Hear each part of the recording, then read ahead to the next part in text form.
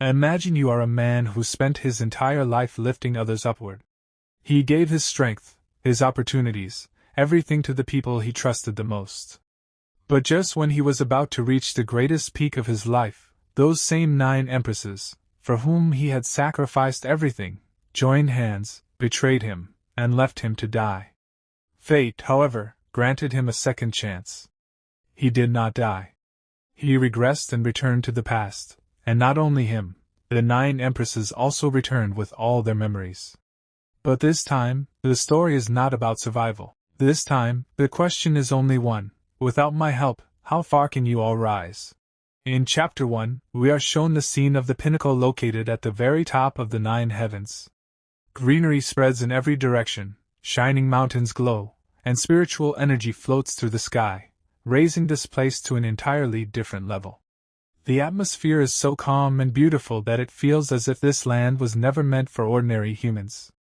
Near the enormous gate of a luxurious sect standing on this pinnacle, an old man announces loudly that today our Nine-Lives Venerable will prove his Tao and achieve sagehood through ascension. He declares that after attaining sagehood, he will achieve his fully deserved position within the 9 heavens. This, he says, is not only a blessing for him but for the entire sect and all its people. The old man continues that today you will witness a moment that you may never see again in your lifetime. This will be a monumental feat, and being able to watch it with your own eyes will be your greatest fortune. Then he proclaims with respect that we should welcome our heavenly venerable 9-life and begin the tribulation. As soon as he finishes speaking, the massive sect gate slowly opens, and our MC steps out with his queens.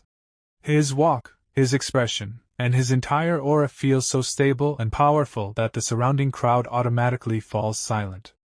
Honestly, at first glance, his presence does not feel bad at all. Rather, it creates a different kind of pressure.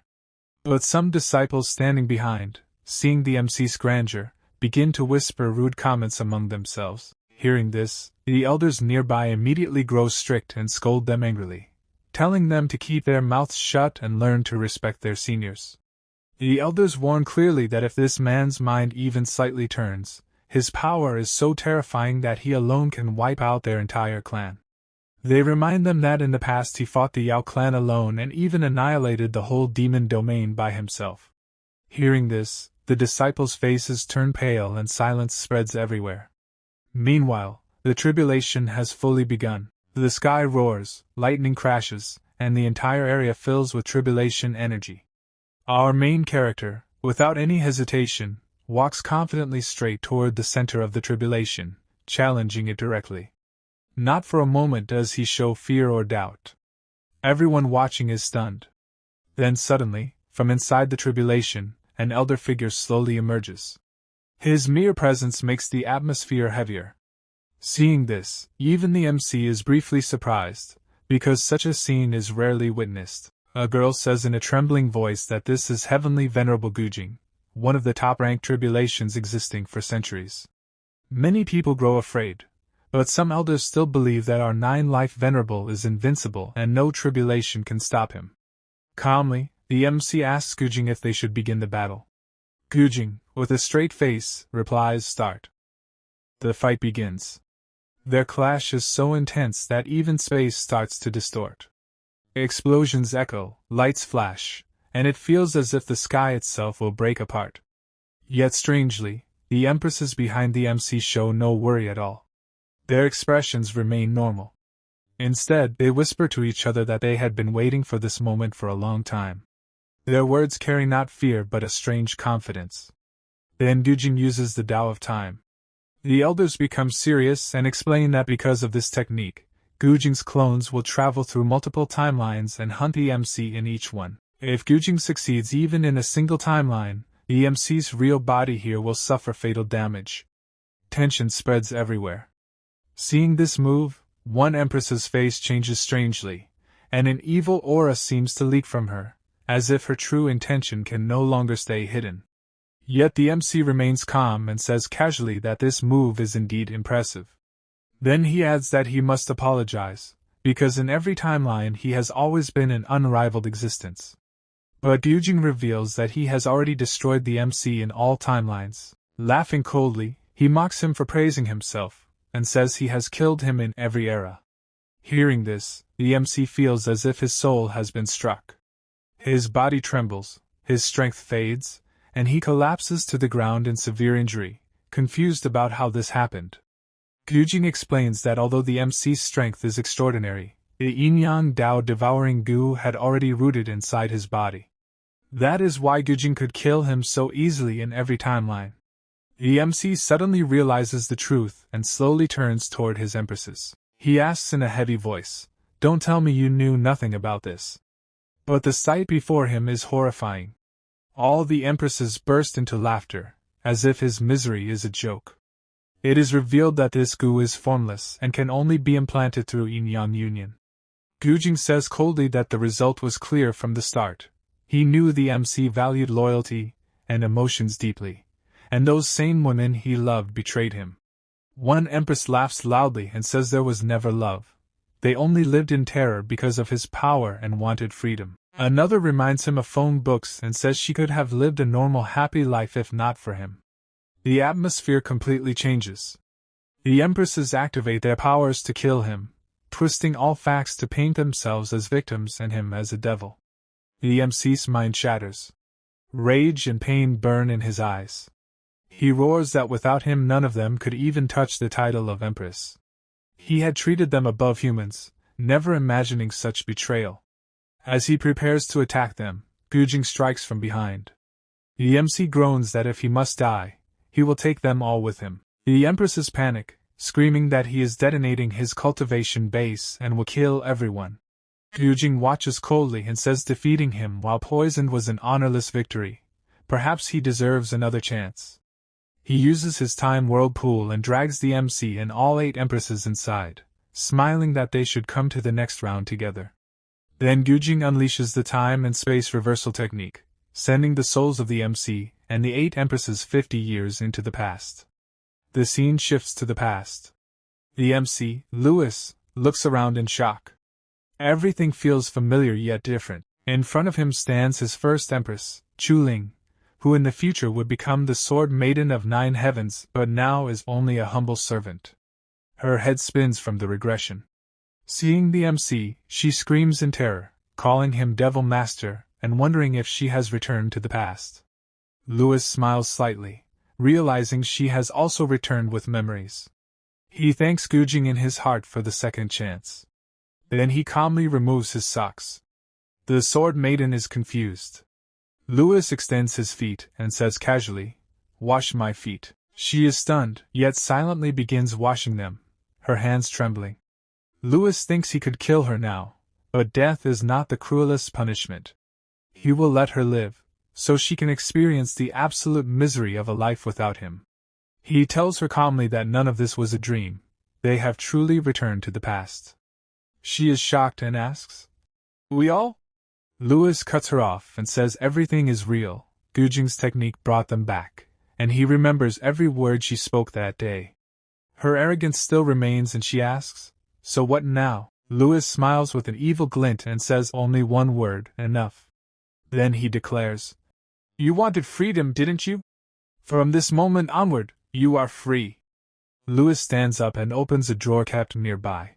From inside, he takes out a token and, showing it to the Sword Maiden, says, "Look at this carefully." "What is it?" The Sword Maiden replies with slight hesitation. This is my life tablet." The very next moment, Louis, without any expression, burns that life tablet right there. With a brief flash of fire, the tablet turns into ashes. Louis says in a cold tone, "There, you see? I have burned the contract tablet.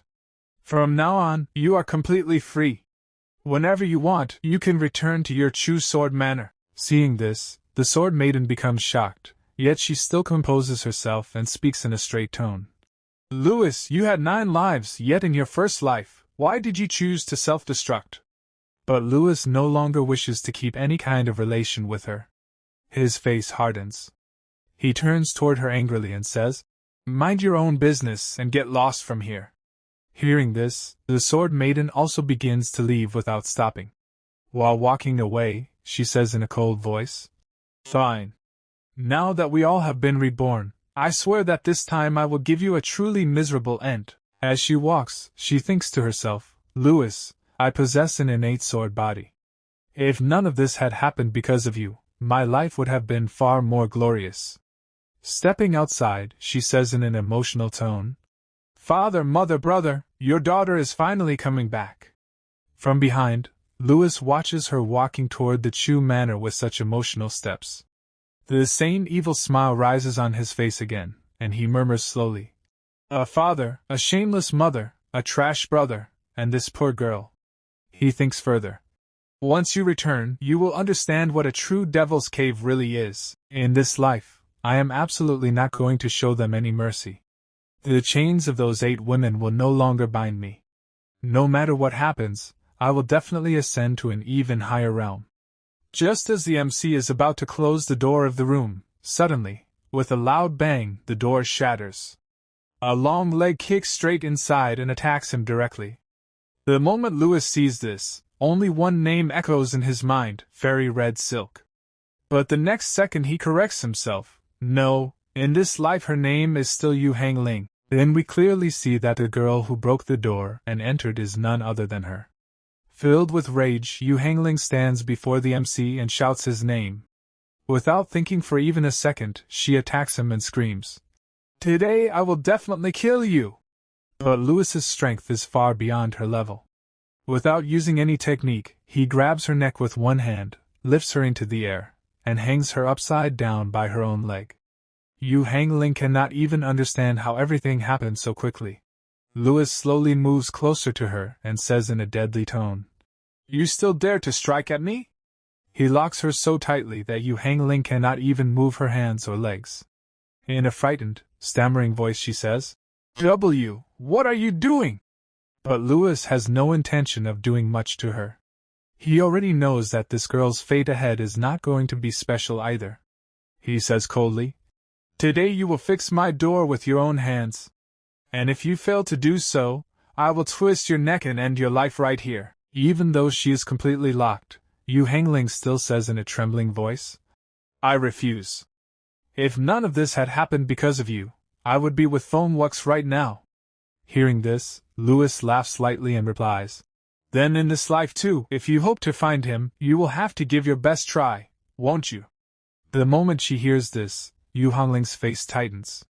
Fear spreads through her entire body and she says while trembling, I will fix it. I will repair the door. Please let me go.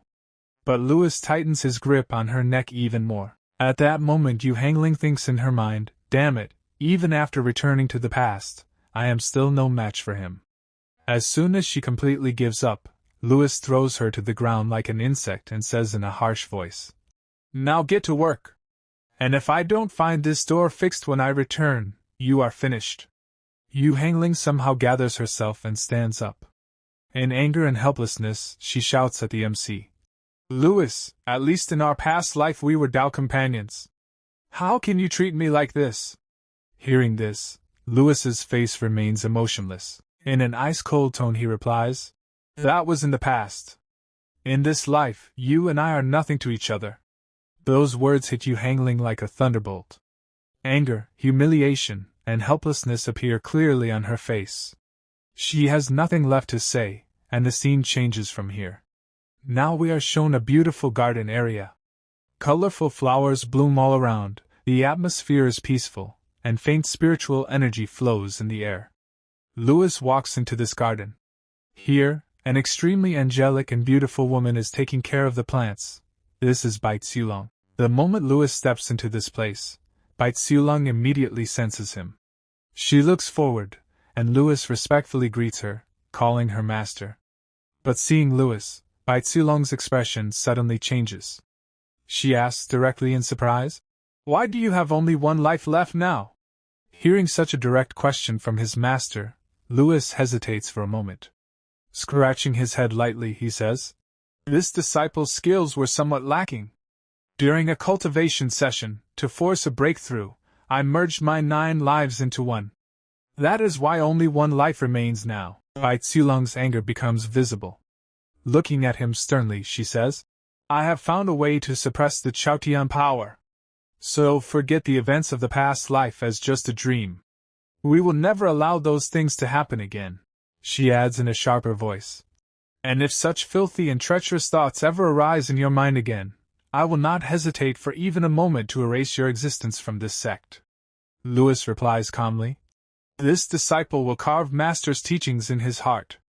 Outwardly he appears obedient, but inside he laughs lightly and thinks, do you really believe you found a method?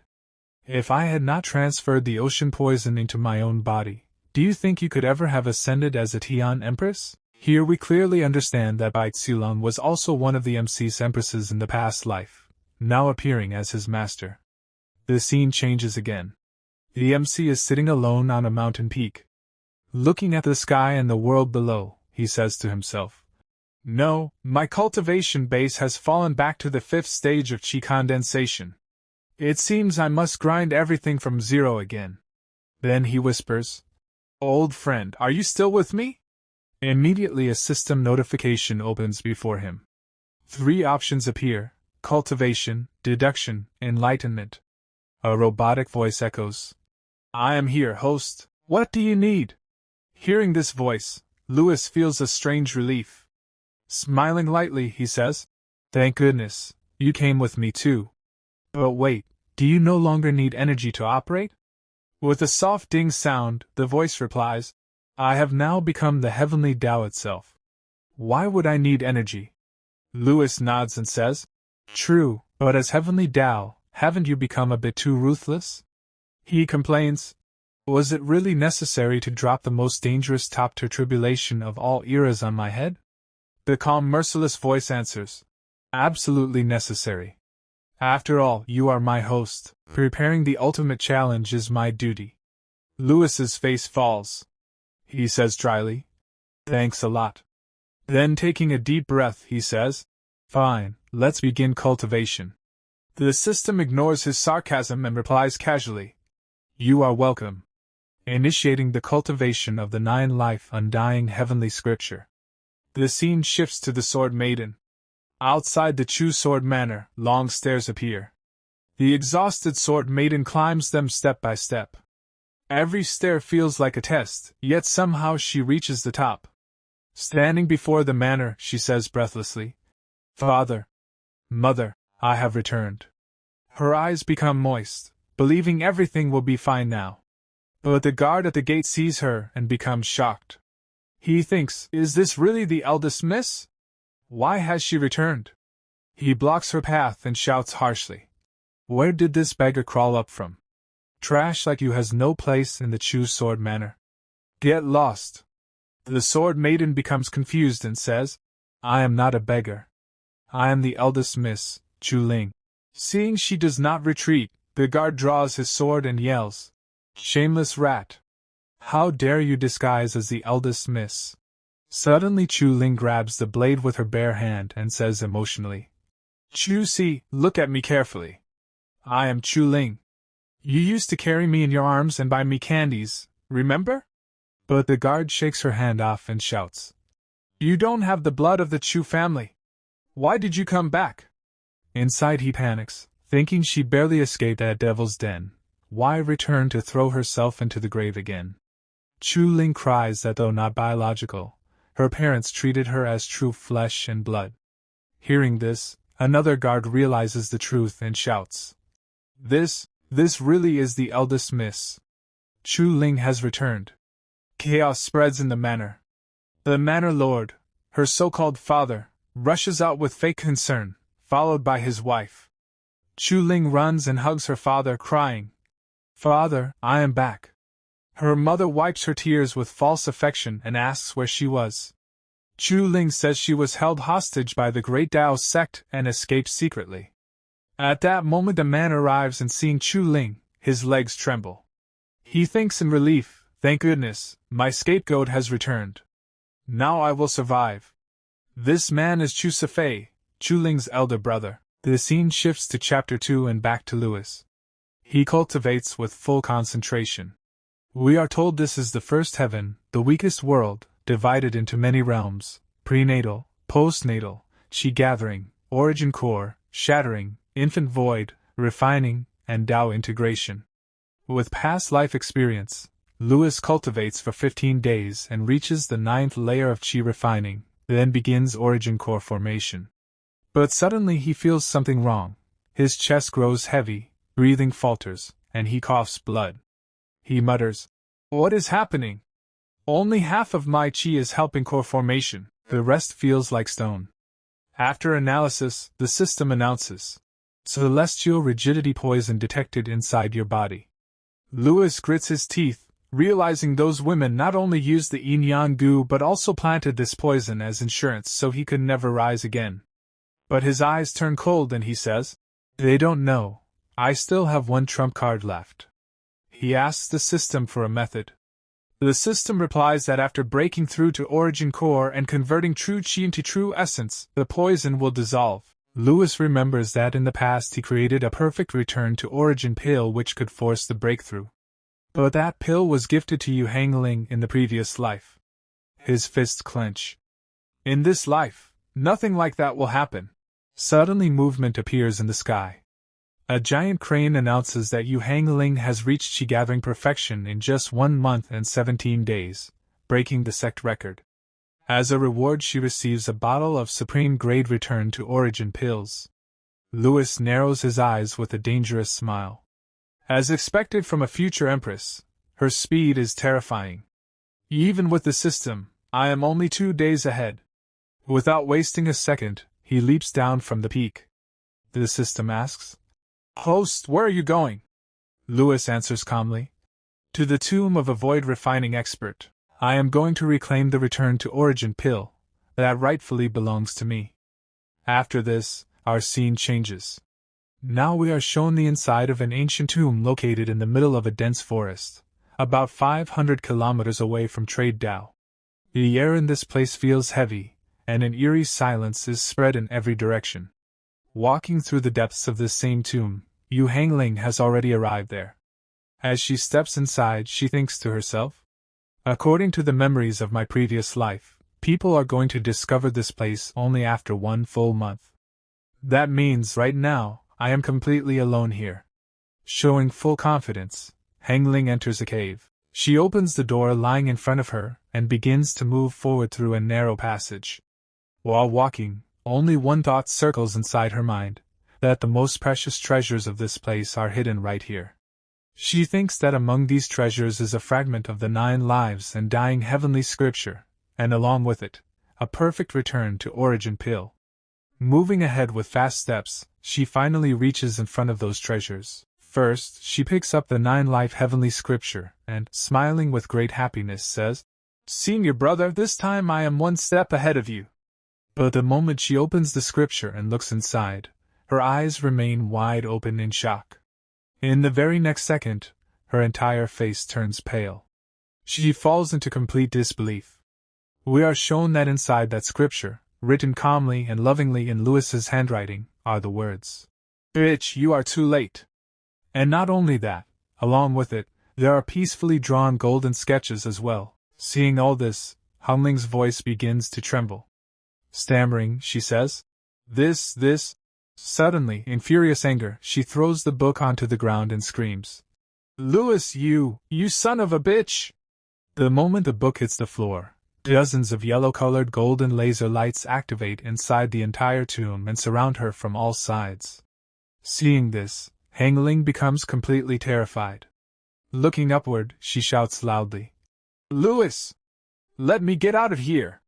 But no matter how much she screams, there is no one there to hear her voice. The tomb remains utterly silent. After this, our scene changes once again. Now we are shown the scene 3 days later. We see Hong Ling, filled with extreme anger, coming straight toward the MC's house. Without stopping, she barges inside and kicks the door open. The moment she enters, she yells, "You! Get your backside out here!" As we can see, her body is covered with many wounds and injuries. Scratches and marks are visible everywhere. Though it does not seem that the injuries are life-threatening, it is clear that she has suffered a lot in these 3 days. That is why she came here so angrily without thinking at all. By the way, in this series, most of the characters' names sound almost the same to me, so changing the name a little feels better. Her real name is Hong Ling, but from now on we will call her the Angry Woman. And honestly, there could not be a more perfect name for her than this. This angry woman tries to break into the MC's house and, without taking a breath, starts shouting at him. But suddenly, an energy palm attack arrives and strikes directly on her stomach. A loud scream escapes from her mouth, and her body flies into the air and falls far away. Sliding across the ground, she crashes into the courtyard of the MC's house. Groaning in pain, she grinds her teeth and lets out cries of, "Ah!" Then, from the front, a calm yet cold voice comes. "Did your mother never teach you that before entering someone's house, you should knock on the door?" Hearing this, the angry woman is badly startled. Spitting fire in her mind, she thinks, "Louis, you are going too far now. I would rather die than bow before you." But all this she could only think inside her head. In reality, she could only chew her teeth and hair in rage. The truth was that at this moment she needed Louis, and when there is need, even pride has to be swallowed. That is why she somehow controls herself, stands up, and this time, knocking on the door politely, says, "Senior brother, please, can you open the door?" From inside, without any hesitation, a voice replies, "Get lost from here." Hearing this, the angry woman's blood boils even more. She starts banging the door loudly and shouts, "Did you take the perfect return to origin pill from inside that tomb?" But the answer to her question does not come in words. The door opens by itself, and at the same moment, several energy attacks rush out and hit her one after another. Due to the direct hits, her body is thrown away again. However, this time she somehow manages to maintain her balance. Taking a deep breath, she tries to calm herself and thinks, "Stay calm, don't get angry, keep it all inside." Then, grinding her teeth, she asks once more, "I am asking you for the last time. Did you take the perfect return to origin pill from that tomb?" From inside comes the same calm and merciless voice of the MC. "No. Now get lost from here." Hearing this, the angry woman completely loses her patience. Rage fills her eyes, energy bursts from her body, and activating her powers, she rushes straight to attack Louis. She screams, "You have the courage to take it, but not the courage to admit it. Louis, now I will fight you to the death." But just then, suddenly the MC's master appears in front of her. She releases her aura, and in that very moment all of Hong Ling's movements are locked in place. Her voice carries depth and pressure as she says, "Hong Ling, calm down."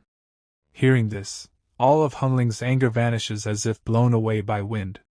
Her face changes, and in a trembling voice she says, "Master."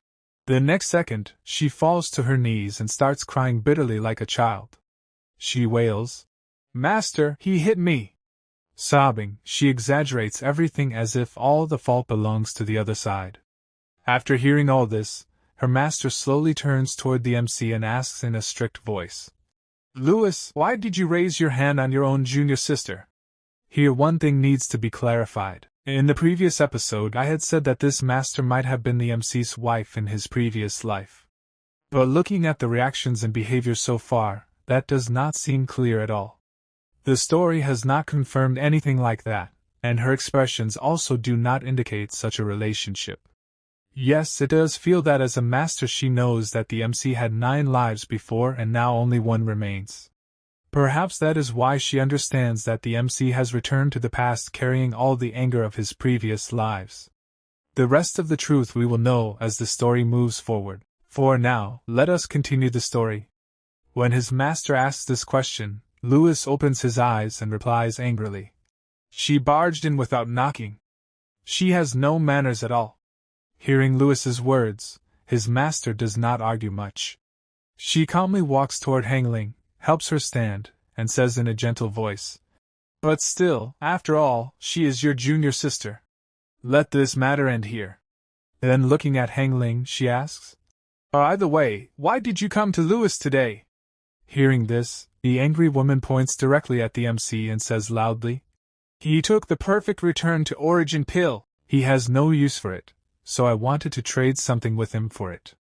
Hearing her words, Louis's master turns to the MC and says in a softer tone, "Louis, your aptitude is exceptional. You absolutely do not need the perfect return to origin pill. Why don't you give it to your junior sister?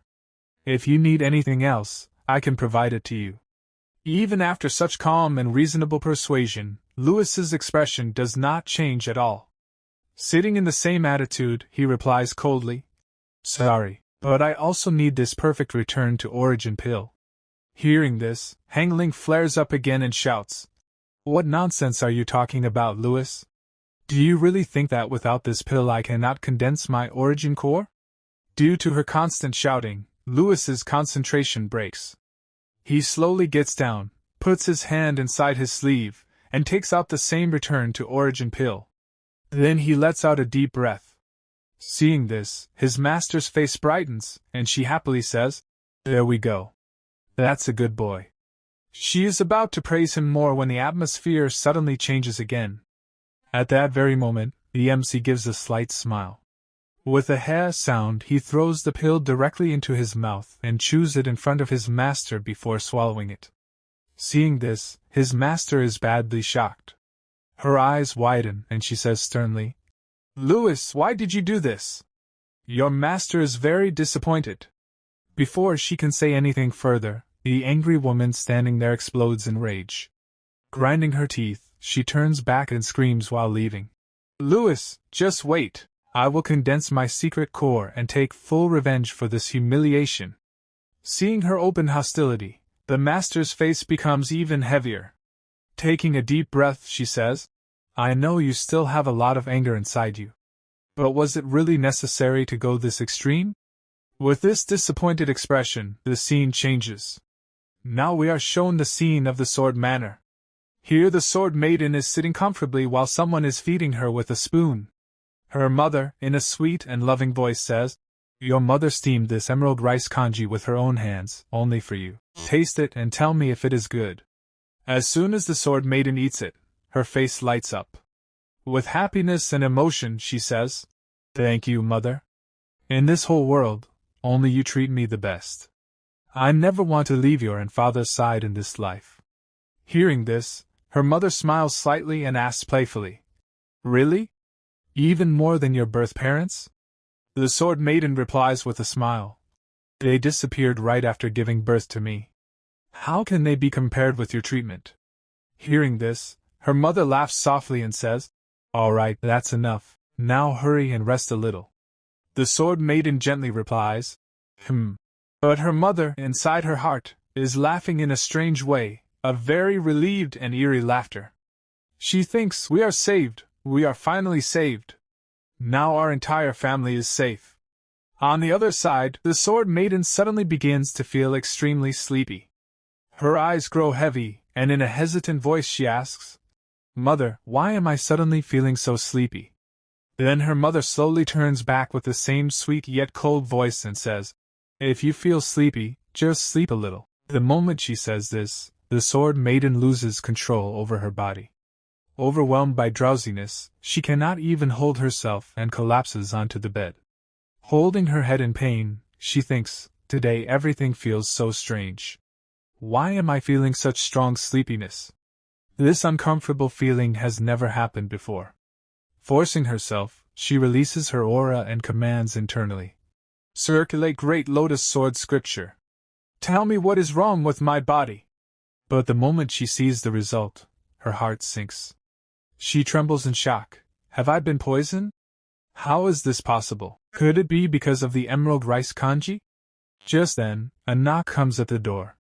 A voice asks, Have you already fallen asleep? Confused and scared, she immediately lies down, pulls the blanket over herself, and pretends to be deeply asleep. The door slowly opens. Her mother enters with 3 other people. This time her voice holds no sweetness. In a cold, heavy tone she says, Good. The poison has started working. Now we can begin our task. One of the 3 steps forward. It is none other than the Sword Maiden's own brother. Smiling at his mother, he says, Mother, you are truly as impressive as people say. The older the ginger, the spicier the spice. Mother and son both stare at the Sword Maiden with deadly eyes. The mother says coldly, Come, lift her and deliver her to our old ancestor. The brother laughs frighteningly. But they have no idea that the Sword Maiden is still conscious. She hears everything clearly. Every word pierces her heart like a knife. Hearing such horrifying things from her own mother and brother shatters her completely. Tears flow silently from her eyes. She cries inside, screams inside, but her body betrays her. At that moment she realizes, the home she believed was the safest place in the world has become the most dangerous cage of her life. We are shown that two servants were carrying the Sword Maiden and moving forward in one direction. And right behind them, the entire family of the Sword Maiden was also walking along. Just then, the Sword Maiden's father calls one of the servants and asks him, "Did you take care of Chuzi?" This Chuzi is the same guard who had stopped the Sword Maiden from entering at the beginning. The servant replies, "My lord, we have completely taken care of Chuzi and his family. Not a single survivor remains." Hearing about that servant, the main lord's eyebrows rise in irritation, and he says coldly, "Excellent. I never even imagined that a mere servant could ruin my grand design." Then, snorting angrily, he looks sideways at his son and says, "If she had not suddenly run back here to end her own life, you would have been the one offered in the sword sacrifice. Your life was spared this time, so take this as a lesson. Stop wasting your days in alcohol and indulgence, and use your brain for once." But there is a saying, like father, like son. His son blows away all his father's expectations into thin air and, breathing in relief, says, "Yes, father, I was wrong. I promise from now on I will cultivate properly with full effort." These people had no idea that the Sword Maiden was hearing all their words clearly. Listening to them say that she had returned only to lose her life, she begins to cry bitterly inside. She realizes that she had been raised only to be used as a sacrifice for this very purpose. Then, from behind, her brother looks at her with drooling eyes and, with a dark expression, says, "Since she is going to die anyway, why don't I have a little fun with her first? I will only take half an hour." But instead of slapping him in anger, his father merely grabs his ear and pulls it hard while shouting, "What kind of filthy nonsense are you speaking? If nothing else, she is your sister in name. Don't throw the reputation of my Chu Sword Manor into the trash." Groaning in pain, the son replies, "Dad, it hurts. Besides, she is just the child of two dead slaves. Sharing a name does not make us blood relatives." Hearing this, the Sword Maiden receives another massive shock. Trembling inside, she thinks, "So you people murdered my biological parents as well?" Just then, the Sword Maiden's mother approaches her father with a smile and says, "Come on, she is going to die anyway. Why not let our son stay with her for 1 hour?" Her father looks at her sharply and replies, "Absolutely not. We cannot delay the old ancestor's sword refining even for a moment, or our entire family will face his wrath." Seeing even her so-called mother speaking such vile words, the Sword Maiden feels an unbearable rage rising inside her. She thinks, "I treated her like my own mother my entire life, and yet she can say such disgusting things about me."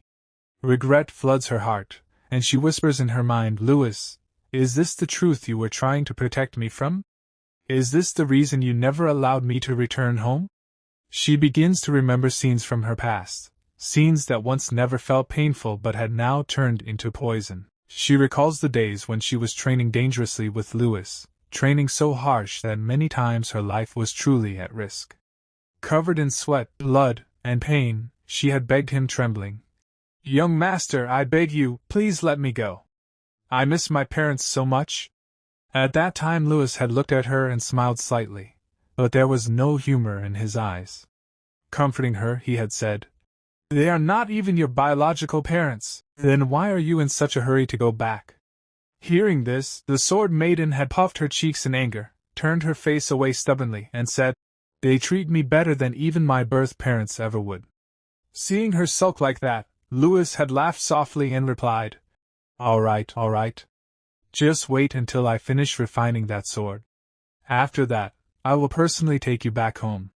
She had come close to him and said in a sweet voice, "Young master, what nonsense are you saying?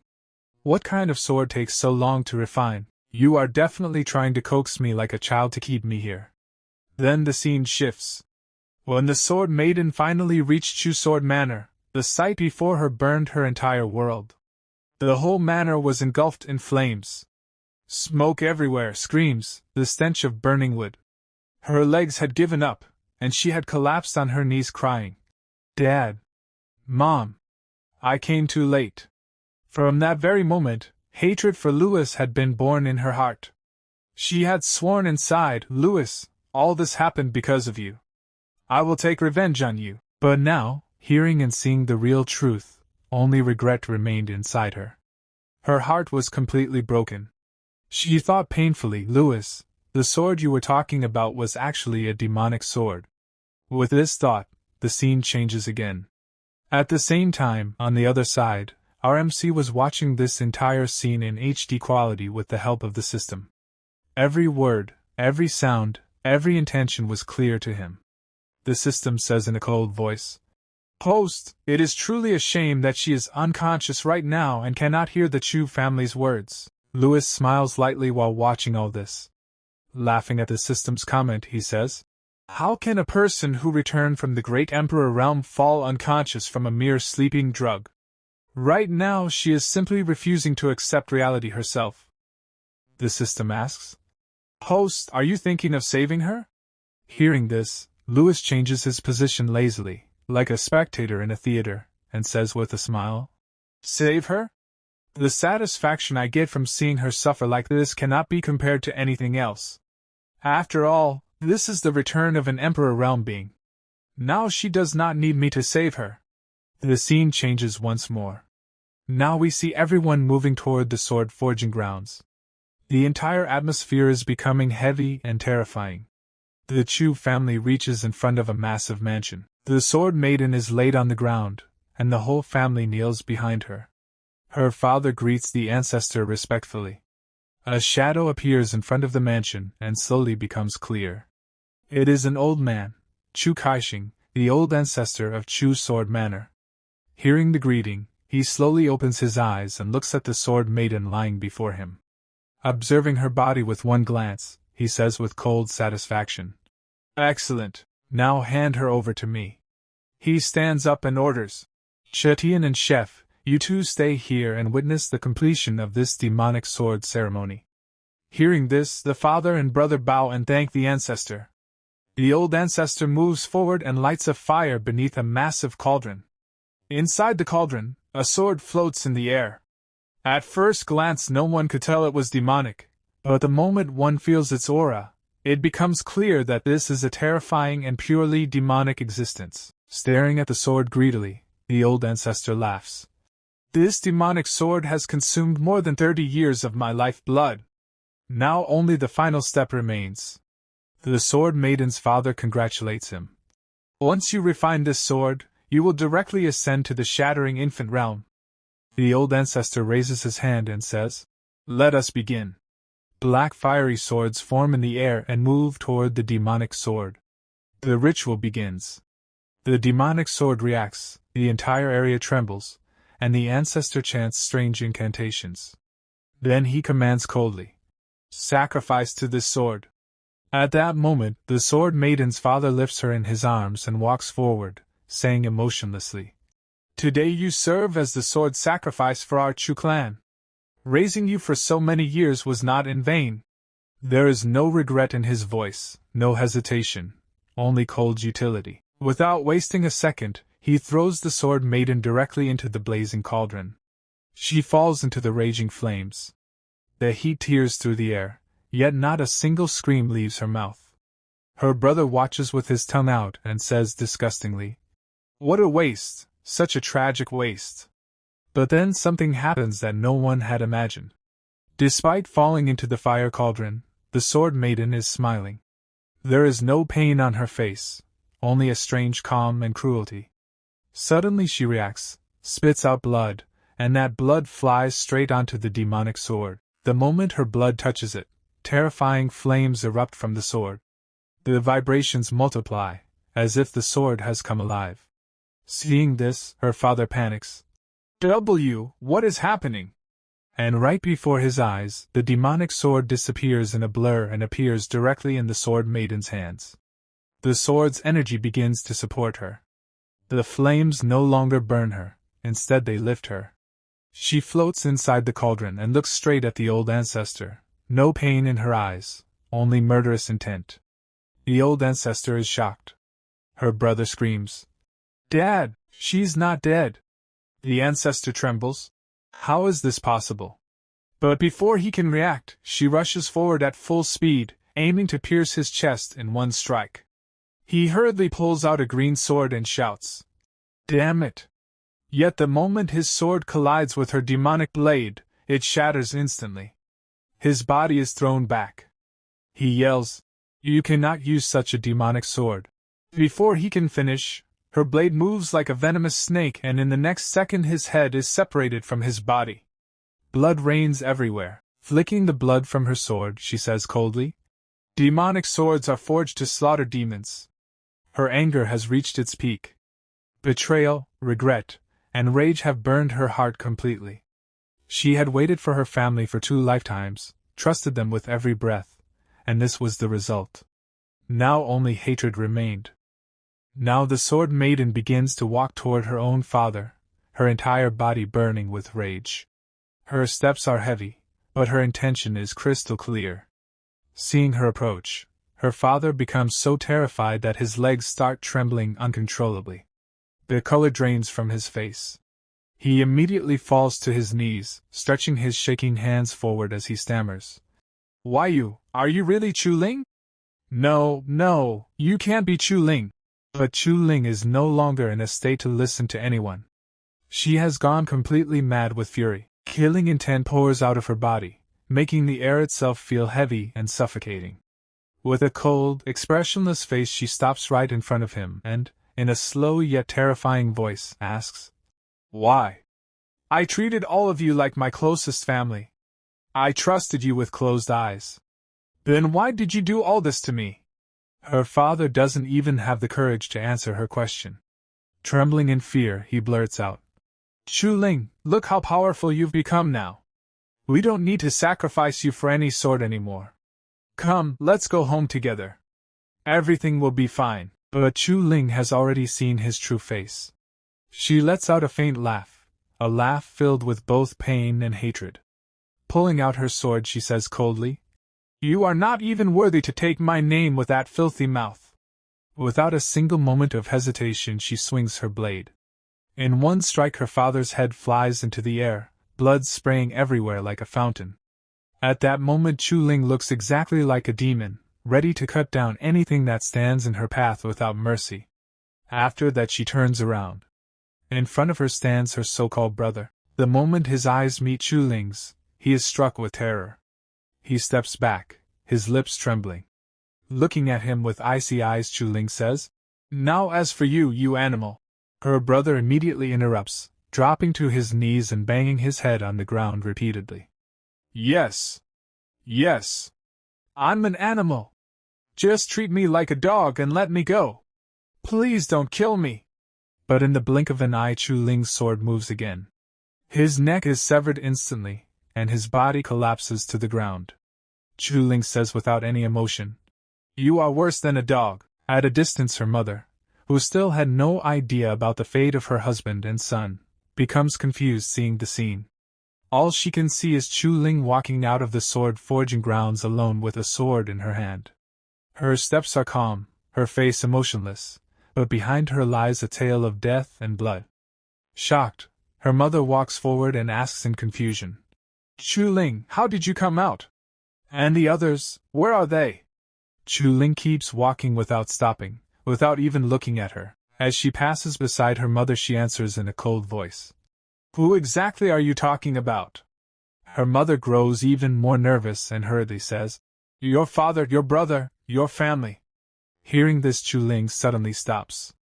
She slowly turns back. There is no anger in her eyes now, only an empty, chilling coldness.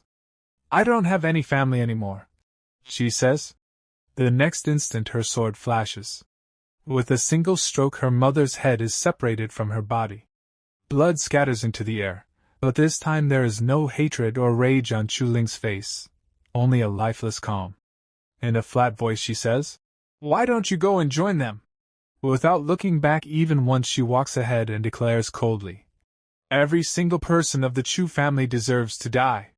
The scene changes. The entire Chu family territory is shown. A sword pierces violently into the ground.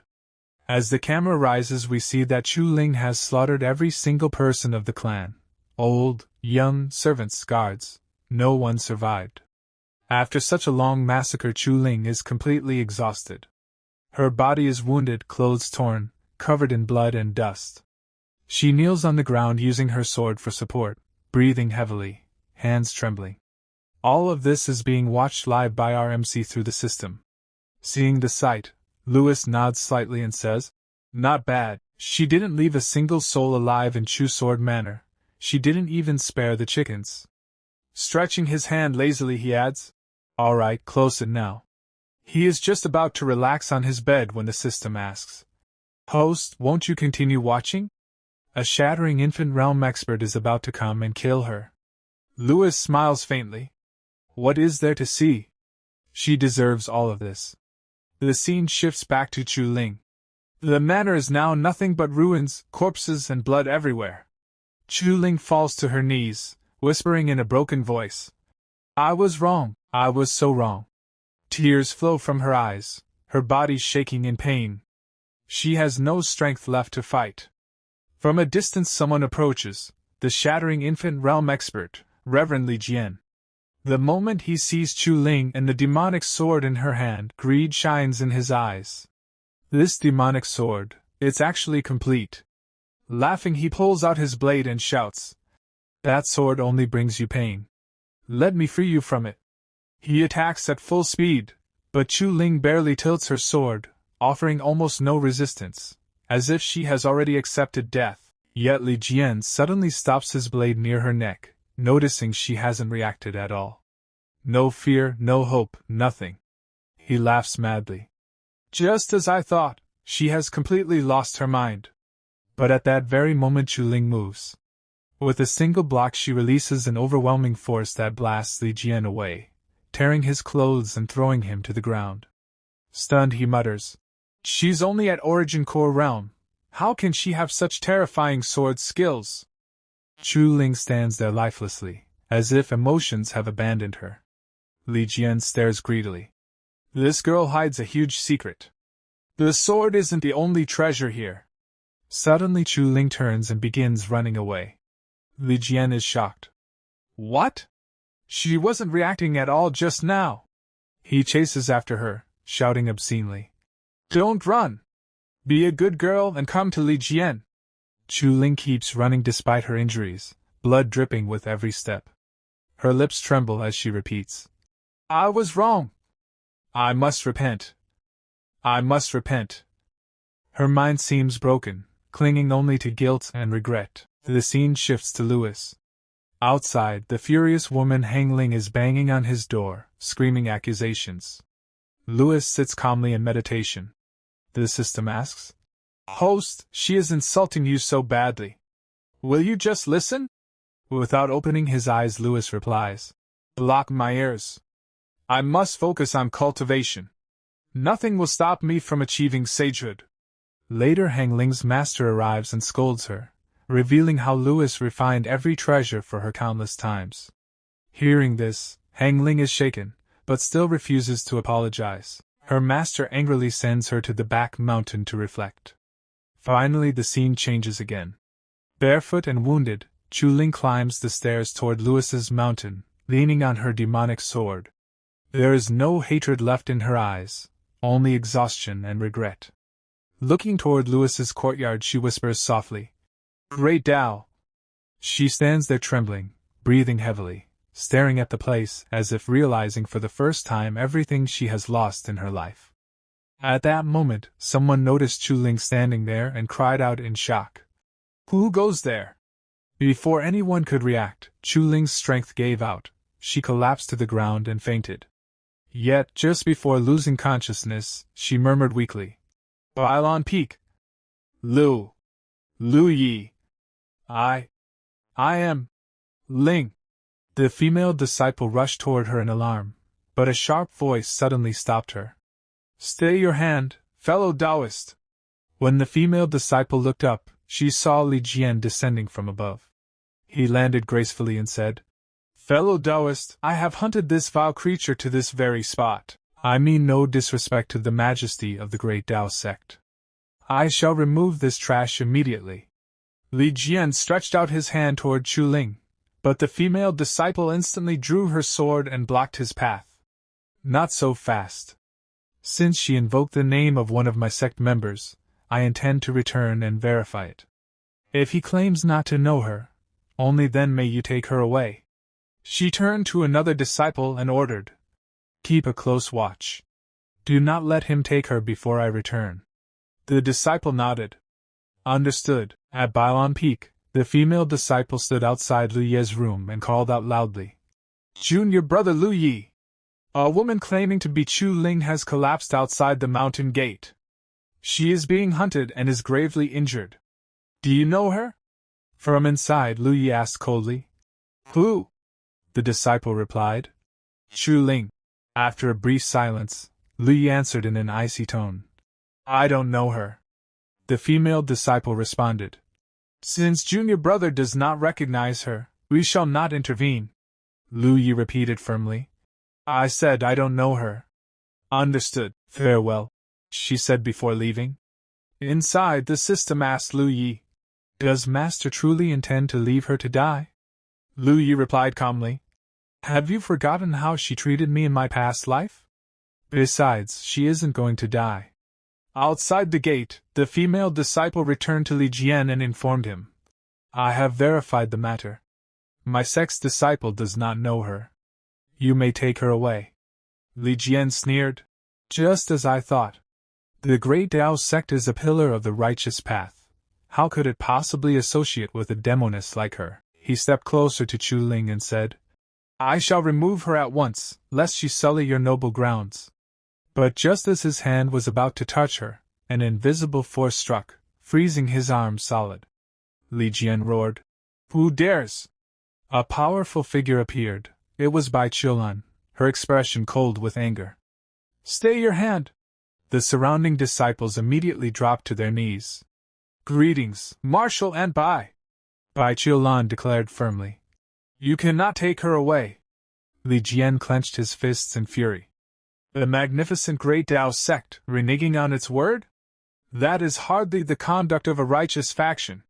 The female disciple flared up and pointed her sword at him. "Impudent! Do you wish to find out just how sharp the great Tao sect's swords are?" Li Jian drew his own blade with a cold laugh. "My sword is none too dull either." The female disciple prepared to strike. "In that case," but before she could move, Bai Qiulan attacked from behind, instantly freezing Li Jian's entire body. She said in an indifferent tone, "Dispose of the corpse. I will take this woman back to the sect." Bai Qiulan carried Chu Ling to another residence, and urgently said to her senior sister, "Senior sister, please save Chu Ling." She laid Chu Ling onto the bed. The girl looked terribly wounded. The senior sister examined her and began to heal her while murmuring, "How could she be injured this badly?" Bai Qiulan sighed. She was practically a corpse. What sheer force of will kept her clinging to life until now? The senior sister gave a confident thumbs up. "Fear not. So long as a spark of life remains, I can bring her back." Bai Qiulan bowed slightly. "I am in your debt." After some time, Chu Ling finally regained consciousness. The moment she opened her eyes, she whispered instinctively, "Young master." Seeing her awake, Bai Qiulan hurried to her side. "Linger, you're awake." Chu Ling looked around in confusion. "Sister Bai? Where is the young master?" The senior sister silently observed from the side, thinking, "Sister? A lowly servant girl dares to call Qiulan sister?" Bai Qiulan answered gently, "Lu Yi is still in secluded cultivation. He has not yet emerged." Chu Ling said anxiously, "Then, was it the young master who asked Sister Bai to save me?" "Many thanks, Sister Bai, but I must go find him." Bai Qiulan shook her head. "There is no rush. Focus on healing your wounds first. By the time you have fully recovered, perhaps he will have finished his seclusion." Chu Ling lowered her gaze. I must apologize to the young master. I misunderstood him all this time. It turns out he wasn't trying to force himself on me. He was protecting me. Sister Bai, perhaps we have all misunderstood him. The senior sister, still listening quietly, felt her mind explode. Force himself? We? Good heavens, did I just stumble upon some massive scandal? She stared at the two of them in shock. Just then, Bai Qiulan glanced in her direction. The senior sister immediately turned her face away, pretending innocence. Bai Qiulan walked over and said politely, Senior sister, could I trouble you to step out for a moment? I have some things to discuss with Linger. The senior sister waved her hand. All right, I'm leaving right now. You two chat to your heart's content. After she stepped outside, Bai Qiulan turned back to Chu Ling. Linger, from now on, do not call me Sister Bai. You may address me as Senior Bai. Back when the chaosine poison flared within me, Lu Yi only resorted to that unavoidable act to save my life. Outside the door, the senior sister had not actually left. She pressed her ear against the wall and gasped. What do you mean by unavoidable act? But Bai Qiulan noticed her eavesdropping and immediately used her power to place a sound barrier around the room. The senior sister blinked in confusion. Eh? Huh? Why can't I hear anything now? Damn it. Just what kind of earth-shattering scandal was that? To think she'd actually block me out. Chapter 7 opens at midday on Bailing Peak. The sun hangs high in the sky, shining brightly over the mountain. At this moment, Louis's seclusion cultivation finally comes to an end. He slowly opens his eyes and stands up from the cultivation mat. Yawning lazily, he stretches his body and walks forward. After all, he hasn't slept properly for many days. The scene shifts to outside Louis's residence. A young woman is kneeling there on the cold ground.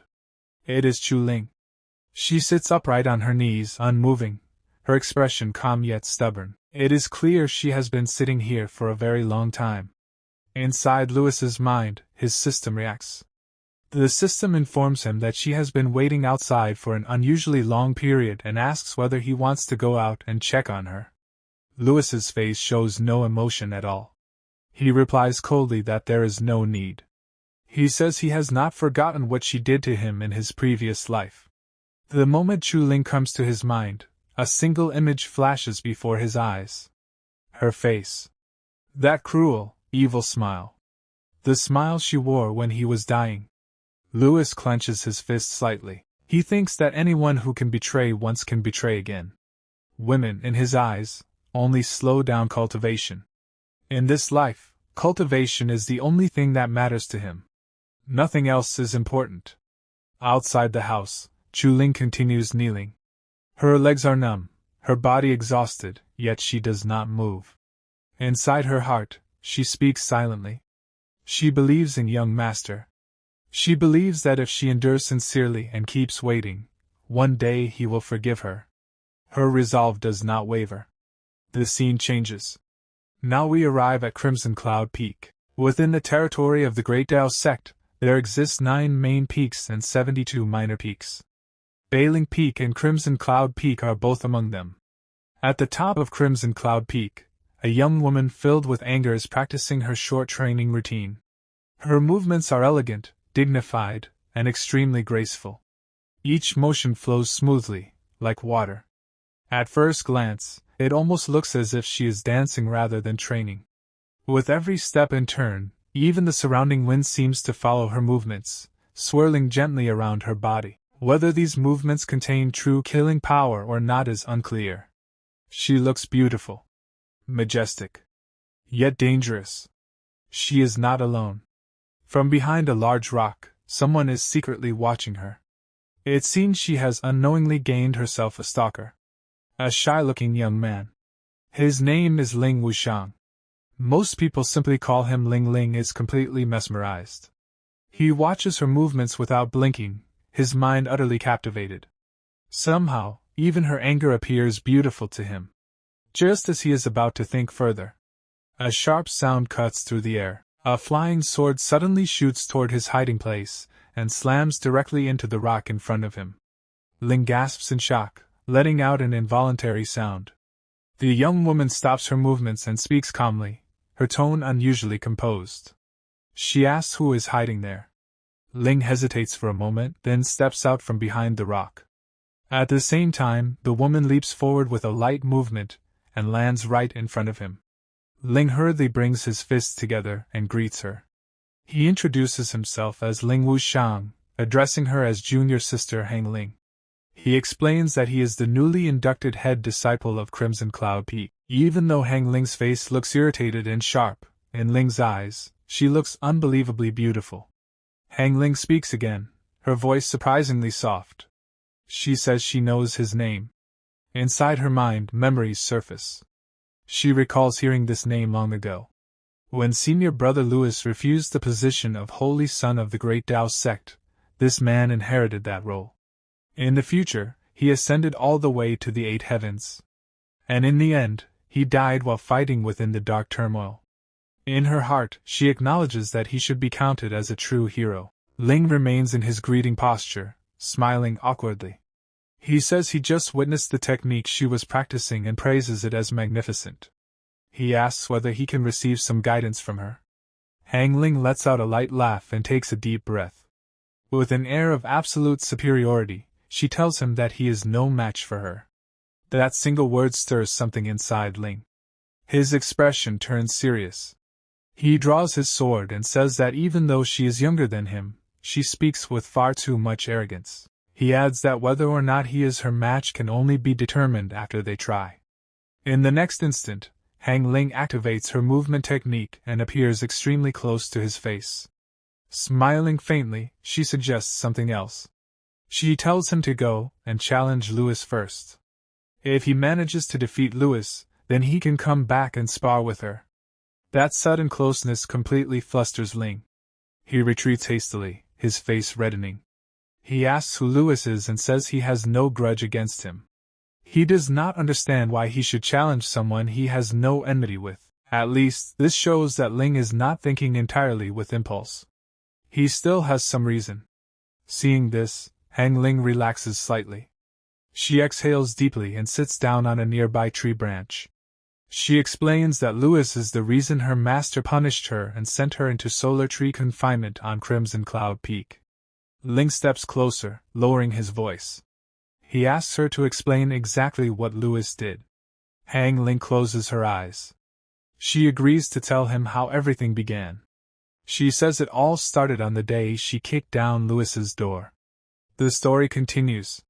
The details are not shown clearly, but by the time she finishes telling her one-sided version of events, an entire hour has passed. 1 hour later, Ling's expression is twisted with anger. He explodes in rage, saying the story is outrageous and disgusting. Just hearing it makes his blood boil. He questions how someone like Louis could even be worthy of being called her senior brother. Ling stands up abruptly and begins to walk away in fury. He tells Hong Ling to wait right there. He declares that he will go take revenge on her behalf. First, he will defeat Louis. Then, he will force him to apologize to her. Hearing this, Hong Ling becomes anxious. She hesitates and tries to stop him, saying that he truly cannot defeat Louis. But Ling does not stop. He shouts that he has already made his decision. If he does not teach Louis a proper lesson today, then he is not worthy of being called the head disciple. The scene shifts back to Louis. He truly has become a cultivation fanatic. He had just finished cultivating once, and now he is already sitting down again. Just as he begins to focus, he senses someone entering his courtyard. He opens his eyes and asks who is outside. A firm male voice answers with a name. Ling Wuxiang. Hearing that name, a memory surfaces in Louis's mind. An arena. A fierce battle. Logically speaking, their first meeting should have happened during the All-Sect Disciple Tournament. Louis remembers clearly that he was the champion, while Ling was the runner-up. Louis walks over and opens the door. He confirms Ling's identity and politely asks why senior brother Ling has come to Crimson Cloud Peak today. Ling is surprised. He asks whether Louis knows him. Louis responds calmly that he does. He praises Ling, saying his name even appears in stories. He accurately states that Ling entered the sect 2 months and 12 days ago, and condensed the heavenly core on the very first day. He calls it admirable. Hearing this, Ling's chest unconsciously straightens. He says that Louis's eyes are unexpectedly sharp, then corrects him slightly, explaining that it has only been 2 months and 11 days. The first day was wasted on entry procedures. Louis nods eagerly and continues praising him, calling his talent formidable and saying he is extremely valuable to the Great Tao sect. Suddenly, Ling snaps back to reality. He points at Louis angrily and demands that he wipe that smile off his face. He accuses Louis of trying to fool him. He declares that he has come here to issue a challenge. The atmosphere instantly turns silent. Louis's smile deepens slightly.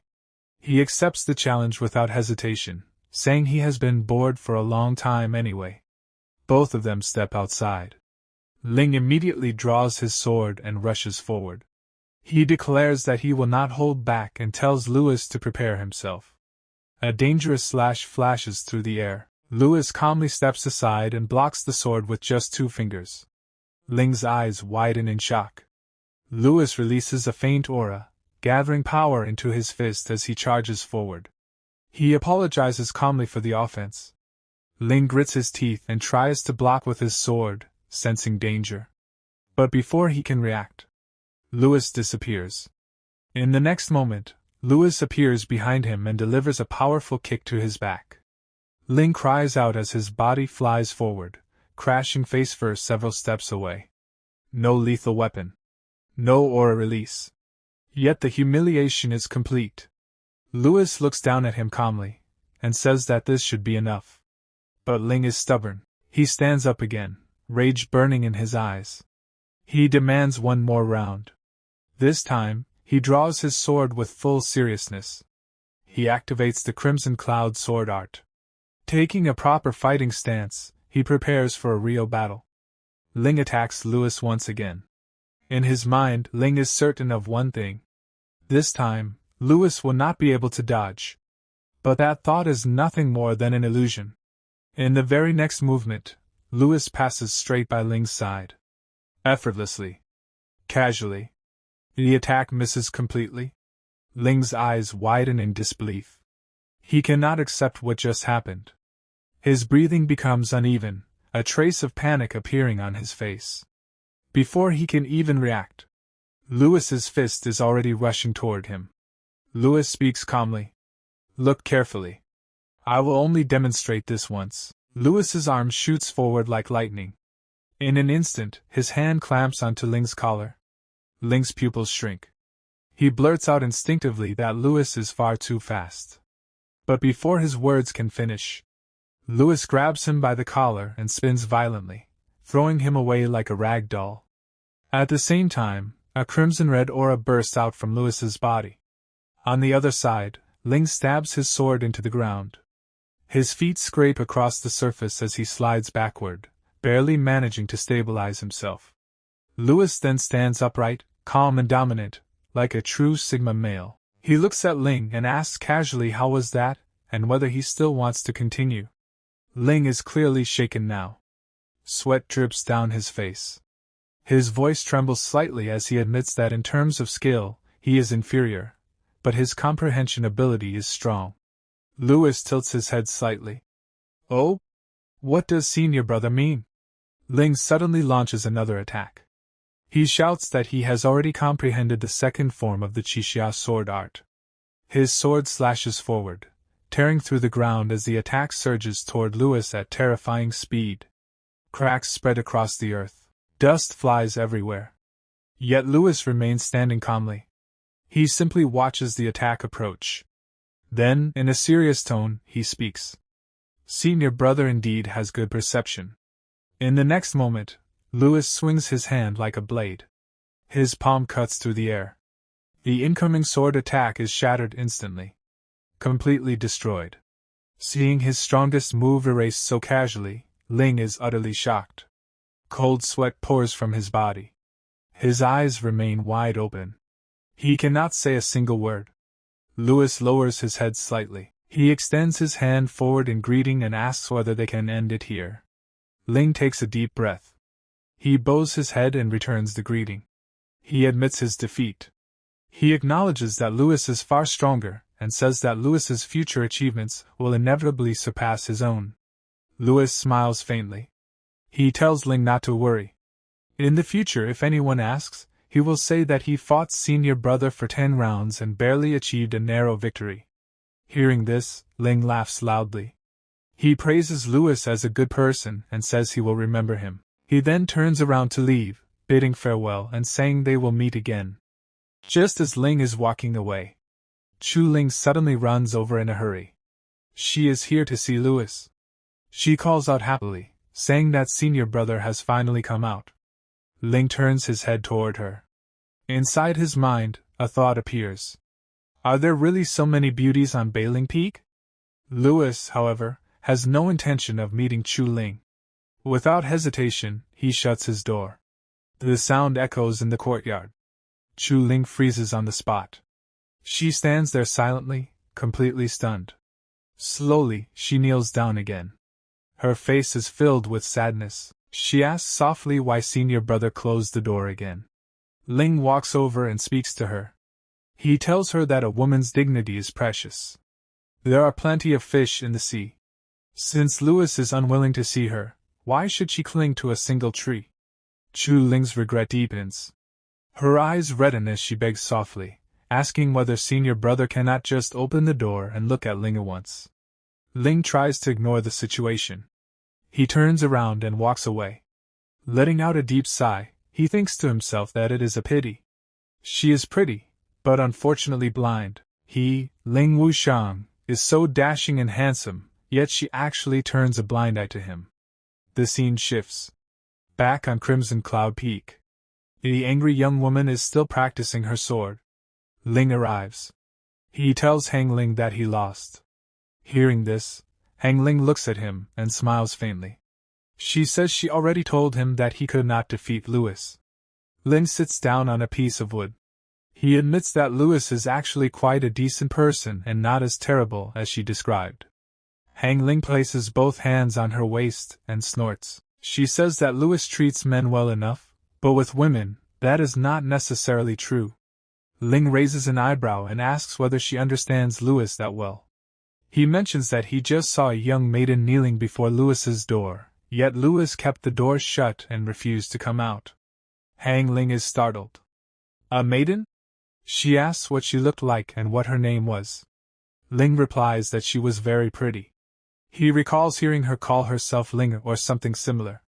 Hong Ling's heart trembles. Chu Ling. She actually came back. Her thoughts become chaotic. She wonders how this should be handled. She tells herself not to be jealous. Why would she be jealous? That would be ridiculous. How could she possibly be jealous over Lu Yi? At the same time, Ling's expression darkens. A terrifying realization hits him. No way. Is she also Lu Yi's woman? Then don't blame him for not knowing how to cherish jade and pity fragrance. Ling suddenly stands up. He challenges Hong Ling. He says that he has already fulfilled his promise to challenge Lu Yi, so now she must spar with him. Hong Ling hesitates. She points out that he did not defeat Lu Yi. Ling does not care. He says that he went to challenge Lu Yi for her sake, so she must take responsibility. Hong Ling stares at him for a moment. Then she accepts. She says it is time to make him give up on this foolish heart of his. Her eyes turn red with anger. She charges forward first. She declares that she will not hold back like Lu Yi did. A violent explosion erupts on the mountain. Shockwaves spread across the peak. Ling desperately tells her to be gentle. But Hong Ling does not listen at all. Half an hour later. Ling's condition is miserable. His face is swollen. His cheeks are bruised. He has been beaten so badly that he can barely stand. Hong Ling looks down at him coldly. She tells him not to come disturb her cultivation again in the future, and orders him to leave. Ling cries as he staggers away. He shouts in despair, asking whether everyone on Bailing Peak is a monster. Why is one more ruthless than the other? He swears that he will definitely come back one day. Hong Ling frowns. Her thoughts return to Chu Ling. Why did Chu Ling come back? She decides that she must go take a look. Confinement? Who cares about confinement? Meanwhile, back at Bailing Peak, Chu Ling is still kneeling outside Louis's room. Her body is trembling. Her regret is overwhelming. She keeps apologizing softly, saying it was Linger's fault and that Linger was wrong. Her voice grows weaker. Due to hunger and thirst, her strength finally gives out. She collapses against the doorframe. The impact causes the door to open. Chu Ling looks inside anxiously and calls out to her senior brother. But when she looks into the room, it is empty. Her heart sinks. Her face turns pale as she whispers in shock. Senior brother is missing. The chapter begins with Hong Ling arriving to meet Chu Ling. Chu Ling is slightly surprised when she sees Hong Ling standing there. Hong Ling speaks in a very harsh tone and says, Lu Yi has already left. So why are you still kneeling here? He is not coming back. But Chu Ling is drowning in guilt. Tears of regret continuously fall from her eyes. She turns toward Hong Ling and says, Even if the young master is not in the sect right now, I will continue kneeling here until the day he returns. Hong Ling becomes angry. She grabs Chu Ling's hand and tries to pull her up, saying, You should stop kneeling and stand up. We are female cultivators. We have dignity too. Why are you humiliating yourself like this? But Chu Ling shakes off Hong Ling's hand and cries, Sister Hong Ling, I was wrong. I made a huge mistake. I poisoned the young master. This punishment is what I deserve. Just then, Master Bai arrives. As soon as she comes, she speaks gently to Chu Ling.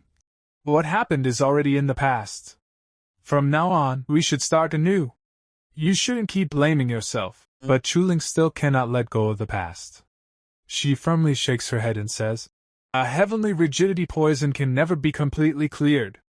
A part of it will remain inside his body forever. Curing it is extremely difficult. When Hong Ling and Master Bai hear this, both of them are shocked. Hong Ling asks in disbelief, You mean, the heavenly poison is still inside Lu Ye's body?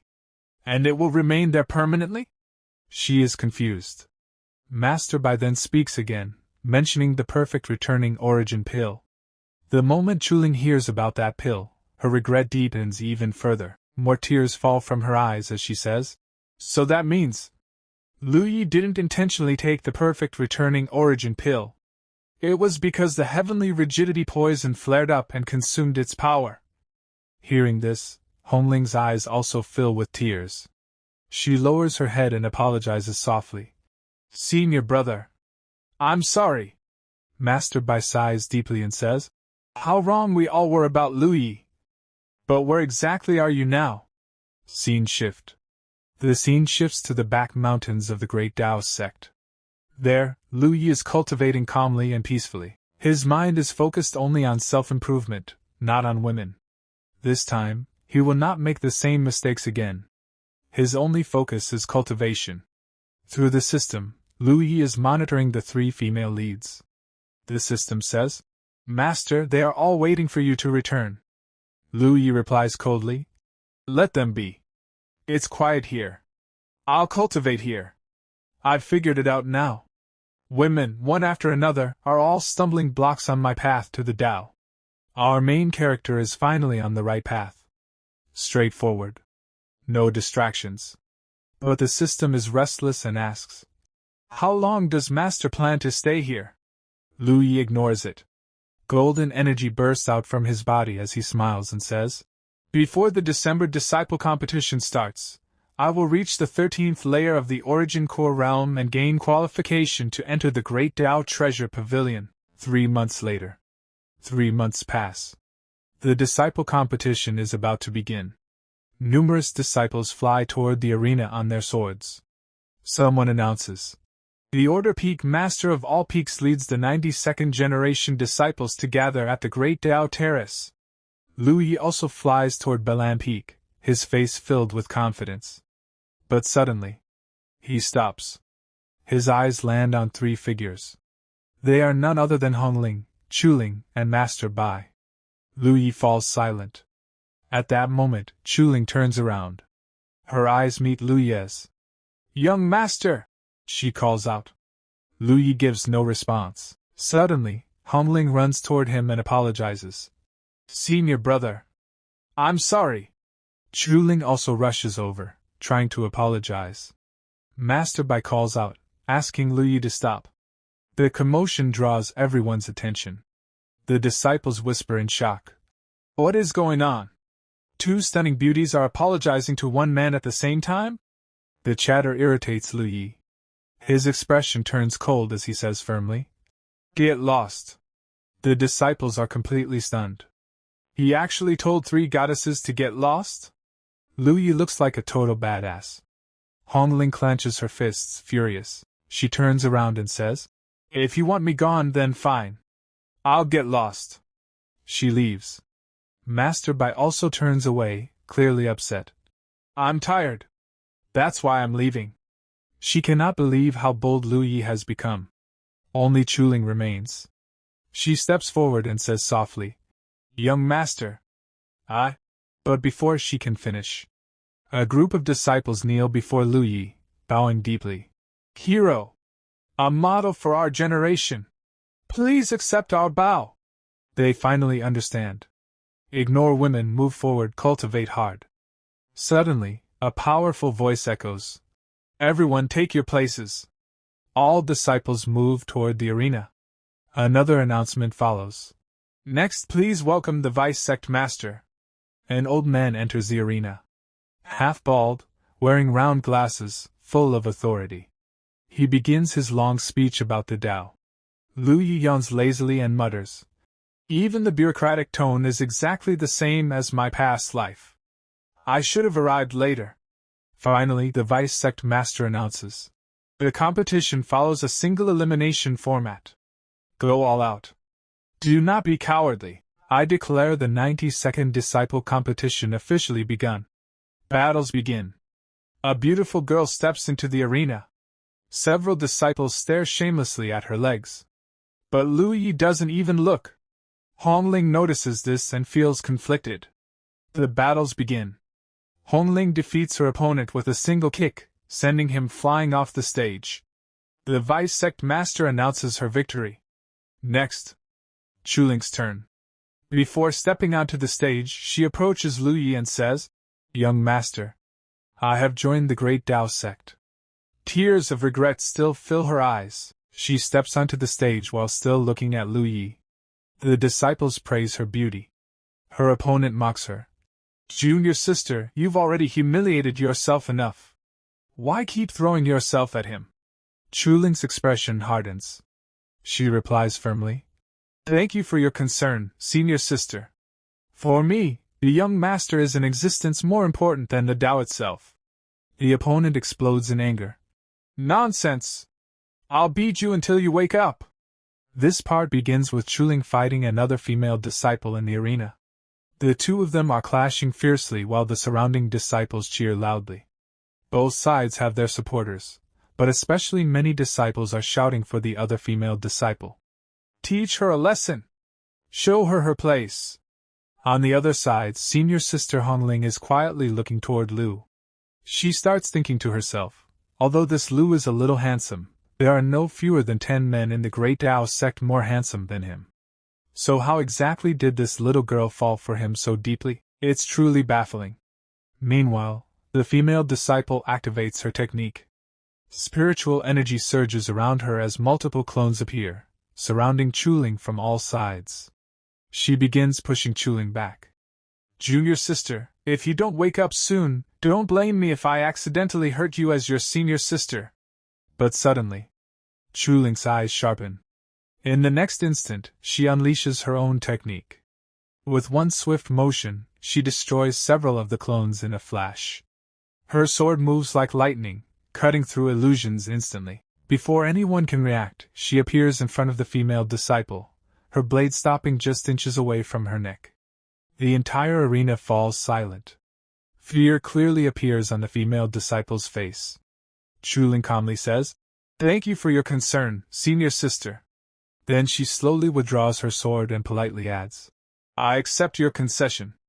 And just like that, Chu Ling of Blazing Peak wins. A bright glow appears on her face as she turns toward Lu with a smile. Young master, I won! But Lu gives no response. All the disciples turn to look at him. He still hasn't melted. He knows exactly what he needs to do. He doesn't plan to get distracted by girls. Without even looking back, he walks toward the stage because the next match is his. Everyone is shocked by his attitude. The disciples start whispering among themselves. He doesn't know how to cherish jade and pity fragrance at all. Soon, the next match is announced, Lu versus Gu Qing. A large number of disciples cheer for Gu Qing, wishing him good luck. They want him to defeat Lu. They hope he will crush Lu's ruthless attitude and teach him a proper lesson, so Junior Sister can finally see what kind of trash he really is. Lu looks seriously at Gu Qing and thinks, I don't seem to have any impression of this name. Without wasting time, Gu Qing charges forward and loudly declares, Today, I'll teach you a lesson on behalf of everyone. But Lu's expression turns cold. He watches the attack coming toward him. He clenches his fist. Spiritual energy gathers instantly, forming a spiritual fist. Boom! With one punch, he shatters Gu Qing's sword. The impact sends Gu Qing flying off the stage. Silence. Then Lu calmly says, I accept your concession. The old master watching from above slightly smiles. This generation has produced some excellent seedlings. Another elder nods. Indeed. Those from Blazing Peak are especially outstanding. The old man continues. Sect leader Hong Ling and Chuling. I didn't expect Junior Sister Bai to be not only skilled in cultivation herself, but also so formidable in teaching disciples. They are excellent, certainly. But their emotions are also too abundant. If those two girls run into love, they may not necessarily have the mind to compete. Then his gaze shifts toward senior brother. If this continues, I'm afraid my great Tao sect will turn into the Jealous Union sect. After that, many battles take place. In every round, the same three characters continue to win. Chuling advances easily. Hong Ling also advances. Next match, Lu of Blazing Peak versus Li Jimin of One Dao Peak. Li Jimin activates his technique and creates a turtle spirit shield around himself. The defensive power is extremely strong. He reinforces it further, making it even thicker. But Lu charges forward immediately. Without hesitation, he throws a punch at the shield. Crack! With terrifying force, he shatters the defense completely. Li Jimin is stunned as his powerful shield breaks apart like glass. He falls heavily to the ground, unable to believe that his defense was destroyed so easily. After defeating him, Lu calmly says, Thank you. Now Lu slowly steps higher through the rounds. His next opponent is Hong Ling. Hong Ling stares at him carefully. She already knows she isn't his match. I know I can't beat you, she says. But let's agree on one thing first, no hitting the face. Maybe she's planning some trick. She already understands she can't win normally. Lu smiles slightly. You actually reminded me. In the next second. Bam! His spiritual fist lands directly on Hong Ling's face. She is completely shocked. His speed is far beyond her expectations. The match is practically over instantly. You said no hitting the face, she shouts angrily. Now Hong Ling activates her technique. Golden energy erupts from her body. Then please enlighten me, senior brother. She uses her fearless divine fist. Lu casually raises his fist. No strain. No forceful movement, just a simple extension of his arm. Red spiritual energy flows from his hand. When her divine fist collides with his, her attack shatters instantly. With a slight push, Lu sends her flying backward. She crashes onto the stage. Defeated. He walks past her, then suddenly stops. Someone comments loudly. Good heavens! Does this Lu not like women, bro? Another disciple mutters. He's not backward, he's straightforward.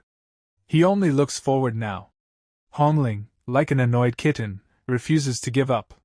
Senior brother, I'm not done with you. She still doesn't accept defeat. No one knows what she's still clinging to. But Lu doesn't want any relationships anymore. Yet these people keep chasing after him. 2 disciples who are actually his fans whisper. If that's really the case, Lu is quite pitiful. Did we misunderstand him? The other nods. Boys being alone outside must protect themselves well. Then the 5th round begins. This time, Lu faces Lingu Shuang. They stand opposite each other on the stage. Lingu says calmly, I've already made up for my defects. But it seems I'm still not your match. Lu replies, knowing shame and then being brave, making constant progress. That is the way of cultivation. Lingu narrows his eyes. You're not an unreasonable person. So why are you so savage and ruthless toward your junior sisters? Lu doesn't answer. He raises his hand and gestures. Come. You don't need to know that. Just make your move. Lingu becomes angry. He activates his technique and sends countless slash attacks flying toward Lu. And with that explosive clash about to unfold, this part begins with Lu Yi slowly raising 2 fingers of his right hand. In the next instant, a blazing red sword intent condenses between his fingers, glowing sharply like burning blood. The air around him trembles. Without hesitation, he slashes forward. His sword intent crashes into his opponent's attack, and destroys it effortlessly. Not only that, Lu Yi continues walking forward calmly, as if nothing could stop him. His opponent now clearly feels Lu Yi's overwhelming power. Fear creeps into his heart.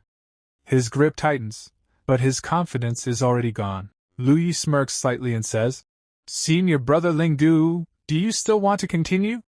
A faint smile appears on his face, confident, almost teasing. The very next second, Lingu's sword slips from his hand and falls onto the arena stage with a loud clang. I admit defeat. He lowers his head, openly acknowledging his loss. Lu Yi brings his hands together in front of him in a respectful greeting gesture. Thank you for letting me win. The entire arena goes silent. All the elders present are completely shocked. One elder suddenly shouts, Junior Sister Bai is not even a specialized sword cultivator. A sword genius like Lu Yi should be taught by me. That is the most suitable arrangement. But immediately another elder jumps forward and interrupts angrily. Bullshit. You can't even defeat me. How can you possibly teach Lu Yi anything? He rolls up his sleeves and clenches his fist, ready to argue. Before things escalate further, a 3rd elder steps out and sighs deeply. I feel unworthy to teach him. I will go find my master. Perhaps my master can personally guide Lu Yi. The competition for Lu Yi has officially begun. Just then, Master Bai steps forward. Senior brothers, Lu Yi is my disciple. Our Bailian Peak is not a place for you to speak so rudely. The moment the elders see her, their faces turn red in embarrassment. One elder quickly says, Junior Sister Bai, if you are willing to give Lu Yi to my lonely sword peak, we are willing to offer all our precious resources for the next 3 years to your vent peak. Another elder adds desperately, Junior Sister Bai, you know me. My hidden sword Heaven Scripture is waiting for a top-tier successor. If you do not give him to my hidden sword peak, our lineage will die out. I am willing to give you 20 years of my essence. But Master Bai firmly shakes her head. No way. It is absolutely impossible to give Lu Yi to any of you. There is no room for negotiation. Lu Yi hears everything. He begins to think. Isn't Master Bai afraid that I might deceive her and destroy the ancestors' reputation? Why is she refusing to send me away so firmly? Suddenly, a powerful voice echoes from the sky. Marshal Ni Spy. I am taking this Lu Yi. Everyone freezes. Master Bai looks up in shock. All the elders raise their heads. In the sky stands a figure in black robes, sword on his back, his aura vast and overwhelming. It is the Venerable Battle Sword Master. He stands in the air with a cold, serious expression, looking down at everyone below. The moment the elders see him, they immediately bow. Greetings, Martial Uncle Battle Sword! All the disciples fall to their knees as well, including Lu Yi. Lu Yi thinks inwardly. So even a supreme elder of the Tao interrogation realm has come to snatch disciples. But then, Another powerful elder appears behind the Battle Sword Master. Junior brother Battle Sword, I believe Lu Yi is more suitable for my sword Dao. Before anyone can react, yet another terrifying elder arrives. Senior brother Dao, I think Lu Yi is clearly more suitable for my sword Dao inheritance. Now multiple venerable level elders are fighting over him. Master Bai is completely shaken. Her heart is pounding violently. According to the sect rules, elders can only choose disciples when they first enter the sect. Snatching someone afterward is against tradition. She quickly speaks up. Martial uncles, according to the established rules, one can only choose disciples when they first enter the sect. To snatch someone now just because you see his outstanding aptitude is truly not the proper way. She is clearly nervous. Her heart is racing. She is afraid Lu Yi will be taken away from her. The venerable Battle Sword Master suddenly becomes serious. His sharp gaze locks onto Master Bai. In a cold, firm tone, he says, "You are not a sword cultivator. How can you properly teach a powerful sword genius?" The pressure in the arena becomes suffocating, and the real battle is only just beginning. That is still not a reason for you to snatch someone. The venerable Battle Sword Master narrows his eyes. Since you are so stubborn, then I shall ask your disciple directly. His gaze shifts downward toward Lu Yi. Lu Yi, I ask you now, are you willing to leave Bai Lian Peak and bow under a different sword cultivation lineage? The entire arena goes silent. Below, Lu Yi stands quietly, looking up at the sky. On the other side, Master Bai's heart is pounding violently. Sweat trickles down her face. Behind her, Hong Ling is also nervous. Sweat forms at her temples as well. She thinks to herself, Lu Yi, if you really want to leave, does that mean we will have no connection from now on? She assumes he might stay. But that misunderstanding is about to be shattered. And somewhere deep inside her heart, a strange jealousy begins to burn. After all, in their previous life, she and Lu Yi had shared countless intimate dual cultivation sessions. Their connection wasn't shallow. Meanwhile, Lu Yi is laughing inwardly. A devilish smile appears on his face. He brings both hands together respectfully and shouts loudly, "Of course, I am willing!" The moment the venerable sword master hears this, he bursts into laughter. "Ha! Good! Since you have no objection, I will report to the sect master immediately and let him personally decide." Right now, it feels like he just discovered a diamond inside a coal mine. A true genius. The three venerable masters immediately depart at high speed to meet the sect master. Below, Lu Yi watches calmly. Meanwhile, the smaller elders who had hoped to recruit him panic. "Let's go! Maybe we can still pick up some scraps." They quickly rush off as well. On the other side, Master Bai's expression falls. No matter how stunning she looks, what does it matter? The future's most powerful sword genius will not waste his time on small pawns forever. Behind her, Hong Ling nervously asks, "Master, what should we do? What if?" "Yes. What if?" Master Bai answers coldly. "With me here, no one is allowed to snatch him." Then she turns decisively. "Who is afraid of whom? If they are going to find the sect master, then so am I." And she swiftly leaves for the Great Dao Hall. Just then, a voice echoes from the arena. "Why are you still standing there? The competition is not over. Continue." With that announcement, a new girl steps onto the stage. She is extremely beautiful, but unfamiliar. The announcer declares, "Semifinals, second match, Chu Ling versus senior sister Rong Huorong." The disciples whisper excitedly, "It's a duel between two beauties. The palm and the back of the hand, both are precious." Honestly, they're not wrong. It's hard to imagine how breathtaking it will look when they fight. Chu Ling steps onto the stage and politely greets. "Senior sister, please make the first move." Scene shifts. The Great Dao Hall. A massive palace, the core of the sect. Even from outside, voices can be heard.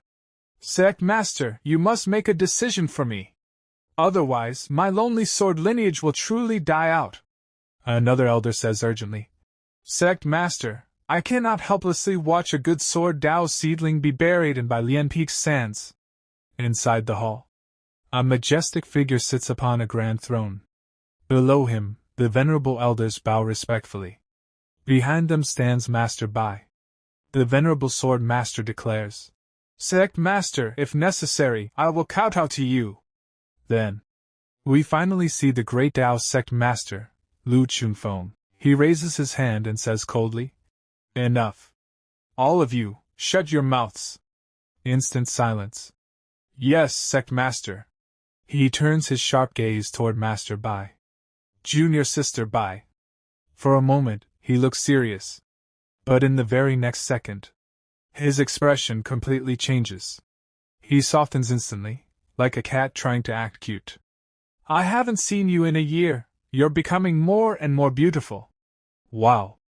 So even the sect master isn't immune when it comes to a beautiful woman. The venerable elders are stunned. Their faces collapse in disbelief. Meanwhile, Master Bai smiles gently. A faint blush appears beneath her eyes. This part begins, and Master Bai greets the sect master. And after seeing Master Bai, the perverted sect master says, "I told you, you can call me senior brother. There is no need to call me sect master." But Master Bai says, "Sect rules cannot be mistaken. Etiquette cannot be abolished." Then from the other side the perverted sect master says, all right. Calling me sect master is fine too then. Junior sister Bai, what do you think of this matter?" Then Master Bai says from the front, "I absolutely will not allow Lu Yi to leave Baiyan Peak. This does not conform to the sect rules, nor does it conform to etiquette." After hearing her words, a martial uncle says, "Bai Yunlan, you are a spell cultivator. Do not lead disciples astray." Then Master Bai smiles and says, "Spells I can teach. Sword I can also teach. If the three martial uncles do not believe me, then the sect master can allow me to fight a short battle against the three martial uncles. If I win, Lu Yi will be a person of Baiyan Peak." After hearing her words, a martial uncle looks at her and says, Good. This martial uncle won't bully you either. I will seal my own cultivation and fight you with sword at the same void refining realm. If you lose, then let Lu Yi choose for himself." And Master Bai also becomes ready. Then she quickly starts walking toward the arena and says, "I will absolutely not lose. If you want Lu Yi, come fight me in the sky." Behind her, the martial uncle also starts going and says, "Fine." For the sake of a successor, this old man is not afraid of bearing the infamy of bullying the small. And on the other side, the perverted sect master tells Master Bai to stop, but she has already left, so he says to the martial uncle, "Martial Uncle Lonely Sword, you must absolutely not hurt junior sister Bai." Then in the sky, Master Bai summons a spiritual sword, which appears above her. And she also pulls out her own sword. At that moment, Chu Ling notices that spiritual sword and starts looking toward the sky. Then she says, "The Divine Sword Master has made her move." And as soon as the martial uncle sees Master Bai's power, he becomes completely shocked and says, "Junior sister Bai, how is it possible?" Then she says, "Martial uncle, be careful." Then she lowers her finger, and because of that her divine sword also starts descending downward. To block that attack, the martial uncle also sends his sword forward to block it and says, "Then this martial uncle won't hold back." And both of their swords clash with each other. The martial uncle is using his lonely sword strike to block the attack. But the next moment his spiritual sword starts breaking, and it shatters into pieces. The martial uncle loses. Blood comes out of his mouth, and he also becomes injured. Then Master Bai looks with a serious gaze and says, "Martial uncle, you have lost." Then she announces and gestures with her hand, "Please, next martial uncle, enlighten me." Then the second martial uncle comes in front of her and says, "Forget it. The sword Dao you just displayed proves you have the ability to teach Lu Yi. Since that's the case, it's not good for us to still snatch someone else's treasure." He accepts defeat. And the third martial uncle also says, "Not bad. I mean the same." After hearing their words, Master Bai brings both her hands together in greeting and says, "Thank you to the martial uncles." Then she comes down. where the perverted sect master is waiting for her. Then he says, "Junior Sister Bai, are you alright?" "Junior Sister Bai, the sword technique you used just now does not belong to the Great Tao sect, right?" In reply she says, "Obtained by chance. It indeed does not belong to the Great Tao sect." And the perverted master is still very happy and says, "Since Junior Sister likes to study sword techniques, I, your senior brother, have privately collected quite a few sword arts. Why doesn't Junior Sister accompany me to the library pavilion to study them together?" But Master Bai refuses and says, "Sorry, senior brother. I won't like sword techniques." Then the scene shifts to the arena, where Chu Ling is still on the stage. Now the final match is about to happen. Chu Ling versus Lu Yi. Standing in the arena, Chu Ling is thinking, "Young master, I have finally waited for you." At that moment Lu Yi starts entering the arena. Seeing him, Chu Ling's eyes shine and she becomes happy and says, "Young master!" And step by step Lu Yi is walking into the arena. Seeing him, a silence spreads everywhere. Chu Ling is still standing in the arena. But suddenly she feels something. That is killing intent. Killing intent is coming out from Lu Yi's eyes, and she starts thinking, "Young master, do you really want to kill me?" And the crowd is cheering loudly. They are shouting, "Beat him!" Everyone hates Lu Yi. They are saying, "Destroy this comeback. I have found Lu Yi an eyesore for a long time." Then Chu Ling suddenly drops to her knees and says, "Young master, do it." She becomes ready to die. But Lu Yi is looking at her with hateful eyes. He stays silent. And when the disciples see that Chu Ling has already knelt down, everyone becomes shocked. They say, "Why is it like this?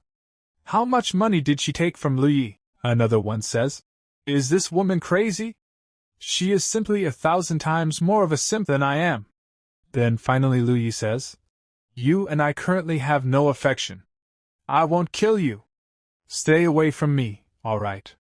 The man knows what he has to do. Stay away from women. But Chu Ling's eyes are full of tears of regret. She is crying and saying, "No. Young master, you can kill me, but I will absolutely not leave young master." But at that moment Lu Yi suddenly slaps her hard on the face. And staring at her he says, "Bastard psycho." This part begins with the announcement that the winner of the match is Lu Yi. With that announcement, it becomes official that Lu Yi has won the match. After that, the vice sect master gives Lu Yi a token and says, "Take this token and go to the Great Tao Treasure Pavilion. With it you can enter and collect your reward." Lu Yi politely accepts the token and respectfully says, "Thank you." But at that moment, Lu Yi suddenly feels a chilling sensation in the air. He immediately looks ahead, trying to figure out where this cold aura is coming from. Soon he realizes something surprising. The chilling aura is coming from Master Bai and her senior sister. In fact, the one releasing this powerful cold sensation is Master Bai herself, and Lu Yi quickly notices it. Lu Yi thinks to himself, "When did Master Bai become this strong?" Then Master Bai's senior sister speaks and says, "You can even defeat someone in the Tao integration realm. I feel like you're hiding a lot of things from me right now." She is clearly confused and wants to understand what is happening. Then she continues, "Are you still the same good sister I knew, or have you changed? Tell me the truth. Confess." Hearing this, Master Bai hesitates and cannot explain anything. But her senior sister notices something strange. Master Bai's face is blushing, and her cheeks are slightly red. Seeing this, her senior sister says, "I noticed something. You seem even more seductive than before. Good heavens, what exactly is going on? What are you hiding behind my back?" Master Bai quickly hides her expression and covers her blushing face. She replies, "Good heavens, it's nothing like that." She does not tell the truth. But deep inside she already knows something important. The chaos-ine poison inside her body has appeared earlier than expected. She has also noticed this change. That is probably why her seductive aura has become stronger. Then, as her senior sister gently places a hand on Master Bai's shoulder, she suddenly feels something strange. Her senior sister asks, "What exactly is wrong with you? But the moment she touches Master Bai, she feels a very unusual sensation. The feeling is so strange that a small scream escapes from her mouth. She quickly says, "It's fine. I'm okay." But right after that, Master Bai suddenly disappears. Before leaving, she says she has something urgent to deal with, so she must leave first. As soon as she vanishes, her senior sister stands there completely confused and shocked. Meanwhile, on the other side, Lu Yi watches everything with a faint smile. Inside his mind, he thinks, "My dear master, this is the Chaos-Yin poison. I hope you can rely on your own strength to suppress it while I eventually turn this poison into nothing." Lu Yi shows a strange confidence. After that, the scene shifts to the Great Tao Treasure Pavilion. Step by step, Lu Yi climbs the stairs and approaches the pavilion. When he reaches the entrance, he shows the reward token to the gatekeeper. The elder at the pavilion looks at him and asks, "You are this time's champion?" Then he continues, "Your name is Lu Yi, correct? If that's the case, please come in." Lu Yi enters the pavilion. Inside, another elder explains, "The higher you go in this pavilion, the better treasures you will find. However, you can only choose 3 treasures, and they must be from the 7th floor or below." After hearing this, Lu Yi smiles strangely. Then he calmly says, "A wood spirit root, a god burial ridge key, and a 9 dragons treasure furnace. I've already made my choice." He clearly came prepared. When the elder hears this, he becomes extremely surprised. The wood spirit root and the god burial ridge key are indeed good items, but this 9 dragons treasure furnace? Lu Yi simply winks and says, "I have my own wonderful uses for it." After some time, Lu Yi walks out of the Great Tao Treasure Pavilion. Outside, many disciples are gathered under the open sky. Lu Yi sits on top of a small rock and suddenly starts shouting loudly, "9 dragons treasure furnace! Fresh 9 dragons treasure furnace!" He is clearly trying to sell it. Then he continues, "Exchange it for 1 profounding soul fruit. Don't miss this chance." The 9 dragons treasure furnace can refine all kinds of pills and extract top-grade herbs. Then Lu Yi approaches a disciple and says, "Senior brother, please wait. Not 998, not 668. Just 1 profounding soul fruit, and you can take this 9 dragons treasure furnace home." But the disciple rejects him, waves his hand, and walks away. "Move aside." Lu Yi looks at the furnace and mutters, "Oh no, don't tell me I won't be able to sell it." But suddenly an idea appears in his mind. "I got it." Then Lu Yi raises the furnace and shouts loudly, "The 9 dragons treasure furnace can produce all kinds of pills. It can strengthen the body and improve health." As soon as he shouts this, the nearby disciples all turn toward him. Lu Yi's eyes begin to shine. "Yes, this is the opportunity." He clears his throat. Ahem. Boost virality. At that moment, another disciple becomes interested and asks, "Then how can I exchange for it?" Lu Yi immediately replies, "1 profounding soul fruit." And just like that, the deal is made. Lu Yi smiles and says, "You have excellent taste." After some time, the scene shifts to the main gate of the Great Tao sect. Here we see Chu Ling, who has prepared food for Lu Yi. She is carrying the dish for him. Honestly, even though she betrayed him before, she still looks incredibly beautiful. At that moment, Lu Yi walks up the stairs, and Chu Ling notices him. "Young master, you're here," but Lu Yi ignores her completely. Chu Ling says, "Young master, I made your favorite mung bean cakes for you." Yet Lu Yi walks past her without even looking. Chu Ling can only stand there watching him leave. "Young master." But before she can continue, Lu Yi summons his sword, steps onto it, and prepares to fly away. Leaving her behind, he quickly departs. Lu Yi thinks, "With 3 treasures in hand, I can finally leave the mountain and get some things done." But Chu Ling refuses to give up and shouts, "Young master!" Lu Yi hears her voice and turns back. He sees that Chu Ling is chasing him while riding a sword. "Young master, wait for me!" Lu Yi becomes irritated. "Are you sick in the head?" Then suddenly, he disappears, leaving her far behind. The scene then shifts to Bai Yiling's courtyard. Master Bai is sitting there, trying to suppress the poison inside her body. Outside the door, her senior sister is pacing nervously. She mutters, "This Bai Yiling, just how many things is she hiding from me? Why did such a strong chill suddenly appear out of nowhere?" At that moment, Hong Ling arrives. She says, "Martial Aunt, Master is suffering from an outbreak of the Tai-yin poison. But it shouldn't have appeared this early." Hearing this, the senior sister becomes shocked. "Hong Ling, what is this Tai-yin poison? Why didn't I know about it?" Hong Ling explains, "The Tai-yin poison comes from Master's special constitution. It causes Tai-yin energy to continuously gather and condense into liquid form, producing extreme freezing pain. But the strange thing is, it should only appear after reaching the Tao integration realm. However, Master hasn't reached that realm yet." Meanwhile, inside the courtyard, Master Bai is still trying to suppress the poison. She thinks, "Why is it that even though I use the Divine Saint Transformation scripture, I still cannot completely dispel the chaos-yin poison like I did in my previous life?" Then she remembers Lu Yi. And she wonders, could it be that I still cannot break free from my reliance on Lu Yi? This part begins, and we see that screams are coming from Master Bai's room. Hearing her screams, both the senior sister and Hong Ling are shocked. Then we see the scene inside, where Master Bai is sitting, and she has finally eliminated every last drop of yin poison inside her body. It has completely disappeared, and because of that, she is taking deep breaths.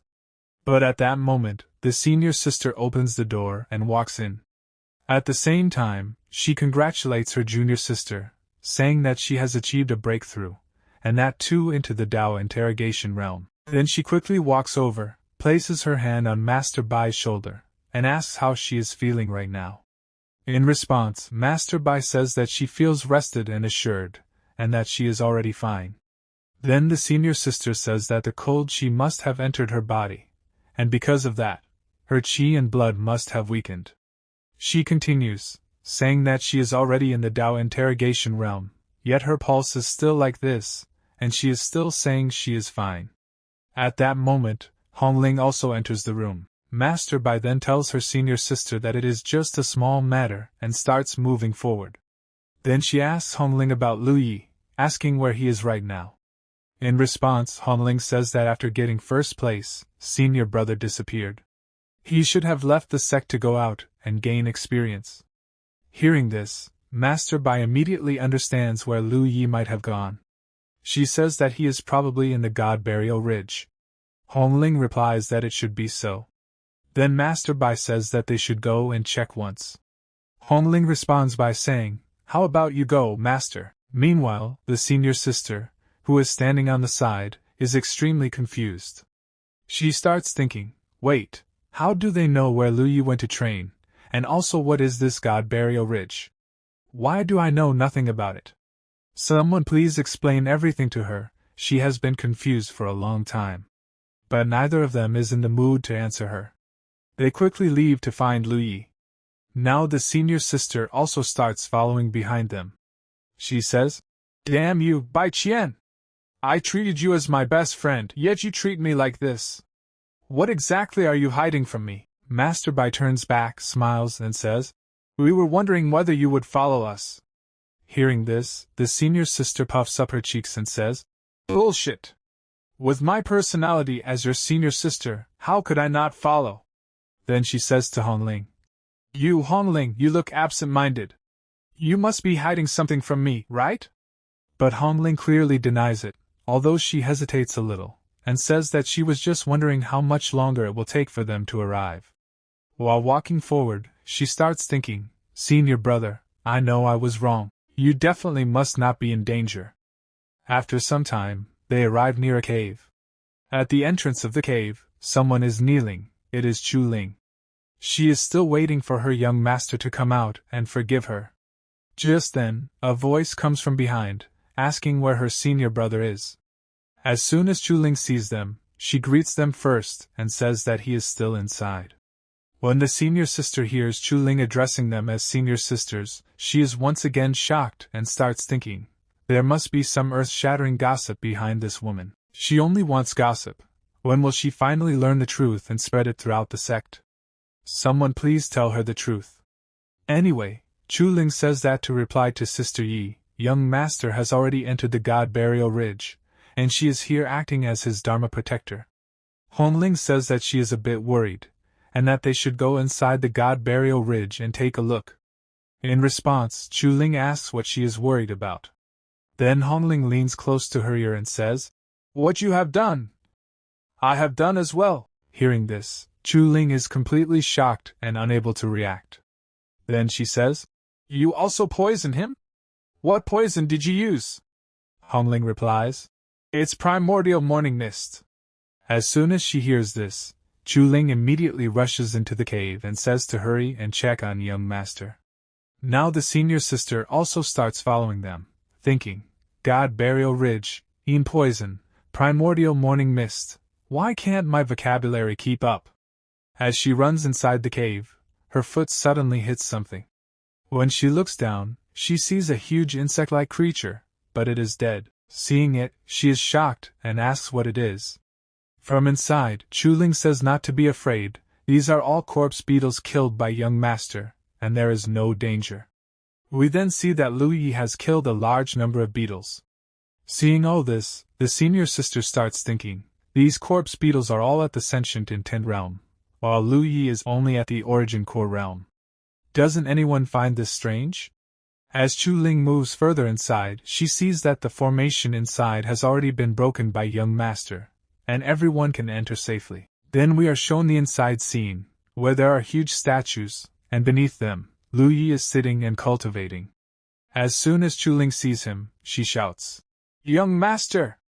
At the same time, Hong Ling starts thinking, fortunately, the primordial morning mist has not erupted yet. But then we see Lu Yi clenching his fist tightly, veins appearing on his arm. The poison mist starts entering his body, causing him pain. Sweat begins to drip from his face. Hong Ling suddenly shouts, "Not good! The primordial morning mist followed us here!" Immediately, Chu Ling jumps forward to save Lu Yi, extremely anxious. But at that moment, Lu Yi opens his eyes, and strange veins appear across his face. Hong Ling says, "Senior brother, this is primordial morning mist. You won't be able to withstand it. Let master help you, let her use Taiyin power to temporarily freeze you." At that moment, blood starts coming out of Lu Yi's mouth, and he begins screaming. Chu Ling immediately draws her sword and says that young master told them to leave, and she is his Dharma protector. Tears appear in her eyes as she orders everyone to back out. Hearing this, Hong Ling turns back, and Master Bai also turns away. Hong Ling says, "Fine, leave then, it's not like I care." Master Bai says, "Let's go. He doesn't need help anyway." As they walk outside, suddenly a massive explosion occurs inside the cave. Intense flames burst out, and seeing this, both of them are completely shocked. Master Bai shouts, "Lu Yi!" She starts thinking, this underground palace space was... The scene begins with Hong Ling breaking down in tears as she cries out, "Master! I killed Lu Yi! I killed him once again, he clearly had 9 lives, why? Master Bai slowly turns around and looks at her. Then she raises her finger forward, and a strange blue aura gathers around it. She calmly says, "Hong Ling, it's okay, get some rest." As she speaks, she uses her power, and Hong Ling instantly falls asleep, her body finally calming down.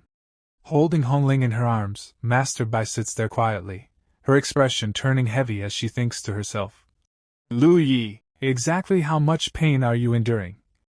At that moment, senior sister arrives behind her and softly asks, "How about we go in and take a look?" Master Bai closes her eyes and replies, "Let's wait a little longer." 2 hours later, a strong purple aura is still surging out of the cave. Master Bai slowly walks toward it and mutters, "Setting infinite. Lu Yi has broken through. I'll go take a look." With that, she steps inside the cave. The moment she enters, broken stones are scattered everywhere, and a dense aura fills the surroundings. After walking a bit further, she finally sees Lu Yi. He is sitting on the ground in a half-conscious state, his body releasing an intense purple energy that pulses continuously. Seeing his condition, Master Bai asks, "Lu Yi, how are you?" Lu Yi slowly opens one eye. His face is drenched in sweat, and he takes a deep breath before replying, "I'm fine. Master, may I ask, what poison did you inflict on me?" Master Bai goes silent for a moment, then says, "The poison I inflicted on you is called the Tai-in marrow bug. It can..." But before she can finish, Lu Yi raises his hand and stops her. "Every time I break through, a new poison emerges. Master, what number are you, among those who poison me?" Master Bai hesitates and says, I am not too sure either." Lu Yi then stands up and says calmly, "Then there's no need to continue. I'm going back." He walks past her and adds, "Master must have already broken through to the Tao integration realm. Then the chaos poison should have stabilized your condition by now, right?" He lets out a faint laugh as he walks away. Then he turns back once more and says, "That kind of pain, you should now understand." After saying that, he leaves. Master Bai just stands there, watching him walk out of the cave, her face filled with tension and uneasiness. The scene shifts. Hong Ling suddenly wakes up and screams, "Senior brother!" She sits up in panic and immediately asks, "How is senior brother? How is he?" At that moment, Master Bai arrives and says, "Hong Ling, don't worry too much. He is already fine." But Hong Ling looks confused and says, "Really? Have 7 days already passed? The primordial morning mist takes 7 days to dissipate." Master Bai replies, "Only 1 day has passed. But judging from how calm Lu Ye's reaction is, he should be fine." She places her hand on Hong Ling's shoulder and continues, "Forget about Lu Yi. The ancient heaven's chosen battlefield will open in half a year. You will be able to see Feng Wuxie then." Hearing Feng Wuxie's name, Hong Ling is stunned. She thinks to herself, "Feng Wuxie, right, how could I have almost forgotten about him?" But suddenly she stands up and says, "No! I have to watch over senior brother." And she rushes out immediately. Behind her, Master Bai lets out a deep sigh and murmurs, "It seems, in this life, she has completely fallen in love with Lu Yi." A while later, Hong Ling arrives outside Lu Ye's room. Chu Ling is already sitting there, and seeing Hong Ling, she looks surprised and says, "Sister Hong Ling?" Hong Ling walks forward and says, "I will keep watch over senior brother with you."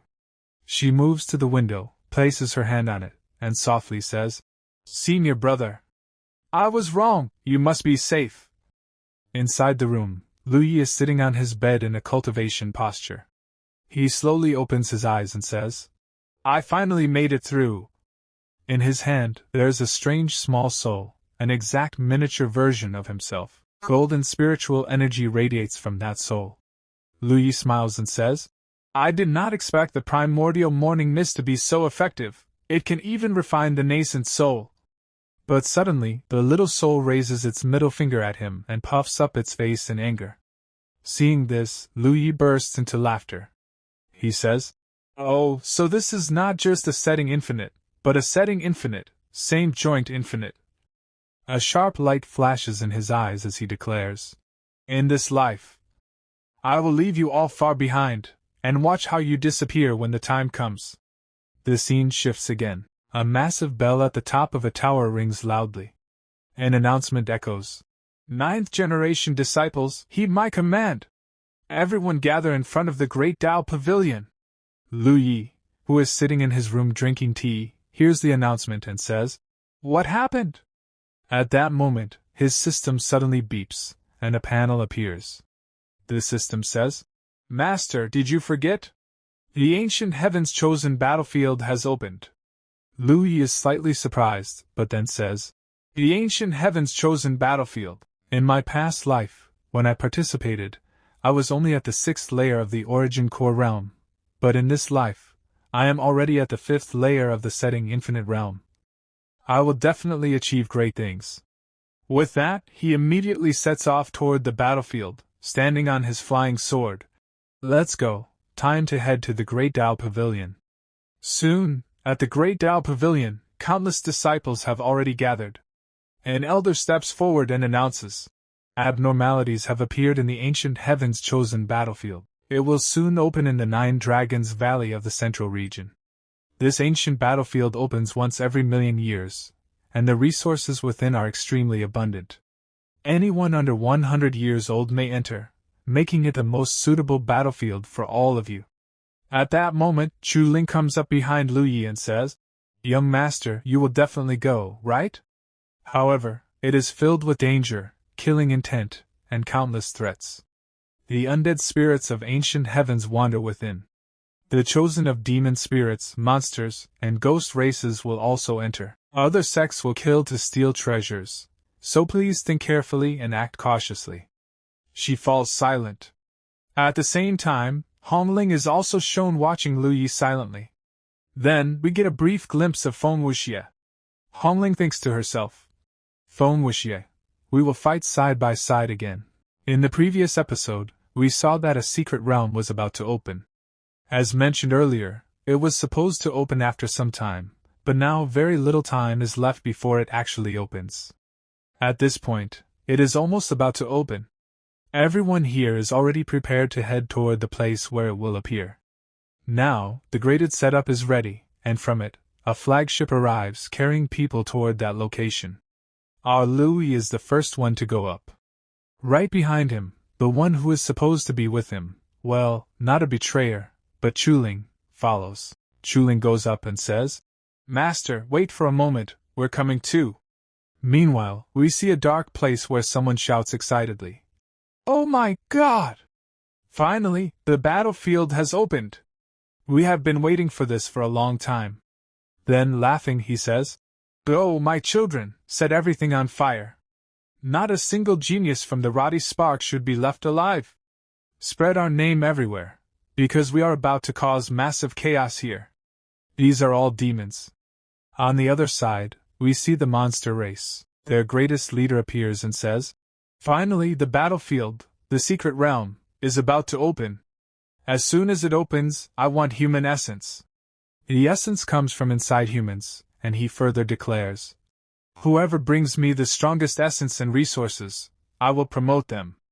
I will make them a monster king and personally guide them, teaching them supreme techniques so they can master the ultimate monster arts. Hearing this, all the monsters become excited and declare they are ready to do anything and will spare no one. Among them, we notice one monster who seems to be female. She thinks to herself, In this life, I must kill the spirit monster emperor. Only after I eliminate him will peace return to the monster race. Now we return to Louis, who has already set off. On the way, everyone is traveling together when one excited guy says, Do you know which dynasties and sects are coming? 3 dynasties and 5 sects are going to arrive, and we are one of them. He continues, Brother Louis, I want to tell you something. Maybe you don't know, but I'll explain which forces are coming. Then he starts listing them, explaining the major powers of the central region where they are heading, including several dynasties and 5 great sections. He eagerly continues naming them just to show off in front of Hong Ling, listing sects like Yang Sect, Supreme So Sect, Mountain Sect, Holy Tower Sect, and others. Hong Ling looks at him strangely, clearly annoyed. She seems to want someone to shut him up. Louis finally interrupts, saying, Enough, how many names are you going to take? We'll see when they arrive. But the guy insists on finishing, saying that having information is important, and that many things are about to happen, so they need to be careful. Meanwhile, Chu Ling approaches Hong Ling and says, We're about to arrive. Come quickly, I want to show you something. Soon, we see a gathering place where everyone must assemble. A flying ship lands, and people begin stepping down. Everyone watches them. One person comments, Wow, the girls from Yang Sect are amazing, so beautiful and attractive that I can't even take my eyes off them. Another adds that even the Joy Union Pavilion has stunning girls, and many powerful figures are arriving. He also mentions that this will bring great business to the city since wealthy people will spend a lot. Then we see 2 members from Yang Sect, the Holy Maiden, Lu Yuan, and the Holy Son, Yang Wufa. People begin speculating that since one has yin and the other has yang, they might be Tao companions. When yin and yang combine, it creates a powerful reaction, increasing their strength through dual cultivation. It is common in their sect, so they might be a couple, or maybe not. It's just speculation. On the other side, people from the Supreme Source sect arrive. Their aura is extremely powerful, and their presence alone creates intense pressure. Their sword intent is so strong that people are shocked. One person jokes nervously about his third sword trembling, then quickly corrects himself, saying he just means their cultivation is incredibly strong. Then our main group arrives, the team from the Great Tao. Their entrance is grand, and people are amazed. 3 beautiful girls step down, with Louis in front of them. The situation is very different from before. As soon as one of the senior sisters steps down, the holy son Yang Wufa approaches to flirt. He introduces himself and asks her name. She replies coldly, "My name is Zhao Rong, and I'm not happy to meet you." He then asks the names of the other 2, but Hong Ling gets furious and tells him to get lost. He backs off, muttering about their attitude. Louis watches silently, recognizing him from the past and recalling how he once beat him badly. Soon, Louis leaves and flies away to cultivate alone. One of the girls notices and asks where he is going, but he doesn't respond. There is deep resentment within him that won't be resolved easily. He sits down and begins cultivating, even though the secret realm is about to open. People are annoyed, saying, "What kind of guy is this? Even at a time like this, he's cultivating." The girls try to talk to him, but he ignores them, making others even more irritated. Then someone says, "Forget all that. I'll show you real beauty. The prince from the Supreme Emperor dynasty is about to arrive." The third prince, Shangguan Wuqing, arrives along with Princess Shangguan Wanling. They both have extraordinary status. When Louis hears her name, he reacts but says it doesn't matter to him anymore in this life. The princess notices Louis and thinks, "That's Louis. What happened between him and those 2 girls? Why do they look so sad? Didn't we all hate him deeply?" Her companion asks what she is looking at, praising the beauty of the girls nearby. She warns him not to look at Louis and says, "He is not your opponent. Don't provoke him, or you will face serious consequences." But he arrogantly replies that once they enter the ancient battlefield, his first target will be Louis. The princess smirks coldly and thinks, "Maybe I should let Louis deal with him, that would make things easier for me." Her thoughts are dark and calculating, though her companion remains unaware, confidently moving forward and showing off. Finally, after some time, bright lights begin to appear, and everyone gathers together as the moment of the secret realm's opening draws near. We see here that someone announces that the chosen battlefield, the secret realm, has finally opened. As soon as it opens, someone immediately rushes in first, and that person is none other than Louis. He is in a huge hurry and directly enters without wasting a second. Chuling, who is with him, calls out, "Young master, please wait for me." But he doesn't stop and goes straight inside. As he enters, people start talking among themselves, wondering why he is in such a rush to go first. They then realize that the disciple of the Great Tao has successfully entered the secret realm. Now, the holy son from the Yang sect feels extremely jealous. He says, "How dare he enter first? I won't let him go," and immediately follows him inside. Soon, both of them enter the secret realm together. The holy son says angrily, "I was the one who stepped in first, and you've been following me? But it doesn't matter, today I will kill you." Louis replies calmly, "Oh? You'll kill me? Let's see who kills whom. I already hate you anyway." Both of them are ready to fight, as there is deep hostility between them. The holy son launches the first attack, using a powerful technique. It is a strong and impressive attack, but just as it is about to hit Louis, Louis destroys it with a single punch. Then he says, "Is this all the power you have?" The holy son, slightly shocked, replies, "Wow, I didn't expect that. You do have some ability. I thought you would die in one move." Louis responds coldly, "So this is all you've got? I thought you would be stronger, but it looks like this is your limit. Now it's your turn to face my power." With that, Louis uses his palm technique called the Celestial Venerable Fist. This attack is extremely powerful and not something to be taken lightly. As he strikes, the Holy Sun tries to resist, but he is completely overwhelmed. The moment the attack lands, he is blasted backward, his breath is taken away, and he dies instantly. He will never get up again. Louis walks up to his body and says, "You came to challenge me with this level of strength? In my past life, you might have lasted longer, but in this life, you couldn't even withstand a single attack. How disappointing, Holy Sun." He then takes the ring from his finger and says, "I'll take this as compensation." After that, he says to himself, "Now I need to find my sword. Without it, my life feels incomplete." He entered the secret realm specifically to find his strongest sword. Later, when others enter the realm, they see the Holy Sun's corpse and are completely shocked. They wonder who could have done this. The Holy Sun was a powerful title given only to strong individuals, yet he was killed in a single attack. Everyone is frightened and confused, unable to believe what they are seeing. Outside the realm, a crystal suddenly shatters. People immediately realize that someone has been eliminated and start asking whose life stone has broken. It is revealed that the Holy Sun has died, while the Holy Maiden is still alive. She asks an elder what happened, and he confirms the shocking news. She angrily says, "That useless trash! I knew he would bring shame to us." Then she decides to personally investigate what happened and find out who killed him. Meanwhile, people outside start gossiping, saying that the young sex Holy Sun turned out to be extremely weak, dying so easily. They mock him and tarnish his reputation, calling him useless despite his high status. At this point, the prince from the Supreme Emperor dynasty arrives. After seeing everything, he says, "Looks like this won't be boring. This is going to be interesting." Then he also enters the secret realm. The princess watches him go with a deadly smile and thinks, "Go ahead. You won't be bored at all. A big surprise is waiting for you, one that has been waiting for a long time." Her thoughts are dark and filled with hidden intentions.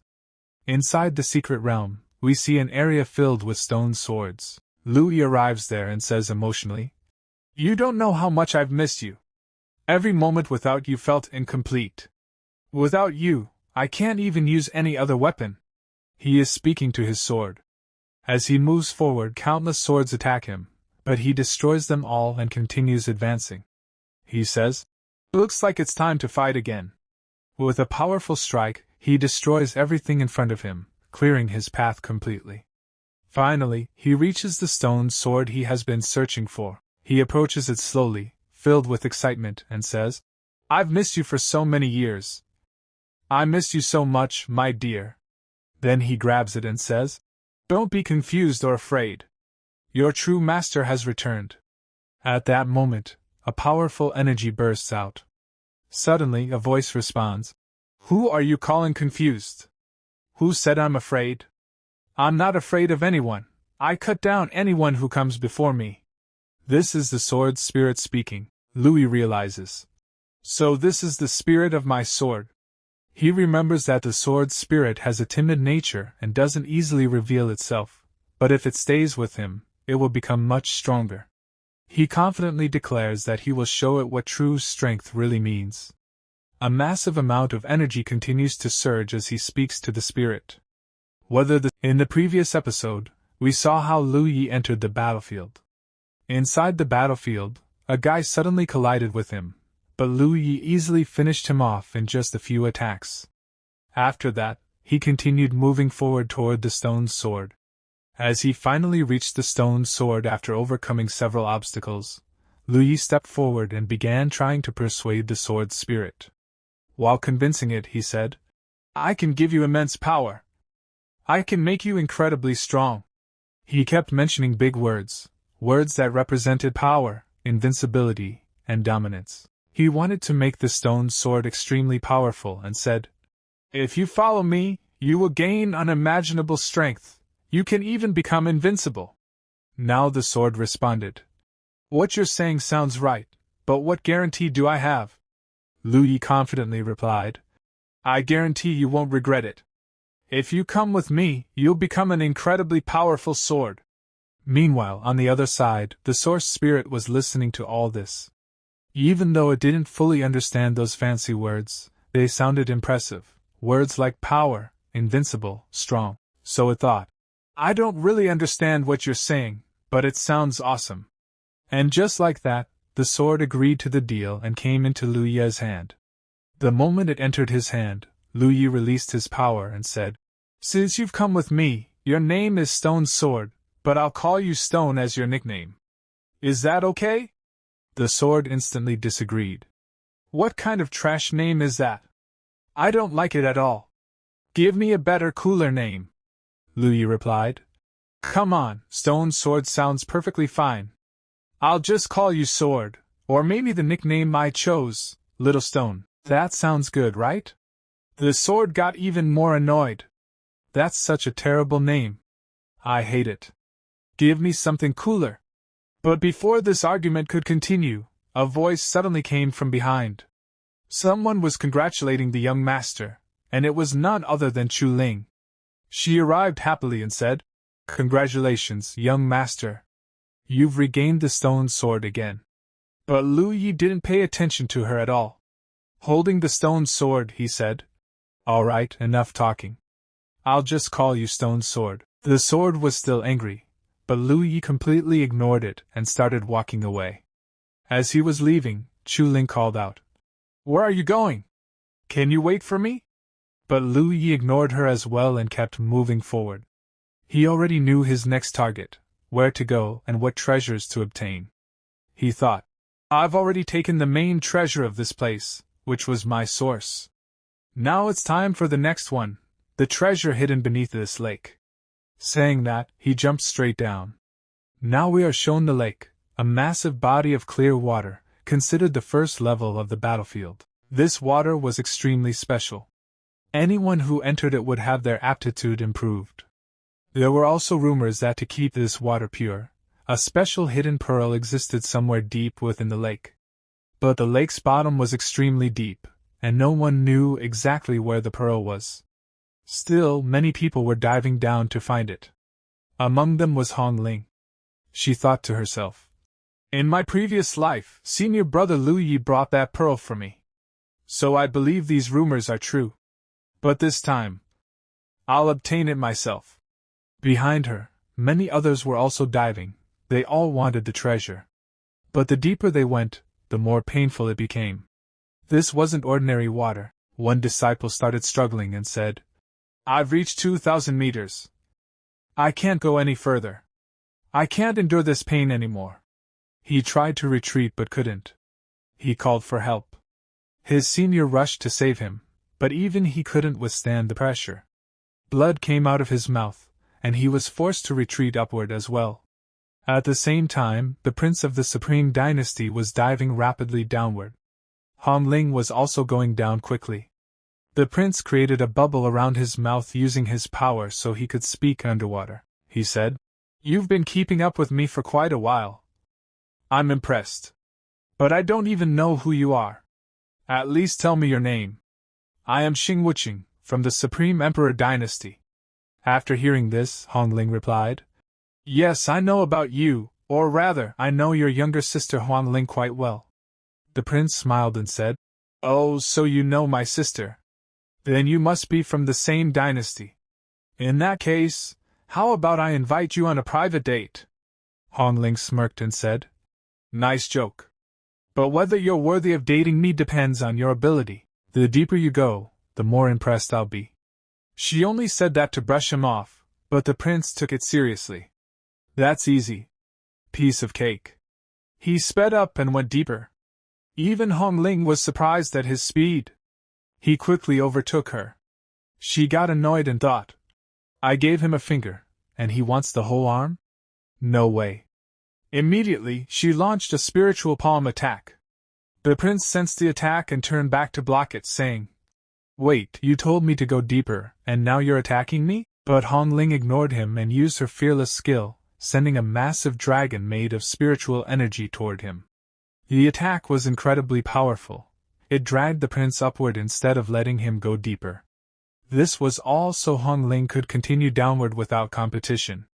The prince was furious but helpless. Meanwhile, Hong Ling continued diving, reaching 2,500 meters. She recalled something. In my previous life, Senior Lu Yi said the treasure was around 1,000 to 1,500 meters deep. But now she had gone much deeper, and the pain was unbearable. Even at 3,000 meters, she still hadn't found anything. She started doubting. Did Senior lie to me? Or did he hide the truth about how much suffering he endured to get this treasure for me? She refused to give up and pushed further down, enduring even more pain. Finally, she saw faint lights below. As she reached there, she found it. The pearl. The moment she grabbed it, all the pressure around her disappeared instantly. If she had been even a little late, her bones would have shattered completely. Holding the pearl, she thought, with this, I can recover my body, and greatly improve my aptitude. But then realization hit her hard. Senior, he lied to me. He must have gone through even greater suffering to get this for me, risking his life in such a dangerous place. Thinking about this, she became extremely emotional. Even underwater, tears started flowing from her eyes. He did so much for me. Now she was confused. What should I do now? I've obtained it myself in this life, but the pain he endured in the previous life must have been far greater. Overwhelmed with emotions, she kept crying. In the previous episode, we saw that Hong Ling needed a pearl. When she finally obtained that pearl, she realized that the water pressure there was extremely intense. At that moment, she also came to understand what her senior had gone through in her previous life to obtain this very pearl. All the pain, suffering, and hardship he endured became clear to her. He had gone through immense difficulty just to bring it back. Because of this, Hong Ling became very emotional. She was deeply saddened and started crying. She said, "Senior brother, you were truly so kind to me. I know how good you were to me. The way you treated me, no one else ever could. You treated me even better than anyone else ever did. Even Feng Wuji probably never treated me as well as you did." But then she wondered, is this love? She said that it didn't feel like love to her, because whenever she used to be with Feng Wuji, or whatever his name was, her heart would race uncontrollably, and she would feel a strong warmth throughout her body. However, in this life, she made a firm decision. She said, "Senior, I will stay by your side in this life. I will always remain with you. This is my promise. No matter what happens, even if it costs me my life, I will never let you fall into danger. I am ready to do anything for you." After saying this, she consumed the pearl. The moment she swallowed it, her body began to undergo significant changes. Very soon, when she emerged, it was clear that she had already broken through to the next level, the next realm, and had become much stronger than before. As she came out, we saw a prince who had been fighting earlier. He approached her and said that he had been waiting for her for a long time. He even mocked her, saying, "You were jumping around quite a lot underwater, but now that you're out, you won't be able to do that anymore. Come, let's fight again and see who's stronger." When Hong Ling saw him, she replied casually, "You couldn't even touch me underwater, so what do you think you can do now outside? Just leave quickly." But the prince didn't care. He stepped forward to attack and said, "I don't care about any of that. You will have to do as I say." However, Hong Ling simply threw a single punch, just one punch, and the pressure from it was so overwhelming that the prince struggled to withstand it. He was barely able to handle the energy, and was pushed back. Hong Ling calmly said, "That's all it took. If you still want to continue, I don't mind, but you'll lose your life if I go any further." At this point, the prince was visibly terrified. Sweat poured down his face as he thought. She was already strong underwater, but now she's even stronger outside. What exactly did she gain down there to increase her power this much in such a short time? Completely shaken, he backed off. After that, the scene shifted to another location, the 100 Medicine Valley in the first-level battlefield. This valley was filled with numerous portal-like formations. Someone arrived there to inspect it, and that person was none other than Luya. As Luya entered, he said that there were rumors that this place was an ancient garden belonging to a powerful sect. However, he knew the truth, it wasn't just a garden. It contained many hidden treasures and strange items. He had come here specifically to take them. He immediately set his eyes on a sunflower, a golden heaven-grade sunflower. However, the sunflower was protected by a formation, and that formation had to be broken before anyone could obtain it. As Luya approached, he thought, just like in my previous life, I will obtain this again in this life. I'm repeating the same actions, though some things are slightly different. But when he got closer, he realized that someone else had already arrived before him and was attacking the formation. He was surprised and wondered who this talented person was who had already discovered the flower. Looking ahead, he saw a man continuously attacking the formation, trying to break it and take the treasure. Luya immediately rushed forward, thinking that if he didn't intervene, the formation might collapse unpredictably. He stopped the attack and said, "Are you even human or some kind of monster? Or are you a ghost?" The man replied casually, "Just look at me and figure it out. What do you think I am?" The other guy laughed it off and said he was joking, even complimenting Luya's looks. Then Luya said, "All right, tell me your name." The man gave a random name like Li Hueo, but Luya didn't care much and instead said, "Focus carefully and watch how I break this formation.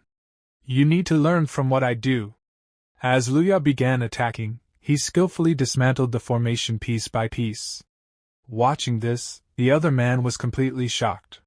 His mouth was wide open as he thought.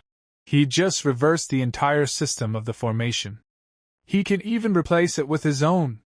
He was amazed and kept muttering in disbelief, trying to memorize everything. He even thought of taking notes and later spreading this knowledge. Once Luya successfully broke the formation and obtained the sunflower, he quickly left. Before leaving, he said, "Enjoy yourself here. I've left a little surprise for you." The other man shouted, "Hey! At least tell me your name." But Luya didn't respond. Soon after, a strange purple mist began spreading around. The man realized that the entire formation had changed. Suddenly, he collided with something and looked up, only to see two burly men standing there, calling out to him in a disturbing way. His whole world shook as he realized it was an illusion left behind by Luya. Trembling, he said, "If you were going to create an illusion, at least make it something better." He panicked and ran away. Then the scene shifted again, to a spirit pool, a place rich in dense spiritual energy, perfect for cultivation and rapid growth. As Luya approached the pool, he suddenly sensed danger. A man came running toward him, screaming for help before collapsing. Behind him were numerous monsters, far too many. Luya sighed and said, "Looks like it's time for some action." He drew his sword and charged forward. With a single strike, he cut down one monster instantly.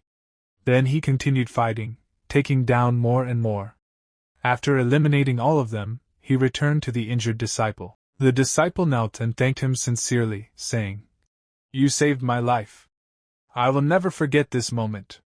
I'm from Qing sect, my name is Ji Liang. If we meet again in the future, I will definitely repay you." Luya simply brushed it off, saying he didn't need any repayment. Lu Yi had already arrived near the bridge, the very bridge where his cultivation was destined to increase. As he approached it, he saved a man who was being chased by a group of monsters. After killing those monsters, he moved forward and even said to himself that now the real battle had truly begun, because these monster races would keep launching attack after attack without stopping, and he would keep striking back again and again until he wiped them out completely. But from the other side, more people began to arrive. As they rushed over, they shouted warnings to him. The entire heavenly spirit pool had already been occupied, and the ones who had taken control of it were none other than the monster race. A huge number of humans had already been slaughtered by them. The monsters had seized the entire bridge. They urged him to leave quickly, or else all the human cultivators would end up dead. They kept telling all this to Lu Yi and insisted that they needed to join the alliance immediately. Only by joining the alliance could they survive, escape the monsters, and eventually fight back. Hearing this, Lu Yi asked in confusion who was leading this alliance. The man replied that it was Hong Ling, Liu Ye's own junior. She had grown incredibly strong. He had seen it before. She had formed an alliance to fight against the monster race, and many cultivators were supporting her and fighting under her command.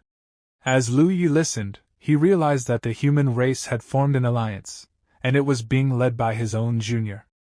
The others, while running, told him it would be better to ignore everything else and join them quickly. Together, step by step, they could defeat the monsters and demons. But ignoring their words, Liu Yi continued moving forward. His destination was the Heavenly Spirit Pool, and that was exactly where he intended to go. He dismissed them, telling them to take care of themselves while he left. In his mind, he thought this was strange. This hadn't happened in his previous life. In this life, Hong Ling had changed many things. Whatever, he thought. It doesn't matter to me. I just need power. And so he kept moving forward. Seeing this, one of the men shouted like a madman, calling him crazy. He warned that there were countless monsters ahead. They had barely escaped with their lives, and yet Liu Yi was walking straight into death. Liu Yi casually replied, telling them to let him go, as he continued toward the Heavenly Spirit Pool. At the pool, countless monsters were leisurely absorbing its energy. Around them lay the corpses of dead cultivators, and the monsters were eating and drinking, enjoying themselves as if it were a feast. Right in the middle of them, Liu Yi walked in calmly. When Liu Yi saw this, he realized that the monsters had completely taken over the place and were enjoying themselves without a care. The monsters soon noticed him. "Oh, look who's here," they said. "A lone human dares to come here? What can he possibly do alone? Does he think he can kill us all by himself? Maybe he could kill one or two, but against all of us? Impossible. This guy is way too arrogant. We need to crush that arrogance." One of them, a tiger-type monster, stepped forward. The others began cheering him on. He confidently said there was no need to worry. He would kill this human easily. His subordinates laughed, saying they would make the human beg for mercy, force him to kneel, and torture him before finishing him off. The tiger monster agreed, saying he would kill him in the most brutal way. But as he kept talking arrogantly, a single sword strike flashed through the air, powerful enough to kill instantly. It was Liu Ye's strike. With one blow, the monster was cut down. Liu Yi coldly said that if they wanted to fight, they should just fight. Why keep shouting like petty villains? He was already annoyed with those who talked too much before dying. As soon as one monster fell, 100 more rushed forward to attack. Liu Yi stood calmly in place, declaring that he was ready. To him, they were nothing more than ants. With a single strike, multiple waves of sword intent burst out. Wherever the attack landed, monsters fell dead one after another. In just a short time, he wiped out over 100 enemies. Only a few strong ones remained. They launched their attacks, and Liu Yi acknowledged that their attacks were indeed powerful, but still not enough to kill him. Calmly, he destroyed them as well with a single strike, shattering their attacks completely. Seeing this terrifying scene, the remaining monsters were filled with fear. They began shouting to run, calling him a monster even greater than themselves. Realizing they couldn't escape, they dropped to their knees and begged for mercy. They even offered to become his mounts, willing to serve him if only he spared their lives. But Liu Yi refused. He said they had killed too many humans, and justice had to be served. He gave them a final chance. He would strike once more, and whether they lived or died would depend on their fate. With a single attack, all of them were wiped out. After that, Liu Yi remained alone at the bridge, calmly absorbing the spiritual energy of the Heavenly Spirit Pool and increasing his strength. Meanwhile, elsewhere, a messenger rushed to report to the sanctified Monster King. He informed him that a powerful human had arrived and had killed over 100 monsters with just a single strike. If they didn't eliminate him, many more of their kind would die. The king, however, reacted differently. Instead of being alarmed, he killed the messenger for speaking in fear, accusing him of betrayal. He reminded everyone that even if the enemy was terrifying, they still had a mission to complete first. Their primary goal, he declared, was to hunt down Feng Wuji. That was their top priority. Only after that would they deal with Lu Yi. The monsters immediately agreed, promising to find and kill Feng Wuji at all costs. The king declared that once Feng Wuji was dead, they would deal with Lu Yi afterward. At that moment, they discovered Feng Wuji's location, and the king led his forces out. They shouted their loyalty, declaring they would not spare anyone, even offering their lives if necessary. The king laughed, saying that this time he would wipe out the entire Phoenix clan from the world. On the other side, a girl stood calmly. It was Hong Ling. She thought to herself that in this life, she had already completed the things Lu Yi had done in his previous life, and even earlier than him. She had gathered people and formed the alliance to protect everyone. She began giving instructions on what needed to be done, then announced that she would leave. When someone asked where she was going, she replied that she was going to find her true love. If fate allowed, they would meet again. With that, she left. Elsewhere, a heavily injured man was gasping for breath, covered in wounds. He confronted his attacker, asking why he was being targeted, what grudge existed between them. The attacker mocked him, saying that in this world, the weak always kneel before the strong and beg for mercy. He refused to explain himself, saying he didn't have time to justify his actions to worthless people. Enraged, the injured man challenged him to a one-on-one fight, accusing him of bringing others along like a coward. This angered the attacker even more. He insisted he had fought fairly and alone, and yet was still being accused. Furious, he shouted that he would break the man's legs no matter what. Feng Wuji was running for his life while grumbling in frustration. Man, what the hell did I even do to deserve this? Why are these guys so obsessed with chasing me? He muttered angrily. Just wait. The moment I become strong enough, the very first thing I'll do is wipe out this entire race. Just when things were starting to look hopeless, voices suddenly echoed from behind. And the person arriving wasn't anyone else but Hong Ling. The moment Feng Wuji saw her, he froze. Hong Ling looked incredibly worried as she rushed toward him. I'm coming! Don't worry, I'll save you! She shouted. Feng Wuji blinked in shock. Damn, she's beautiful, he thought, completely stunned. My heart almost skipped a beat. I totally forgot I was literally in danger for a second. Hong Ling rushed past him and launched herself toward the enemies. At the same time, thoughts flooded her mind. Finally, I've met Feng Wuji again. For so long, he has been the only person in my heart. Back when he died, the pain I went through was unbearable. I can't even explain what that felt like. But now that I've found him again, I'll stay by his side no matter what. I'm not letting him die this time. Meanwhile, Feng Wuji immediately started running with her as more enemies continued to pour in. The two sprinted side by side. Feng Wuji couldn't hold himself back anymore. Who exactly are you? He asked while running. And why are you risking your life for me? Hong Ling glanced at him. Can you stop talking for 1 second and just run? She snapped. Why are you making so much noise? Behind them, the ones chasing Hong Ling weren't humans. They were monsters. Their king roared furiously. You idiots! He shouted. You couldn't even handle one simple job?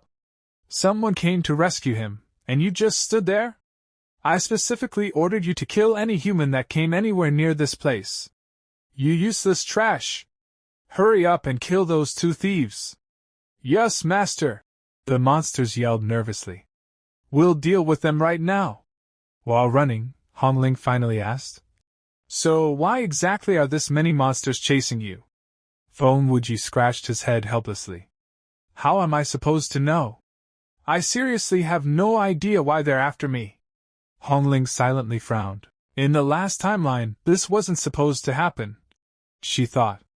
Back then, senior brother was with me, so everything was solved easily. This time, I recreated my group and handled everything early just to prepare for this event. I never expected things to get this dangerous. But it's fine. I still have enough power to save him.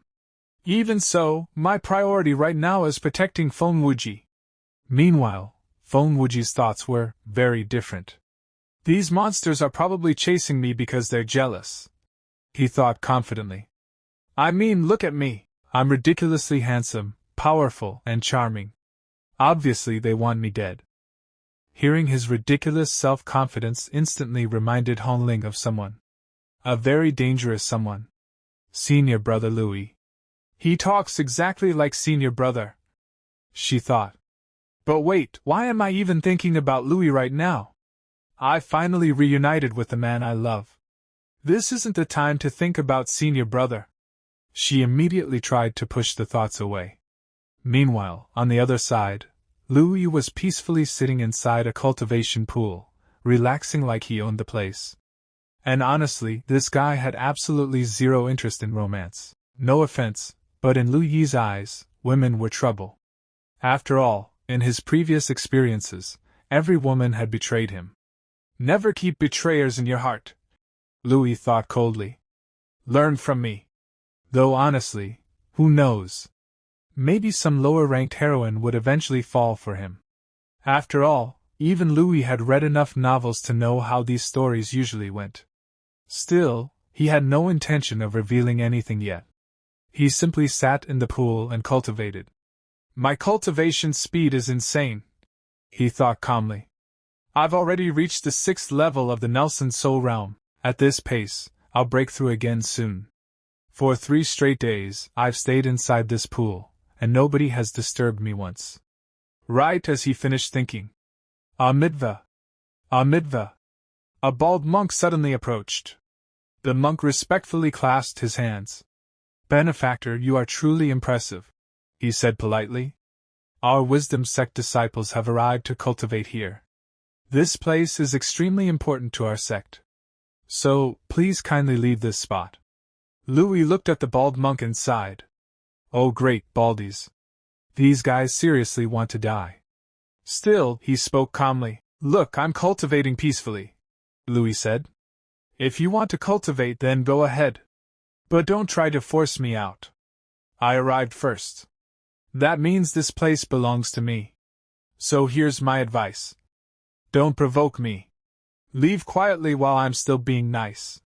I didn't bother you, so don't bother me. The monk smiled awkwardly. Oh? How can you say we're bothering you? This pool is extremely important for our disciples. It contains special spiritual energy needed for our cultivation. So I'm kindly asking you to move. But Louis wasn't moving an inch. What do you mean move? He said coldly. I came first. You people really don't know when to stop. And wow, you even brought backup. 1 monk. 2 monks. 3. 5. No. 20 bald monks surrounded the area. One of them stepped forward. You refuse to cooperate, he said calmly. But we also know martial arts. We know exactly what to do. Louis narrowed his eyes. You really had the guts to say that? And worse, you stole my line. I was literally about to say that. If you won't leave, then the consequences are on you. In the next second. Boom! Louis unleashed a terrifying strike. The attack tore through the air like a disaster. Its sheer energy ripped straight through the monks. In a single attack. 1 move. That was all it took. Every last monk was annihilated. Louis clicked his tongue. What weird people, he muttered. I warned them not to mess around. They still came. They still died. What a life. Guess I should get used to this. Meanwhile, Hong Ling and Feng Wuji were still running. We seriously need a safe place, Feng Wuji said nervously. Otherwise, these monsters are gonna flatten us. Hong Ling nodded. We need to find senior brother. If we find him, every single one of these monsters will die instantly. Feng Wuji blinked. Your senior brother is that strong? Strong? Hong Ling said. He's far stronger than you can imagine. In this world, my senior brother is practically invincible. The moment Feng Wuji heard that, cold sweat formed on his forehead. Can you introduce me to him? He asked nervously. I'd really like to become friends with him. And, I swear I've never eaten humans. I may technically be a demon, but I'm a good demon. So, please don't make him beat me to death. Hong Ling laughed softly. Relax, she said. He doesn't hurt innocent people. He has a good heart. He definitely won't hurt you. Hearing that instantly made Feng Wuji relax. All right, he said. Since Hong Ling had asked him to create an opening so they could escape and find senior brother, Feng Wuji finally prepared himself. He activated his phoenix bloodline. Massive flames exploded around him. A terrifying phoenix aura filled the battlefield. The monsters instantly turned pale. Why didn't anyone tell us this kid was a phoenix? One screamed. You people just got us killed. Too late. The attack landed. Boom! The battlefield exploded. Monsters were completely blown apart. But Feng Wuji immediately collapsed from exhaustion. Hong Ling quickly caught him. Oh wow, she said worriedly. You're in terrible shape. Feng Wuji suddenly blinked. Wait. Did you just call me by my name? Do you know me? Hong Ling almost slipped. Oh yeah, she said quickly. I mean, I've heard about you for a long time. You're Feng Wuji, right? I heard a lot about you. You're apparently pretty amazing. Without wasting time, she quickly carried him away. Still confused, Feng Wuji asked. So where exactly did you hear about me? Honestly, he was nervous. A random beautiful girl suddenly appearing and risking her life to save him was suspicious. Hong Ling immediately changed the subject. Forget the questions for now, she said. We need to find senior brother first. As they traveled, Feng Wuji kept talking nonstop. After a while, he sighed. We've been walking forever. Where exactly is your senior brother? Hong Ling awkwardly scratched her cheek. I think we might be lost. Feng Wuji stared at her. Then suddenly smiled. You know, he said. Has anyone ever told you you're ridiculously beautiful? Hong Ling proudly nodded. Of course. I already know. Senior brother praises me all the time. She pointed ahead. For now, we have a checkpoint. You see that cave? You can recover there.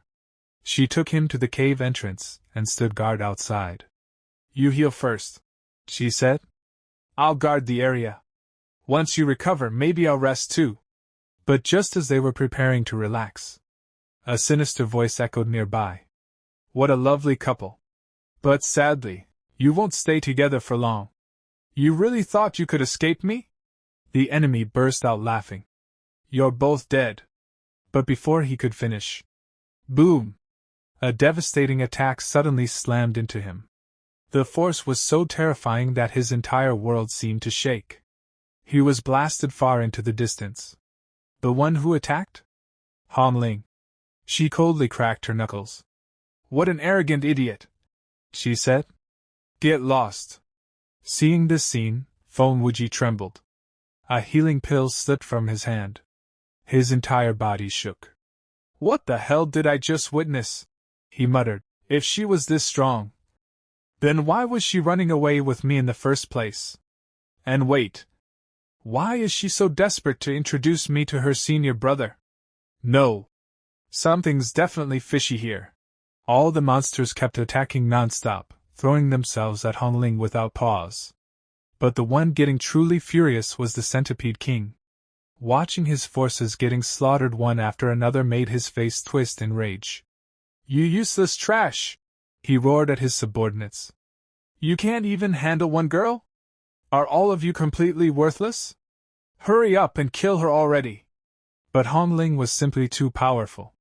She cut through them directly, crushing monsters one after another like they were nothing. Meanwhile, Feng Wuji stood there staring in complete disbelief. What the hell am I even watching? He muttered. This girl is insanely strong. If she's this strong, then why was she even running away earlier? Why didn't she just wipe them out from the start? This is seriously weird. Right before his eyes, Hong Ling continued tearing through enemies without mercy. At the same time, Hong Ling's thoughts drifted to her previous life. Back then, I was in terrible condition, she thought. When I fought these monsters in my past life, I was completely exhausted. I was about to lose. They were going to kill me. And then, someone suddenly appeared to save her. Feng Wuji. The same Feng Wuji standing beside her right now. In my previous life, he saved me here, she thought softly. He stole my heart that day. That was the first time my heart raced for someone. But this time, things will be different. I won't let history repeat itself. With that thought, she charged forward again. But suddenly, her footing slipped. An attack barely grazed her, throwing her balance off. At that exact moment, Feng Wuji rushed forward and caught her.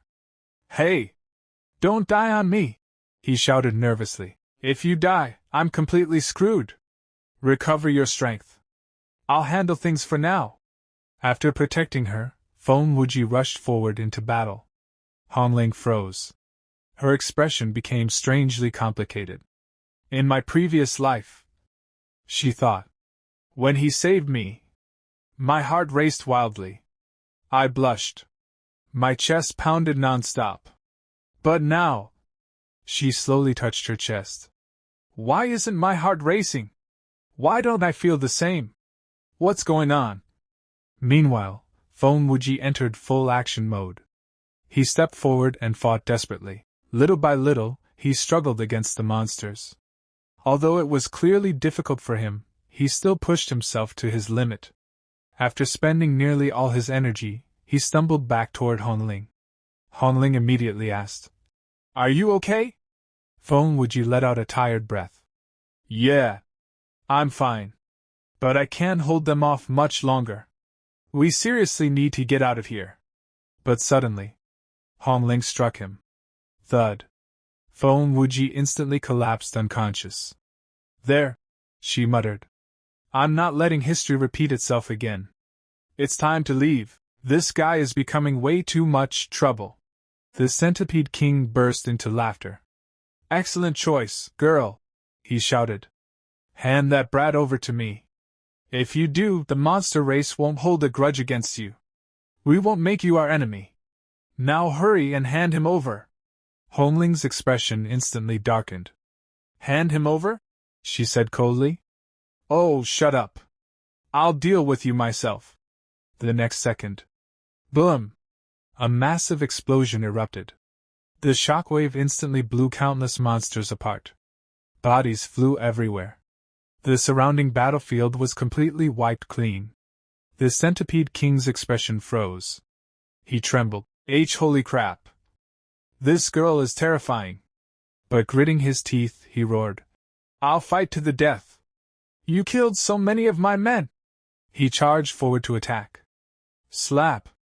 One single strike. That was it. The Centipede King got smacked so hard that he flew into the distance like garbage. Hong Ling looked at him coldly. That hit. That was for hurting Feng. She stepped forward, clearly ready to finish him off. But the Centipede King, now terrified, hurriedly shouted. Wait! How are you this strong? If you were this powerful, why was my group chasing you around earlier? Why didn't you kill them before? Were you pretending all along? What exactly is your goal? But Hong Ling ignored him completely. She walked closer. Step by step. Like death itself approaching. The Centipede King instantly realized. I'm screwed. Meanwhile, Louis still refused to leave the cultivation pool. Not only that, he had already killed a huge number of bald Buddhist monks earlier. The leading monk glared at him furiously. What have you done? He shouted. You killed so many of my brothers. Louis lazily shrugged. Why wouldn't I? You people came here, disturbed me, and tried forcing me out. Of course I fought back. Besides, you're ridiculously stubborn. You seriously annoyed me. The monk clenched his fists. Why? Just because we disturbed your cultivation, you killed people? If we needed this place, couldn't you simply move aside? You're no different from demons. Today, we'll exterminate demons. And you're one of them. The monks instantly formed a powerful killing array. The 18 Earth Demonic Formation. A formation specifically designed to eliminate demons. Since they already mistook Louis for one, they fully activated it against him. Lu Yi's eyes slowly turned crimson. Oh? You're going to kill me? He smirked. Come then, you losers! The bald elder attacked first. The others followed. But Louis was absurdly powerful. In a single move. Boom! He completely crushed the formation. The monks were blown apart instantly. One attack. That was all. Everyone died. Except one trembling monk. The monk stood frozen, shaking uncontrollably. He finally realized something terrifying. This guy. He's not normal. He's ridiculously strong. I need to run. He turned and sprinted away. But Louis simply waved dismissively. Forget it. He's basically an ant anyway. Afterward, Louis sat back down and continued cultivating peacefully. Time passed. Finally, his eyes slowly opened. I reached the 7th level of the Shattering Effect realm. Not bad. This power isn't amazing yet, but it'll definitely be useful later. Meanwhile, Hong Ling finally arrived somewhere safe with Feng Wuji. At last they were alone. But the atmosphere felt incredibly awkward. Mostly because Feng Wuji was unconscious. After some time, Feng Wuji slowly woke up. Huh? Who am I? Where am I? Wait. Did I die? Hong Ling quickly shook her head. No! You're alive. I brought you here. Feng Wuji looked confused. But how? We were trapped between monsters. How did we survive? Hong Ling lied without hesitation. My senior brother arrived in time. He killed the monster army. And then we escaped. Feng Wuji's eyes widened. Whoa! So your senior brother showed up, destroyed everyone. Then left the two of us alone together? Hong Ling looked away awkwardly. Yeah. Totally, though inside her head. That absolutely did not happen. She coughed lightly. Anyway. Now that you're awake, I should leave too. Our paths split here. Feng Wuji instantly sat up. What? Hey, what kind of nonsense is that? Hong Ling handed Feng Wuji a strange item before leaving. It looked like a small shell-shaped communication artifact, something he could use to contact her anytime. By the next morning, Hong Ling had already left. Meanwhile, Feng Wuji sat there quietly, staring at the strange object in his hand. What even is this weird thing? He muttered. He turned it around curiously. So I can actually contact Hong Ling through this? Can I really talk to her whenever I want? He scratched his head. But why would she give me something like this? Suddenly, a thought crossed his mind. Wait, does she actually like me? His eyes widened. Oh crap. If she really likes me, then what's stopping me from talking to her? Without hesitation, he activated the item. So, where are you? He asked awkwardly. What are you doing right now? Meanwhile, Hong Ling was still fighting. The secret realm had turned into complete chaos. The monster race and demon race continued attacking relentlessly, while the human race struggled to survive. After entering this continent inside the secret realm, things had become far more dangerous. Different races were clashing everywhere, and humans were under enormous pressure. That was exactly why Hong Ling stood at the front lines. She slaughtered monsters while protecting humanity, helping human cultivators safely search for treasures. While fighting, she finally replied through the communication artifact. I'm in the middle of a fight right now, she said calmly. We'll talk properly later. These demon creatures are disgusting. I still need to wipe them out. Feng Wuji instantly lit up. Wait, can I join you? If you want, I can come help. I don't really have any strong background or powerful family supporting me. Those rich clans have endless resources. But me? I only depend on myself. If I join you, maybe I can help. Inside his head, though, he had a different reason. She's ridiculously strong, he thought. If I stay with her, I'll probably get cultivation resources too. I can grow stronger and support her. Trying to sound sincere, he continued. You understand what I mean, right? If you let me join.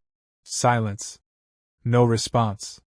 The communication artifact stayed completely quiet. Feng Wuji's face darkened. What the hell? He angrily tossed the shell aside. What kind of broken thing is this? She's not replying. Why is she ignoring me? I thought she liked me. If she likes me, then why won't she answer? And why won't she let me join her? What exactly is she trying to do? Just then, a mocking voice echoed behind him. Oh wow! Look who's daydreaming. A piece of trash actually believes the most talented and beautiful girl in the human race, Hong Ling, would fall for him? The voice laughed coldly. Brother, that kind of thing only happens in dreams.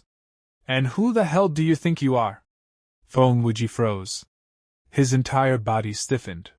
Standing there was the Dragon King. Fear instantly filled Feng Wuji's face. He immediately tried to leave. But it was too late. Dragon King's men surrounded him from every side, blocking every escape route. Bring him to me, Dragon King ordered coldly. Some time later, inside a cave, sounds of brutal beating echoed nonstop. Thud. Bam. Crack. So, someone asked coldly, what exactly is your relationship with Hong Ling? Speak. Feng Wuji, bruised and battered, hurriedly replied, we're just friends. And yes, the one getting beaten to hell was Feng Wuji. Inside his head, he cursed nonstop. Dragon King narrowed his eyes. Did anything happen between you two? Any touching? Feng Wuji immediately shook his head. No! Nothing happened!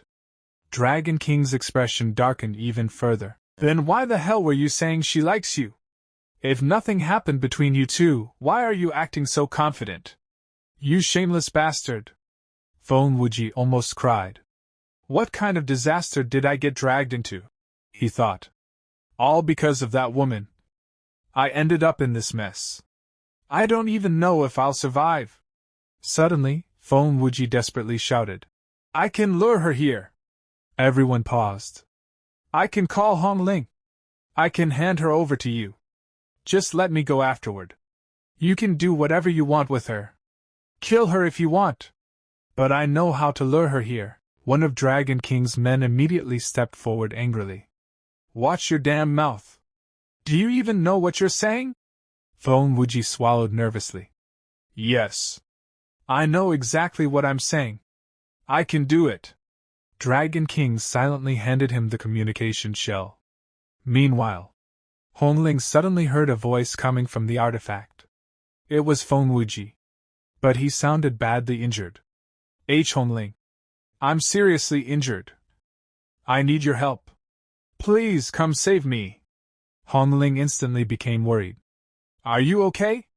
Where are you? On the other side, Feng Wuji nearly cried in relief. She replied, that means I can survive. He immediately lied. There's a cave near a mountain. I'm trapped. Please hurry. I really need help. Then he told her the location. But, suddenly, the scene shifted. A girl was tightly restrained from every direction. Bound completely. Unable to move. It was Hong Ling. Someone stepped through the doorway. In his hand, the exact same communication shell she had once given Feng Wuji. Without emotion, he tossed it beside her. I killed him, he said coldly. Feng Wuji is dead. You'll never see him again. The person standing there was Louis. He had already handled everything. The moment Hong Ling heard those words, she broke down crying. Senior! Why? This is all your fault. If you hadn't stopped me back then, if you hadn't trapped me, I could have saved him. You killed him! Why would you do this? Louis coldly interrupted her. Enough. If you went there, you would have died. I saved your life. That bastard only wanted to trap you. It was bait. A trap. You were going there to die. But Hong Ling refused to believe him. No! You just wanted me for yourself. That's why you killed Feng Wuji, and now you're making up excuses. This is all your fault. Louis slowly turned away. I'm sorry, he said quietly. But you don't understand. I had to do it. To save your life. Back in the present, Hong Ling remembered everything. That tragedy from her previous life. Back then, Louis had stopped her and warned her. And in the end, he had killed Feng Wuji. Looking back, Louis had actually been right. After all, the disgusting things happening behind the scenes now proved it. But Hong Ling still clenched her fists. In my previous life, Senior stopped me. He warned me, he wouldn't let me go. But this time, I'll go myself. I'll see the truth with my own eyes. Was Senior telling the truth? Or not? If Feng Wuji really betrayed me, then all of them were right. But, no. He wouldn't do that. I know he wouldn't. I have to save him. Meanwhile, before leaving, Hong Ling gave orders to 2 human leaders. For now, stop launching attacks, she said firmly. Focus only on defense. Refine the treasures you've gathered. Strengthen yourselves first. One muscular cultivator frowned, but we've gained control over so much territory. If we stop fighting now, won't we fall behind? Hong Ling shook her head. If we attack recklessly, we'll all be wiped out. A strong foundation comes first. Grow stronger. Then strike. Only then can we move forward. The man hesitated. But Senior, where are you going alone? Hong Ling turned. I'm going to save someone. Don't follow me. Just do what I said. Then, after a brief pause, she added. If you're really scared, go to the cultivation pond. Ask my senior brother, Louis, to come out. He's the strongest person in this entire secret realm. He can solve every problem instantly. The man widened his eyes. He's really that strong? Hong Ling nodded. Much stronger than you can imagine. Meanwhile, Louis sat peacefully cultivating. Suddenly, the system spoke. Master, a show's about to start. Want to watch? Louis frowned. No interest. I'm cultivating. If you want entertainment, watch it yourself. The system laughed. Come on. This one's gonna be fun. We're connected anyway. Let's watch together. Louis sighed. I hate this love nonsense, in this life. I despise it. Sacrificing one person to save another. It's stupidity. Then the system suddenly projected something. Look. The heroine is heading to the exact place you stopped her from going. She's alone. Louis glanced lazily. She'll probably die. That place is full of killing formations, lock arrays, and traps. It would take a miracle to survive. I warned her. But in the previous life, she misunderstood me. This time, she'll probably die. Honestly, that's better. Still, he ended up watching anyway. The system teased him. Master, she's really going. You seriously won't save her? Louis snorted. Yeah, right, as if I care. Meanwhile, Hong Ling finally arrived at the location. She carefully looked around. I'm here, she called out. Where are you? Before she could finish. Whoosh! A sudden attack exploded toward her from behind. Hong Ling instantly turned around. The moment Hong Ling arrived, a sudden attack came flying toward her from behind. Her eyes sharpened instantly. Without hesitation, she struck back. Boom! Her counterattack landed cleanly, sending the attacker flying far into the distance. The first monster crashed heavily into the ground. Hong Ling narrowed her eyes and carefully scanned the surroundings. Something felt wrong. And then, boom! Another attack suddenly activated. But this time, it wasn't from a person. It was a formation. Exactly like Louis had warned. The entire area was layered with formation after formation, and these weren't weak traps. Every single one was terrifyingly powerful. One formation activated. Then another. Then another. The Heaven Demon Illusion Formation. The Divine Fragment Lightning Array. The Desolation Suppression Formation. One after another. 4 deadly formations activated around her. A crushing pressure descended instantly. The terrifying force pressed down on Hong Ling from every direction. Her expression changed. So, it really was a trap. Meanwhile, nearby, monsters stood watching with amused expressions. Ha ha! I didn't think it'd actually work. All we did was bait you, and you really came. One monster laughed mockingly. The human race's great genius fighter, Hong Ling. You're actually brainless. Humans are hilarious. The moment they fall in love, they're ready to die for someone. What stupidity! Another monster burst into laughter. The human race's top-tier expert actually got trapped because of one pretty boy from our monster race. That Fonwuji guy. He's just a pretty face. Honestly, what's so special about him? I could easily replace him. If you dump him and choose me instead. Boom! Before he could finish, an attack slammed directly into him. The one who struck?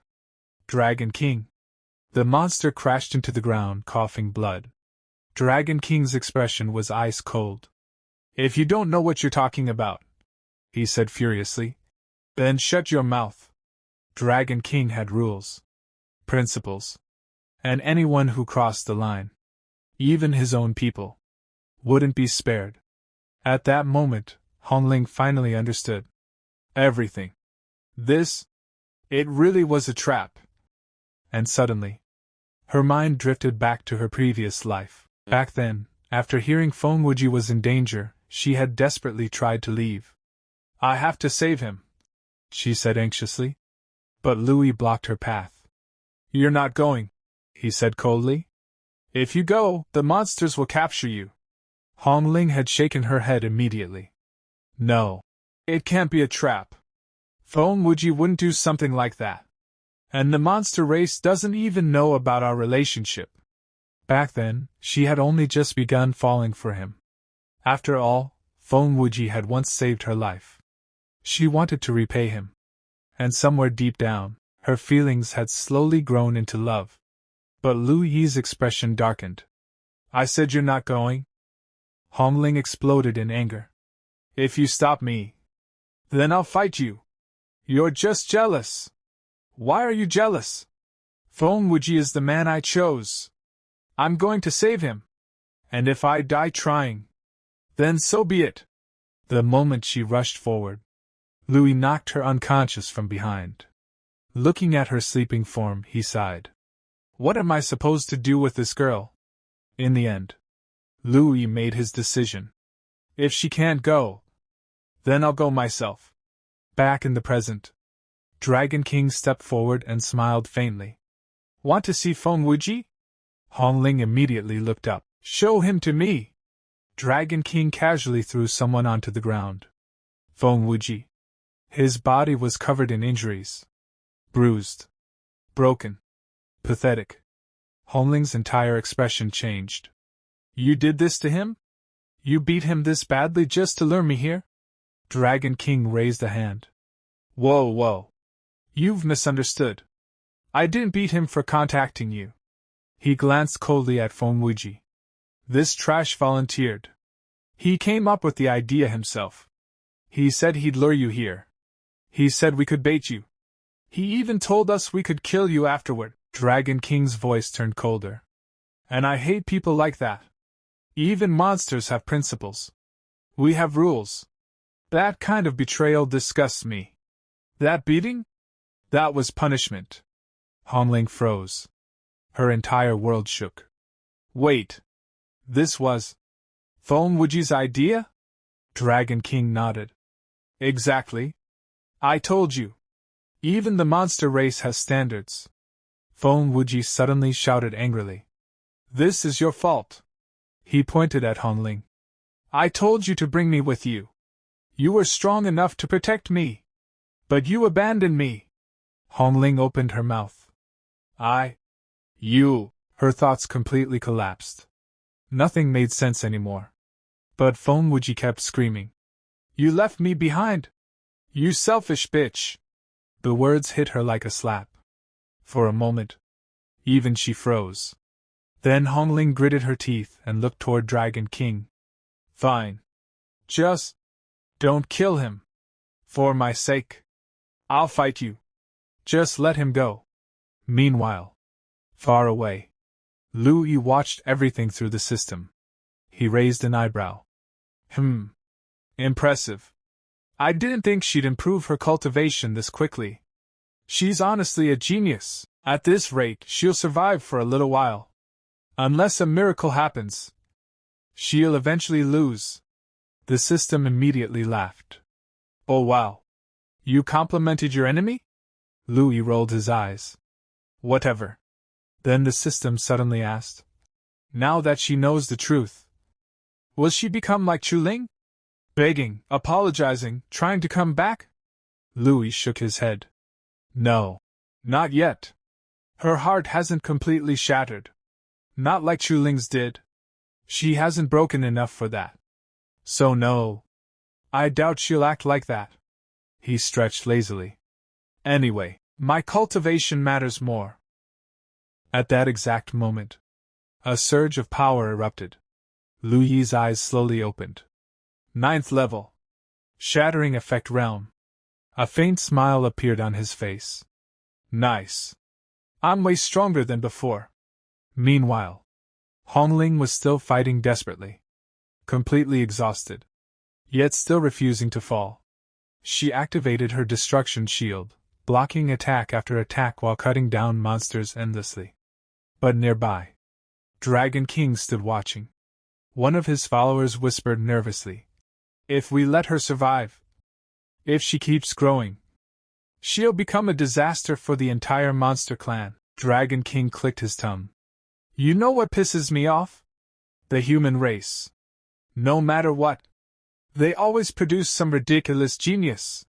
Someone absurdly strong. Someone capable of wrecking us. He clenched his fist. Honestly, I'm jealous. But today, she dies. I've decided. No one is saving her. He raised his hand. Prepare the formations. Don't give her even a second to breathe. Attack nonstop. Keep exhausting her until she falls. Boom! Another formation attack slammed into Hong Ling. Her entire body trembled violently. She dropped to one knee, but before another monster could charge her. Slash! Hong Ling instantly activated Divine Light Seal. The monster's head flew clean off. The surrounding monsters stared in horror. What the hell? What kind of monster is this woman? She's been fighting forever. She still hasn't collapsed. She's terrifying. But Dragon King shouted coldly. Charge again. We attack together. Another terrifying formation activated. An overwhelming blast rushed toward Hong Ling. This time, she felt helpless. Weak. Powerless. And suddenly, a thought crossed her mind. In my previous life, Senior came here alone. How? How did he handle all of this by himself? How did Senior survive something this terrifying? After seeing all of this and realizing how much she was suffering, memories from her previous life suddenly began to return to her. She remembered how, when her senior brother Louis had staggered back that day, he could barely even stand. He had been so badly injured that he could not even walk properly. He had crawled forward and fallen directly onto his knees. As he collapsed, he had said, Look, I already finished off your lover. And on top of that, the entire place was a trap. He had explained everything that had happened, but she had refused to believe him. Instead, hatred for her senior brother began to grow inside her heart. And it was from that moment that her plans to betray him slowly began. Meanwhile, in the present, a powerful bolt of thunder suddenly struck Hong Ling. Hong Ling endured the attack as she was blasted far into the distance. Tears filled her eyes. At that moment, she finally understood. Senior brother, you knew. You knew it was a trap. Yet you still came here without any hesitation. But why? Why did you come to this place? The reason was simple. He had only come because she was here. Even if there was only a tiny chance she might believe him, he still wanted to investigate the situation himself and solve the problem. But what he never expected was that so many deadly traps had still remained hidden in that place. At that moment, the the Dragon King personally stepped onto the battlefield. He clenched his fist and punched directly toward Hong Ling. The impact sent her flying backward before she crashed heavily into a giant rock. Blood spilled from her mouth as pain surged throughout her body. She dropped to her knees. At the same time, a strange monster slowly approached her. Laughing cruelly, it said, "The number one genius of the human race will die by my hands today." Drawing its sword, it rushed toward her. When Hong Ling saw the monster approaching, she suddenly laughed. "You don't have the ability to kill me."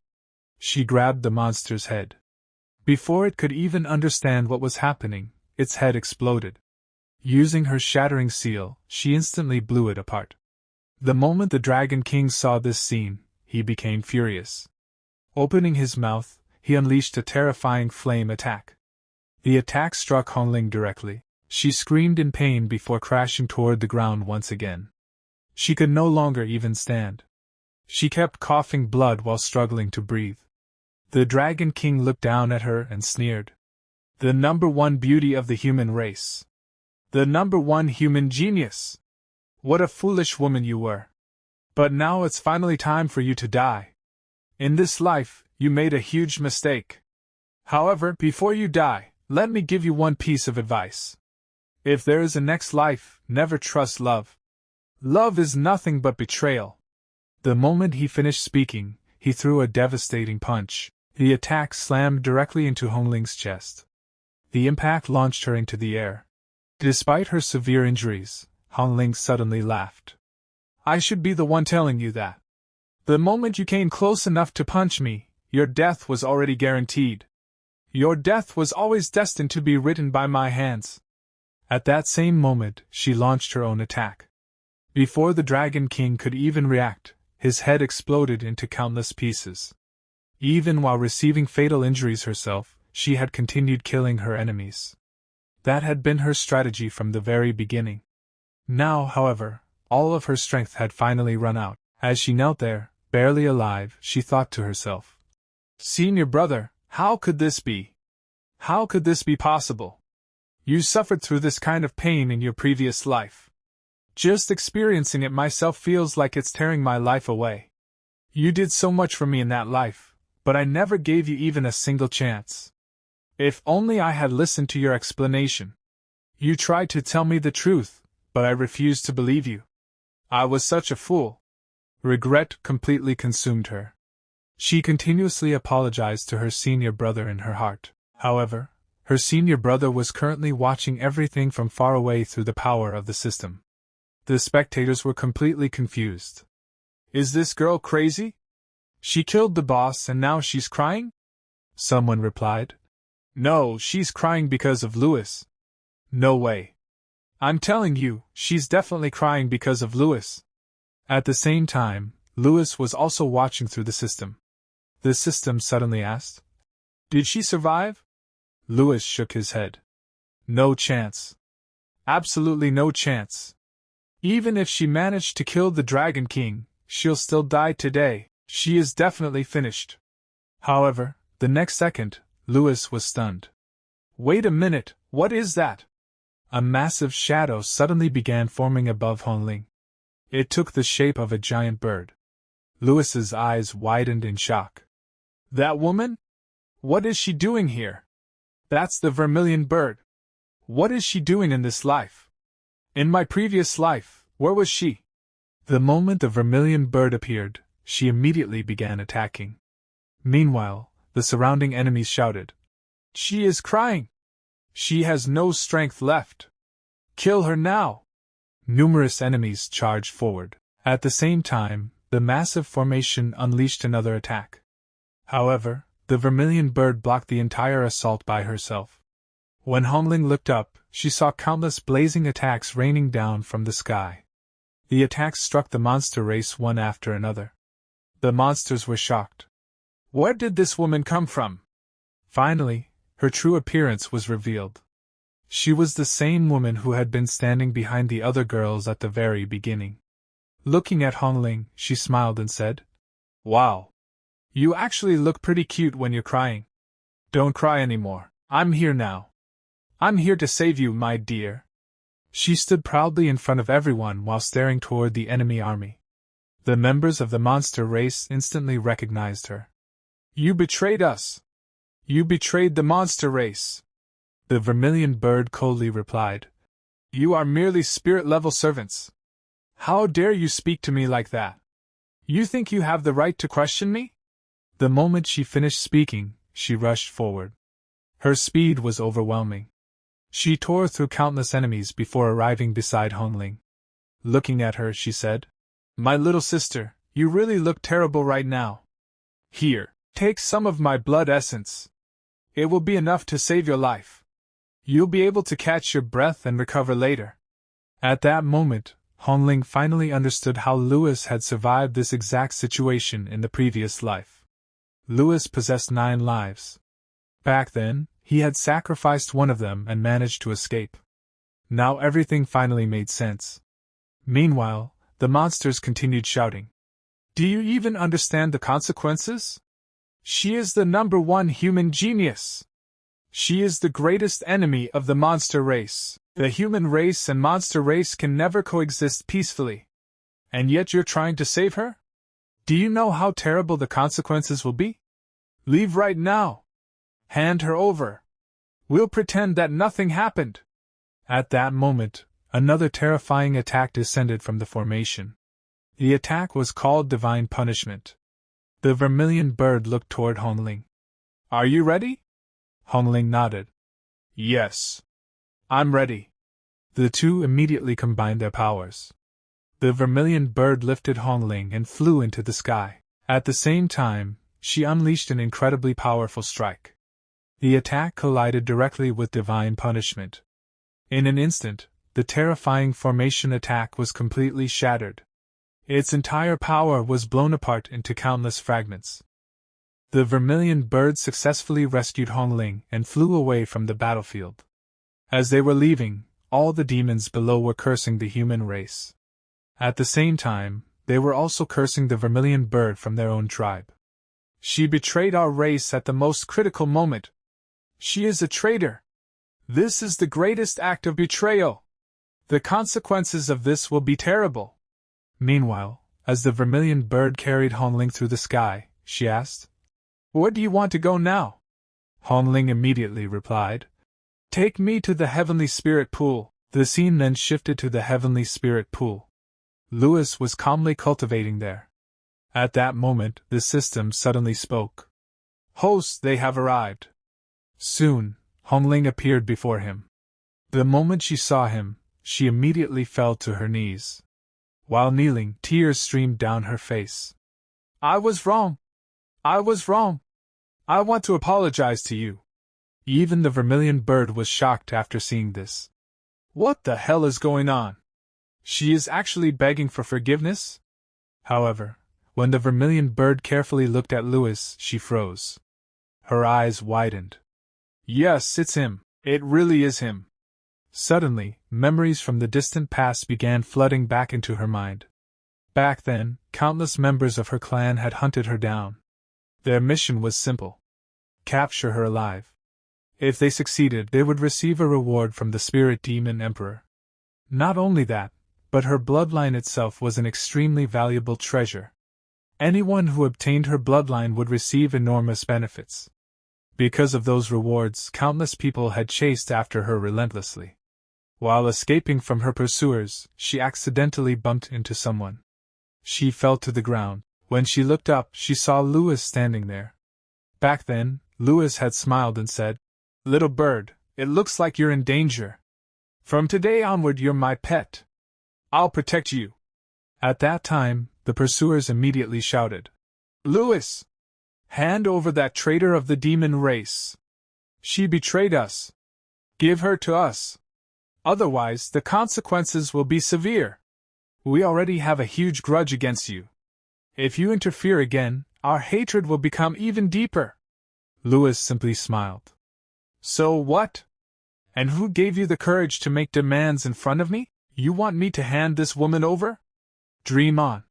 The next second, he drew his sword. "I'll kill every single one of you today.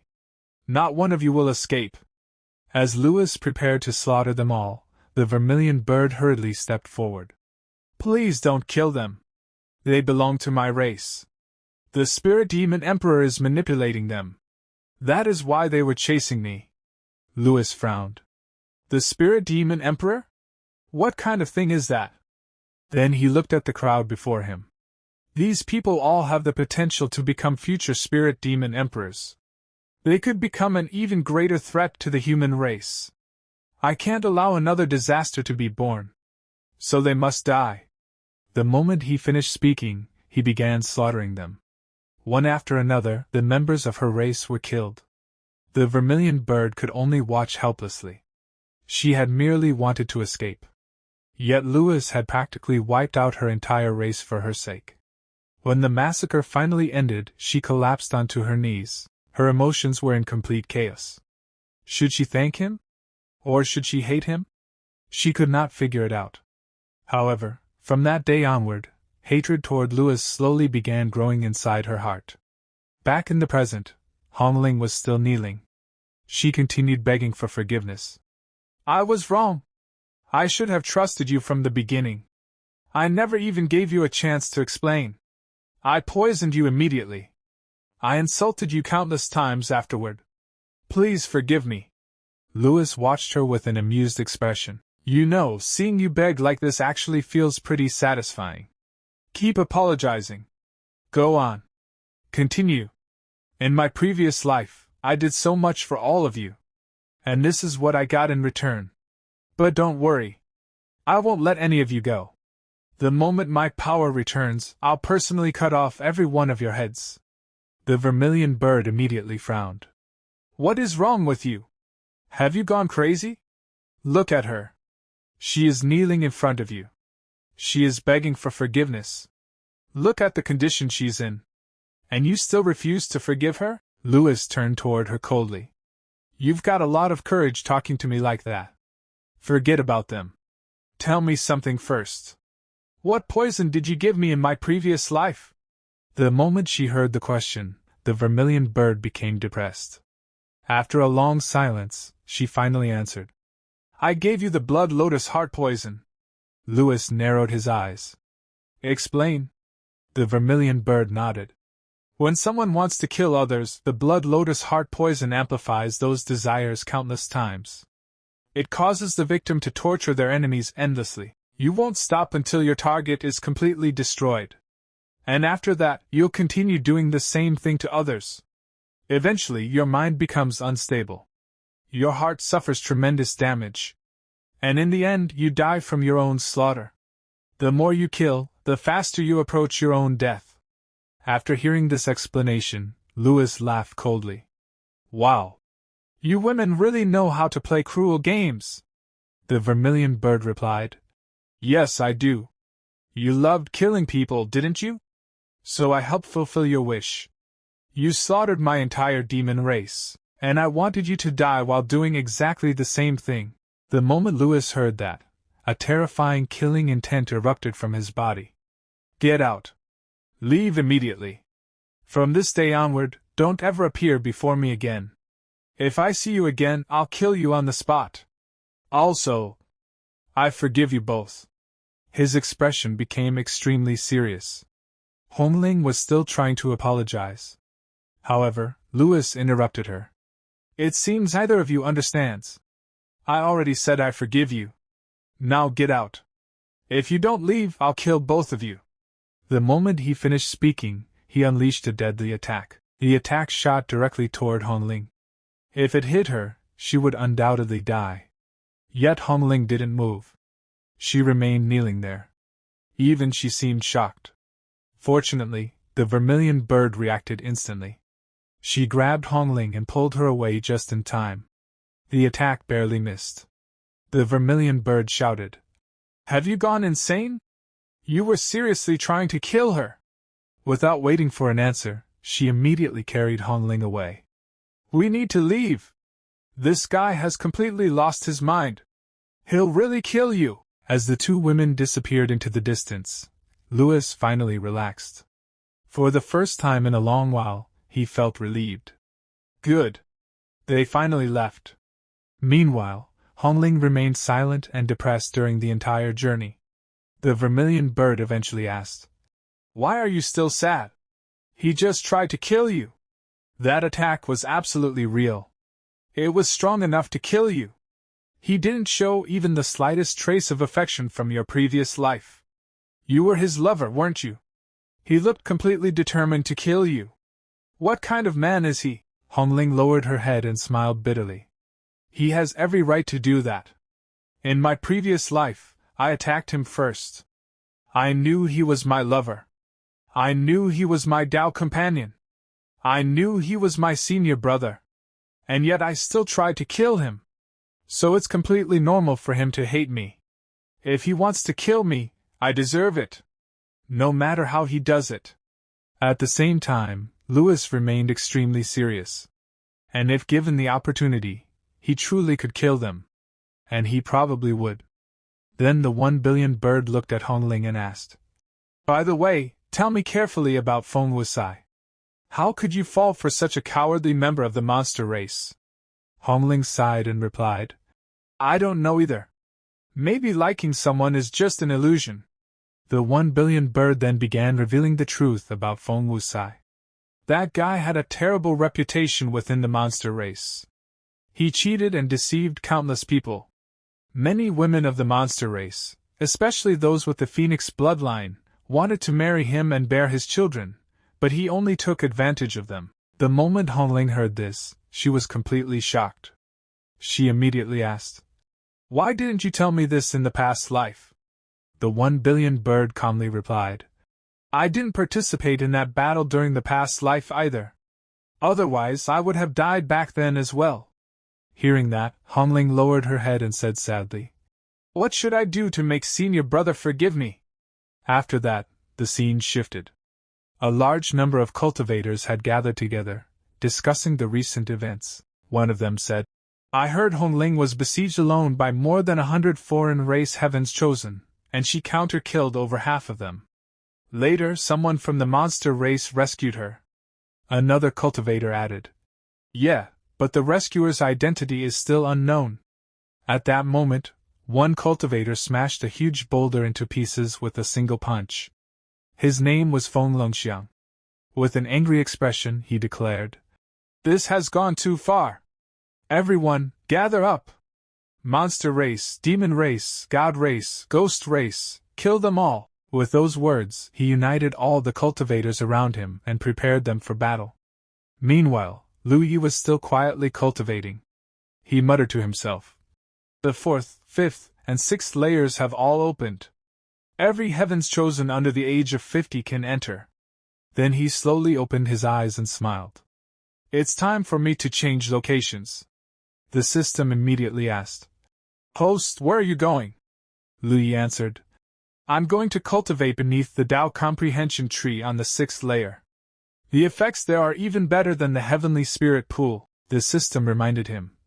"But the teleportation point to the 6th layer isn't in this direction, right?" Lu Yi calmly replied, "I need to kill someone first."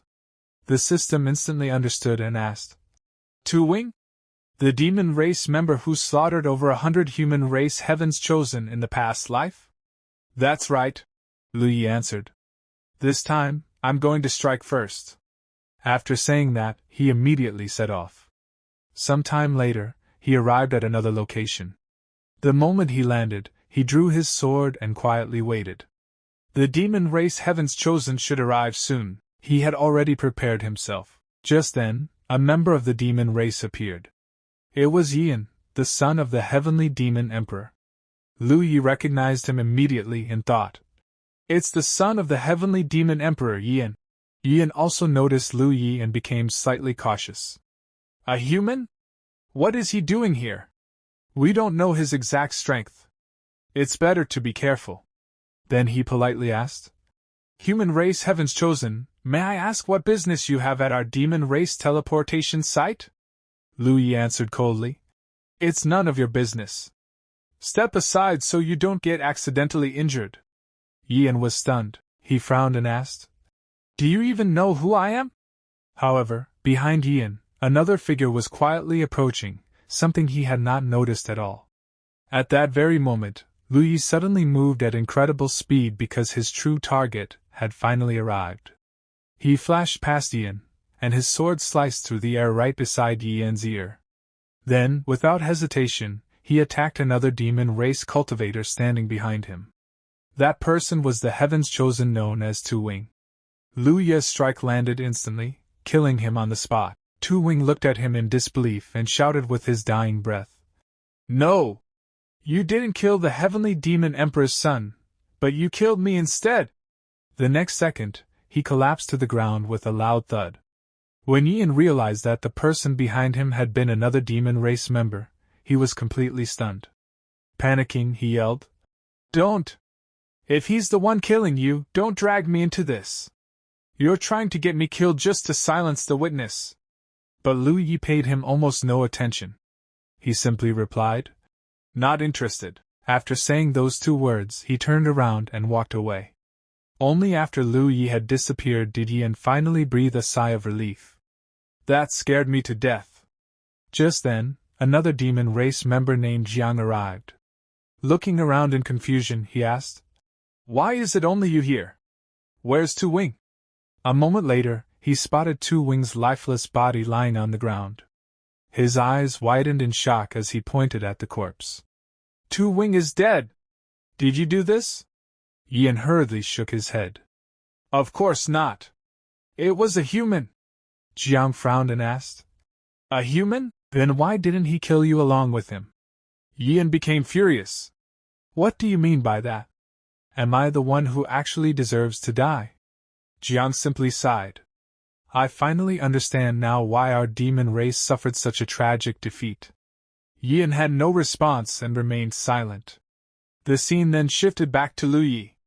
He had already arrived at the Dao comprehension area, where an enormous ancient tree towered over everything around it. Suddenly, Lu Yi sensed something unusual. He could feel the ghost race approaching. The color of the sky gradually changed, and eerie green energy spread across the heavens in every direction. Instead of being worried, Lu Yi smiled with excitement.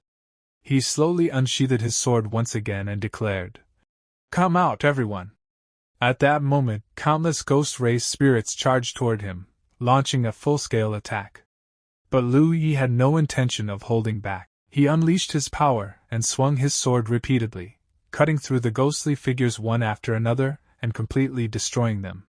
Within a short time, every last ghost had been wiped out. After eliminating them all, Lu Yi calmly walked beneath the massive Dao comprehension tree, sat down peacefully, and began comprehending the Dao. Just then, a group of people arrived to interrupt Lu Yi's cultivation. The moment they appeared, one of them said, "Someone has already claimed this cultivation spot before us. This place has already been taken." It turned out that these were the very same monks Lu Yi had fought before. They had returned this time to settle the score. One of the monks respectfully said to his senior brother, "The person in front of us is incredibly formidable. At the Heavenly Spirit Pool, many disciples of our wisdom sect perished by his hands." Hearing this, the senior monk asked, "Are you saying this person has an old grudge against our wisdom sect?" The other monk nodded and replied, "There is indeed a grudge, but his strength is truly terrifying. If we fight him, I'm afraid." Before he could even finish speaking, the senior monk summoned his Dharma body. A gigantic golden Dharma body instantly manifested behind him. As its overwhelming aura erupted, he coldly declared, "Afraid of what? You only think he's strong because you have no idea how powerful your senior brother truly is." Then he shouted toward Lu Yi, "Whoever is inside, get the hell out here." Lu Yi naturally heard the monk's voice. Slowly opening one eye, he glanced toward them and thought to himself, "The wisdom sect again. These monks are really annoying." At that very moment, Chu Ling arrived. Looking directly at the monks, she warned them, "Do not dare disturb my young master's quiet cultivation." The senior monk shifted his gaze toward Chu Ling. The moment Lu Yi heard Chu Ling's voice, he became even more annoyed. "Great, another troublesome person has shown up." Not wanting to waste any more time, Lu Yi immediately switched into attack mode. "It looks like I'll have to deal with this myself." The instant he stepped forward, the monks sensed the terrifying pressure radiating from him. Their expressions instantly changed, and they felt as though their souls had left their bodies. In just a single strike, Lu Yi slaughtered every monk present. Even the senior monk's enormous Dharma body was destroyed effortlessly. When the senior monk witnessed his Dharma body shatter so easily, fear completely consumed him. Trembling in terror, only one word escaped his mouth. Amitabha. In the very next moment, his head fell to the ground. His life ended instantly. Witnessing everything, Chu Ling was completely stunned. The young master's cultivation speed is unbelievable. Is he going to leave all of us far behind, and never see us again? With determination filling her heart, she knelt on one knee respectfully before Lu Yi. Young master, I will definitely stay by your side. Wherever you go, I will go. I will definitely become strong enough to catch up with you. After saying those words, she slowly stood up and turned around to leave. As she walked away, she silently swore to herself. Goodbye for now, young master. No matter what it takes, I will definitely become stronger. No matter how you look at it, Chu Ling was incredibly beautiful, with an elegant and attractive figure. However, Lu Ye's heart had already moved beyond worldly attachments. His only goal now was to become stronger. Meanwhile, at another location, beneath a roaring waterfall, someone was quietly cultivating. That person suddenly opened her eyes and muttered with murderous intent. Feng Wusai. I will kill you! It was Hong Ling. She stood beneath the waterfall while the rushing water poured directly over her head. Filled with regret, she thought. Senior brother. I was wrong. I'm the biggest fool in the world. Only now had she realized just how foolish she had been. She had fallen in love with the wrong person while completely misunderstanding her senior brother, Lu Yi. Just then, the same bald man from before arrived. We'd found Feng Wusai. The very man Hong Ling desperately wanted to kill had finally been located. The bald man handed her a piece of paper containing Feng Wusai's location. Hong Ling quickly took it. Really? Let me see. After reading it, she learned that while everyone had been fighting, Feng Wusai had secretly escaped. She frowned. So he ran away on his own while I was trapped in that chaotic battle. Now he's fallen into the hands of the god race and is suffering terrible torture. Then she suddenly laughed. But strangely, why didn't the god race, monster race, and demon race simply kill Feng Wusai? After thinking for a moment, she immediately understood. They think my love has turned into hatred. They believe I'll personally go and kill Feng Wusai with my own hands. They're trying to lure me into another trap.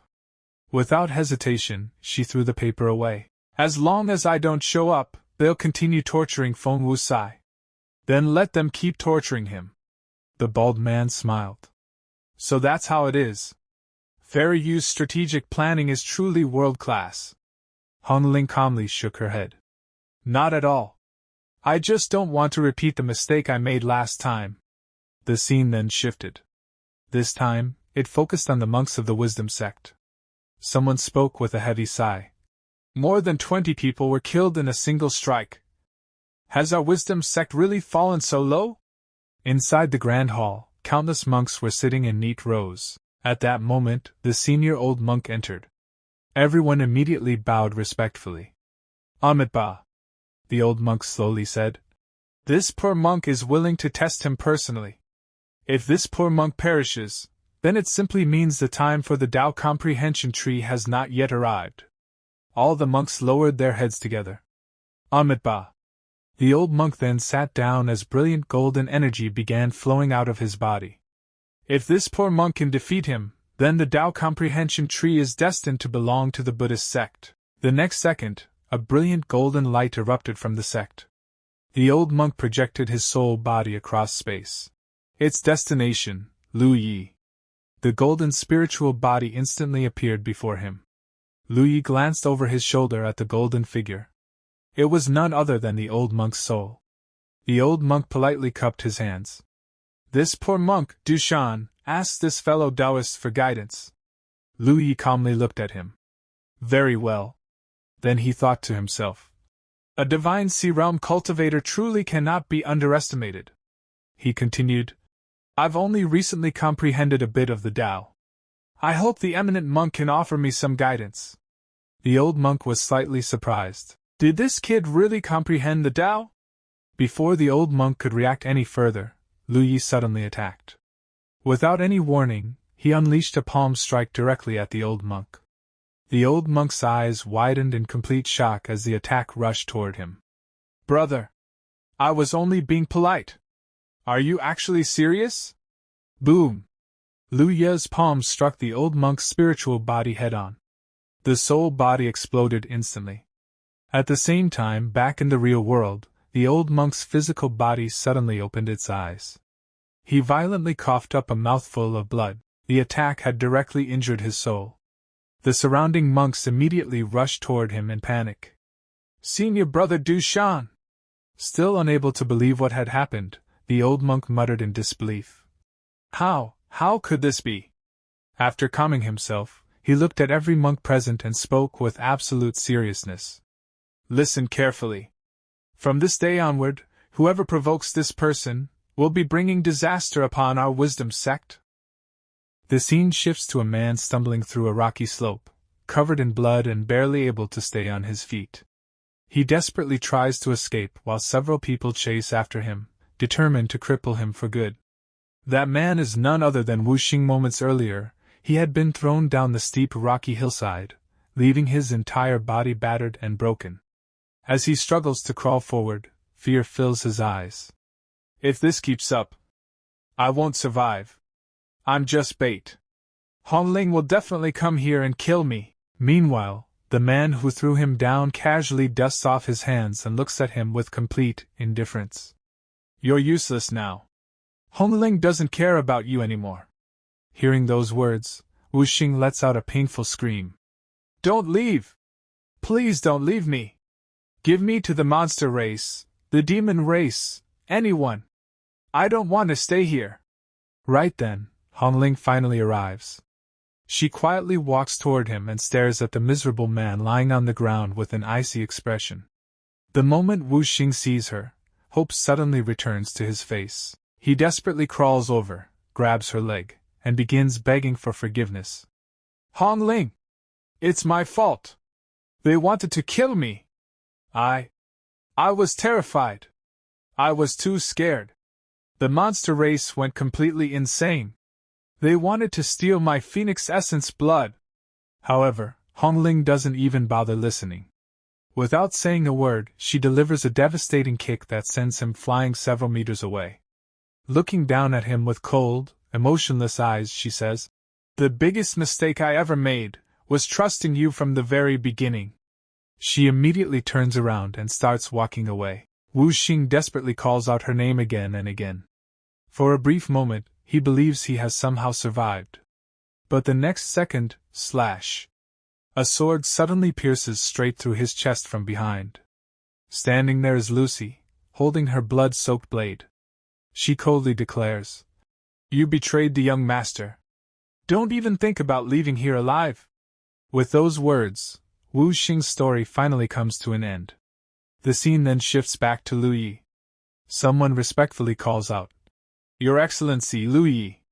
Lu Yi looks up and sees a large group of human race cultivators standing before him. The man leading them introduces himself. I am Gu Quintian of the Inner Sect. Today, I came here together with fellow Taoists of the human race to discuss an important matter. Lu Yi calmly replies, Speak. Gu Quintian gets straight to the point. We heard that cultivating beneath the Tao comprehension tree allows one to gain deeper insight into the great Tao. We also wish to cultivate there for a while. Are you willing to allow it? Lu Yi narrows his eyes. And what are you offering in exchange? At the same time, memories from his previous life flash through his mind. Gu Quintian. We fought once in my previous life, and I barely managed to defeat him. Unexpectedly, Gu Quintian calmly shakes his head. There are no conditions. Lu Ye's expression immediately becomes serious. I can agree. It honestly doesn't matter to me. He pauses before asking. But I'm curious, if I refuse, what exactly will you do? Without hesitation, Gu Quintian answers. Then I'm sorry, but with me here, you don't have the option to refuse. A faint smile appears on Lu Ye's face. Is that so? He slowly raises his finger toward the crowd. Who else shares his opinion? Who else believes I have no right to refuse? One cultivator immediately steps forward. I agree. As a member of the human race, you have an obligation to contribute to humanity. The Tao Comprehension Tree should belong to all heavens chosen of the human race. Another person nods. I agree as well. You shouldn't refuse. A third cultivator adds. Even if you're powerful, you can't monopolize the Tao Comprehension Tree. The human race rightfully deserves its share. Listening to their self-righteous speeches, Lu Yi finally understands their true intentions. His eyes grow cold. I see. You didn't come here to negotiate. You came here to rob me in broad daylight, relying on your numbers. Inside, Lu Yi sneers. What a bunch of idiots. They're actually trying to morally blackmail me. Without another word, he slowly draws his sword. It's just a pity. None of you are qualified to represent the human race. Then, let's begin. The instant those words leave his mouth. Boom! Lu Yi charges forward like a bolt of lightning. One human race cultivator immediately steps out. I'll block him. He raises a powerful defensive barrier. But the moment Lu Ye's sword strikes. Boom! The barrier shatters instantly. The cultivator is blasted through the air before crashing into a massive boulder, completely destroying it on impact. The remaining cultivators freeze in terror.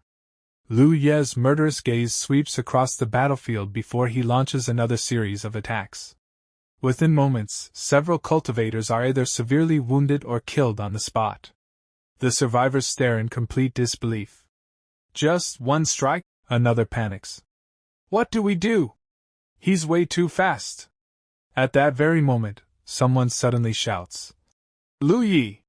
Senior Sister Ding rushes onto the battlefield. Looking at the bloodshed, she hurriedly asks. Lu Yi, are you really going to kill all of them? Lu Yi calmly answers. I don't need to kill everyone. His sword slowly points toward one particular cultivator. But he must die. The targeted cultivator's face immediately turns pale before anger replaces his fear. Lu Yi! The Supreme Imperial Seal is on my body. If you kill me, the Supreme Imperial Dynasty will hunt you down until your death. Lu Yi simply smiles. Then, why don't we find out? Boom! He stomps the ground.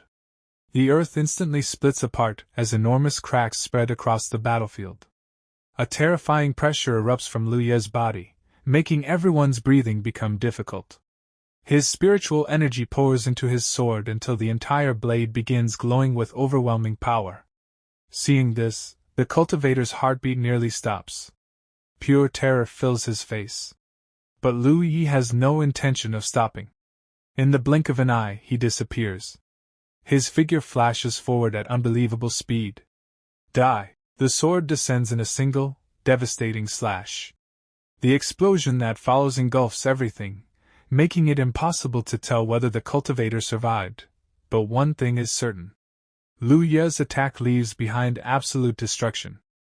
Because of Lu Ye's attack, blood gushed out of the man's mouth. With his final breath, he could only mutter. Maiden. She is a maiden. The next instant, his life came to an end. He collapsed onto the ground dead. After that, Lu Yi walked over and picked up the Supreme Imperial Seal from the man's body. With a faint smile, he said, Since I'm going to kill, I might as well wipe them all out. At that moment, the Holy Maiden stepped in front of Lu Yi and tried to stop him. She pleaded, Lu Yi, you can't kill anymore. If you keep killing, the Great Tao won't be able to protect you. However, Lu Yi completely ignored her. Just then, another injured cultivator managed to get back on his feet. He hurriedly shouted, Junior brother Lu, stop! You can't kill anymore. Lu Yi looked at him calmly and replied, Fine. For the sake of the Great Tao, I'll only kill one more person. The moment he finished speaking, he charged straight toward the second man. The Holy Maiden tried to stop him once again, but Lu Yi didn't slow down for even a second. Meanwhile, the injured man sighed in relief and muttered, "Good thing that brute didn't chase after me." But before he could relax, a spiritual sword suddenly shot toward him at incredible speed. His expression instantly changed in terror. He immediately unleashed his strongest defensive technique. Internal green lotus covers the sky. Unfortunately, it was completely useless. The spiritual sword pierced straight through his chest without slowing down. His eyes widened in disbelief as his life faded away. With his final breath, he could only ask, "How is this possible?" But Lu Yi had already made the impossible possible. Looking at the now silent battlefield, Lu Yi calmly said, "It's finally quiet." Before leaving, he looked at everyone present and declared, "I, Lu Yi, alone am responsible for everything that happened here. If anyone wants revenge, come find me. I'll be waiting at any time." Then he continued, "If you want to live, get lost right now. After I count to 10, I don't want to see any of you again." As soon as he started counting, the remaining cultivators immediately fled in panic, desperately trying to save their own lives. The scene then shifted outside the ancient Heaven's chosen battlefield, where experts from numerous sects had already gathered. One of them roared in anger, "Who dared kill the people of my Supreme Imperial Dynasty? No matter who it is, our Supreme Imperial Dynasty will never let him go." At that moment, Master Bai silently frowned and thought, "Could it be that Lu Yi was the one who made his move?" The scene then returned to the battlefield. Lu Yi was quietly sitting beneath the Dao tree, cultivating in silence. Not far away, several cultivators were secretly watching him. One of them whispered, "It's him. He's the one who killed Tu Wing with a single strike." Another nodded in shock. "It really is him." The red-haired young man narrowed his eyes and said, "This person's strength is simply unfathomable. We absolutely must not make a move against him." Another cultivator couldn't help but sigh. "The human race has actually produced such a peerless Heaven's chosen. What should we do now?" One of his companions asked unwillingly, "Are we really going to let the human race trample all over us?" The red-haired young man smiled coldly. "There is only one choice now." His companion looked confused. "What choice?" the red-haired man replied. "We'll wait until the final 3 levels of the ancient Heaven's chosen battlefield open. When that happens, the true experts of every race will join forces and exterminate this monster." Hearing those words, all 3 of his companions immediately smiled. "Young master is wise." Meanwhile, Lu Yi continued cultivating beneath the Dao tree. He silently thought, "The 12th layer of seizing the innate Dao has almost been completely comprehended." He continued, "Once the final 3 levels of the ancient Heaven's chosen battlefield open and I retrieve the Blood Sea Saint Lotus, I'll give everyone on the internal human Heaven's chosen list a pleasant surprise." After saying that, Lu Yi slowly stood up. "It's time to leave this place." Just then, the Dao tree gently extended one of its branches toward Lu Yi's shoulder, as if asking to follow him. Seeing this, Lu Yi looked slightly surprised. "You want to come with me too? You're quite smart." He smiled. "Fine. I'll take you with me." With that, Lu Yi took the Dao tree along as he departed. The scene then shifted to Meditation Bell Mountain, a massive mountain shaped like an ancient bell. As soon as Lu Yi arrived, he smiled faintly and said, Well, looks like you've arrived quite early." A young woman immediately recognized Lu Yi the moment she saw him. Without wasting a single second, Lu Yi launched an attack at her. He shouted, "Shangguan Hanling! How dare you steal my treasure!" However, just as Lu Yi's attack was about to hit her, she disappeared without a trace. Lu Yi narrowed his eyes. "Family demon blood transformation. A divine ability, huh? You didn't even dare take a single strike from me." After that, Lu Yi walked over and claimed the Dao Bell as well. From a distance, Shangguan Hanling silently watched him take the treasure away. She was one of Lu Yi's 8 heiresses from his previous life. As the mountain slowly settled down, the ancient bell hidden inside gradually revealed itself. Standing in the distance, Shangguan Hanling secretly cursed Lu Yi in her heart. Then she quietly sat down and began cultivating. seizing the innate 7th layer. That was her current cultivation realm. As she cultivated, she coldly muttered, Lu Yi, in this life, even without you, I can still become an emperor. And this time, I'll become even stronger than I was in my previous life. 3 days later, the sky had transformed into a breathtaking spectacle. Countless gigantic vortices spun high above the heavens, tearing through the clouds as if reality itself was being ripped apart. It looked as though the gateway to an entirely new world was about to open. Standing atop a lonely mountain peak, Lu Yi gazed toward the sky. The final 3 levels of the ancient battlefield have finally opened. I'm here. The moment those words left his mouth, he leaped into the air, flying straight toward the swirling heavens. Just as he was about to enter the vortex, the surrounding space suddenly froze. In the blink of an eye, he appeared somewhere completely different. Ancient Heaven's chosen battlefield, 9th level, Blood Sea. Lu Yi slowly looked around. The sky here was strangely clear. Before him stretched an endless crimson ocean that looked exactly like a sea of fresh blood. The setting sun slowly disappeared beneath the horizon, casting a deep red glow across the terrifying landscape. Standing silently, Lu Yi murmured, The Blood Sea. Stainless stone. I remember now. Beneath that stone cliff lies the place where the Eternal Heaven's chosen list is hidden. Soon, his eyes landed on a gigantic stone pillar standing in the middle of the Blood Sea. So, that's the place. Without wasting another second, Lu Yi stepped onto the blood-red sea and calmly began crossing it. The crimson water rippled beneath his feet as he steadily advanced toward the enormous stone. Elsewhere, several members of the monster race had already gathered. One beast hurriedly reported, Your Highness Tiger, the saint has disappeared. I suspect he has entered the Blood Sea. Tiger narrowed his eyes. Where did the saint disappear? The beast pointed ahead. Right here.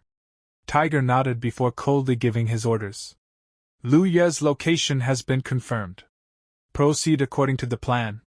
Our monster race will establish the 4 symbols human suppressing formation.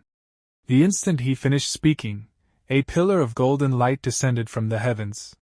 A powerful voice echoed throughout the battlefield. The Wisdom sect will establish the Vajra Demon Execution formation. Almost immediately, another beam of light flashed across the sky. The Ghost race will establish the Nether Ghost Soul Snatching formation.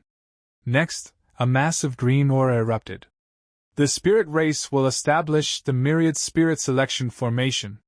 Finally, another golden radiance illuminated the heavens. The God race shall prepare the God race Aurora formation. 5 great races were joining forces. And every one of those terrifying formations had only one target. Lu Yi. At that moment, Master Bai, Hong Ling, and Master Bai's senior sister watched everything from a distance. The senior sister frowned. What are they doing? Master Bai answered calmly.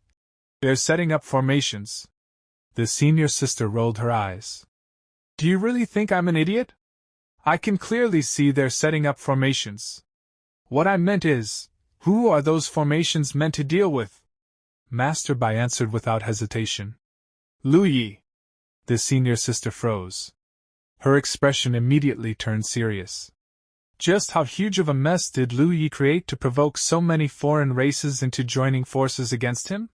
Hong Ling anxiously stepped forward. Master, there's no time. Please act quickly. Master Bai nodded. Without another word, she attacked. A terrifying wave of icy spiritual energy exploded into the sky. Within seconds, countless snowflakes and freezing crystals began falling from above. The members of the monster race looked up in shock. What is happening? Another monster shouted. Someone is interfering with our formation. Suddenly, a monk stepped forward and unleashed a powerful palm strike to block Master Bai's attack. But the instant his palm collided with the freezing energy, his entire arm rapidly became covered in ice. His expression changed dramatically. This person's cultivation has actually reached the Tao integration realm. The next second, thousands of enormous ice spears rained down from the heavens like a frozen meteor shower, crashing directly toward the gathered races. The monsters immediately panicked. Retreat! We have to get out of here! Just then, a gigantic beast opened its mouth and began swallowing the incoming ice attacks one after another. Soon, experts from every race joined together to block Master Bai's assault. Seeing this, Hong Ling became worried. Every race is working together, and they're all Dao Integration Realm cultivators. Even the senior sister's expression darkened. She stepped forward. You continue casting the spell. I'll handle them. With that, she charged straight toward the enemy. However, before her attack could even reach its target, a demon race expert casually destroyed it with a single strike. The senior sister's face instantly turned pale. Junior sister, you'd better finish it. Master Bai took a deep breath. She raised both hands once again. This time, thousands of tiny ice needles materialized around her, each one glowing with terrifying killing intent. With a single wave of her hand, every needle shot toward the monk like a deadly storm. The monk's expression instantly changed. But before the attack could reach him, a gigantic elephant-type beast from the monster race stepped forward, raising an enormous shield. I'll block her! The elephant beast gritted its teeth as countless ice needles crashed against the shield. I can't hold on much longer. Hurry! Go kill her! The moment those words were spoken, a female expert from the demon race rushed forward. She shattered the remaining ice needles while charging directly toward Master Bai. Not willing to back down, Master Bai condensed a massive spear-shaped block of razor-sharp ice and launched it straight at the demon woman. Boom! The attack pierced through her defenses and seriously wounded her. However, before Master Bai could celebrate, another demon race expert suddenly appeared behind the injured woman. Without hesitation, he unleashed countless terrifying attacks toward Master Bai. Realizing the situation had become hopeless, Master Bai shouted to her companions, "Run!" The senior sister immediately grabbed Hong Ling's hand and pulled her away. But Hong Ling desperately resisted. "I won't leave Master!" The senior sister replied firmly. "Don't worry. She won't die." As the two retreated, Master Bai slowly formed another series of hand seals. A mysterious and overwhelmingly powerful technique began gathering around her. Heaven Chaos Light. Just then, the demon master charged straight toward Master Bai at incredible speed. She instantly erected a powerful defensive barrier, but the demon shattered it with ease. The impact slightly injured Master Bai, leaving a small wound on her body as blood slowly trickled down. But the demon wasn't finished yet. He noticed that one of his arms had been frozen solid by Master Bai's ice techniques, yet he refused to retreat. Instead, he turned around once again, locking eyes with Master Bai. The tension between them reached its peak. Suddenly, boom! A massive explosion erupted between them. Their attacks collided once more, filling the battlefield with endless ice, smoke, and destruction. Meanwhile, Lu Yi was still crossing the Blood Sea and had finally reached the legendary Blood Sea Sentient Stone. The treasure resembled a strange stone plant with a glowing crimson crystal blooming at its top. Without hesitation, Lu Yi harvested the Blood Sea Stone and stored it safely. As he looked toward the sky, countless chunks of freezing ice began raining down from above.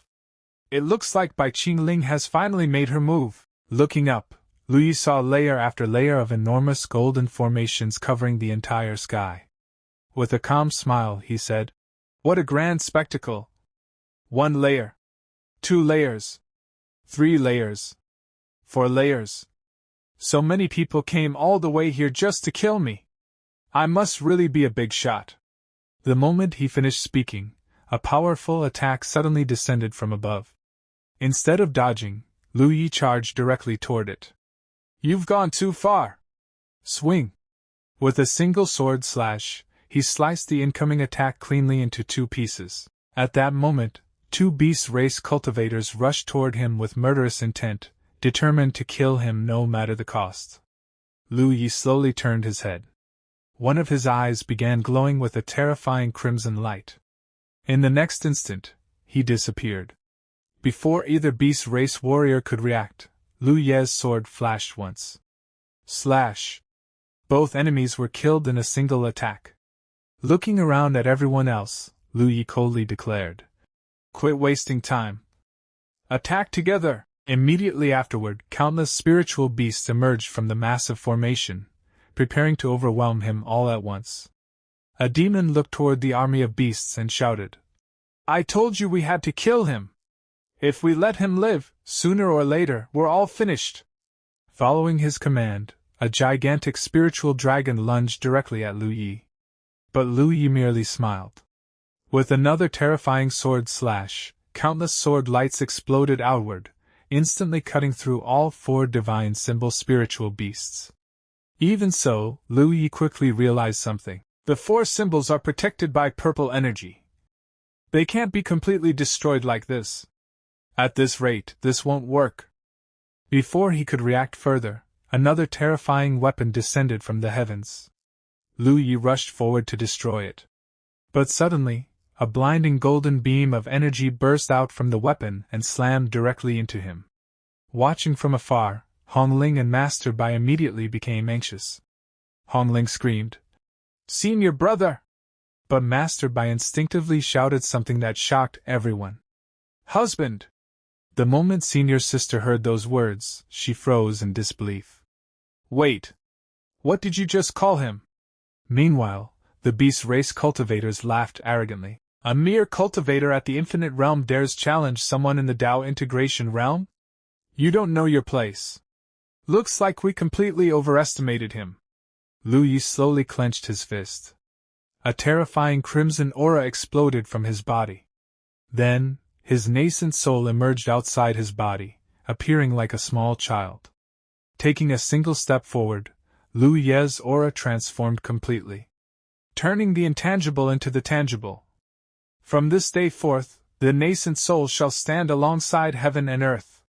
At that exact moment, his fire-red lotus suddenly shattered into countless fragments. The instant it broke apart, Lu Ye's entire aura underwent a horrifying transformation. His eyes turned completely blood-red. Coldly, he muttered, "In that case, let's do it." The moment Master Bai sensed the overwhelming killing intent erupting from Lu Yi, her expression changed instantly. "This is bad. The Slaughter Lotus Heart is erupting at the worst possible moment." Now completely consumed by bloodlust, Lu Yi charged straight through every attack aimed at him. His eyes no longer contained reason. There was only one thing left inside them: murder. Anyone standing before him had only one fate: death. Using nothing but his claws, Lu Yi tore through the spiritual beasts, ripping them apart one after another with brutal efficiency. Seeing this terrifying scene, Master Bai became even more frightened. She immediately shouted, "Everyone! Withdraw from the ancient heaven's chosen battlefield immediately! We cannot stay here any longer. Anyone who remains will die." Senior Sister couldn't believe what she was hearing. "Is it really that serious?" "No matter how strong Lu Yi is, he only joined the sect not that long ago," Master Bai answered with a trembling voice. "The current Lu Yi has completely become a monster that knows nothing but slaughter. He will use every possible means to kill." Without wasting another second, the 3 women immediately fled. At the same time, Master Bai sent a warning to every sect inside the ancient heaven's chosen battlefield. "I am Bai Qingling of the Great Tao sect. I urge every heaven's chosen disciple from every sect to leave the ancient heaven's chosen battlefield within 15 minutes. Otherwise, you will all die." Meanwhile, Lu Ye's mind had already been consumed by only one thought: kill. His tiger fangs extended from his mouth, making him look more like a beast than a human. Every demon, every monster, every cultivator who crossed his path was mercilessly slaughtered. Soon, only one terrified demon remained alive. Completely frozen in fear, he couldn't even move. Then, Lu Yi slowly turned his head. Their eyes met. In the next instant, Lu Yi appeared before him, grabbing the demon's throat with one hand and squeezing harder and harder. The demon desperately struggled to breathe. Then Lu Yi slowly opened his mouth, revealing his terrifying tiger fangs. Crunch! With one savage bite, he ripped open the demon's throat. It looked as though Lu Yi even drank the demon's blood. He had become an absolute monster. Lu Yi was no longer fighting, he was hunting.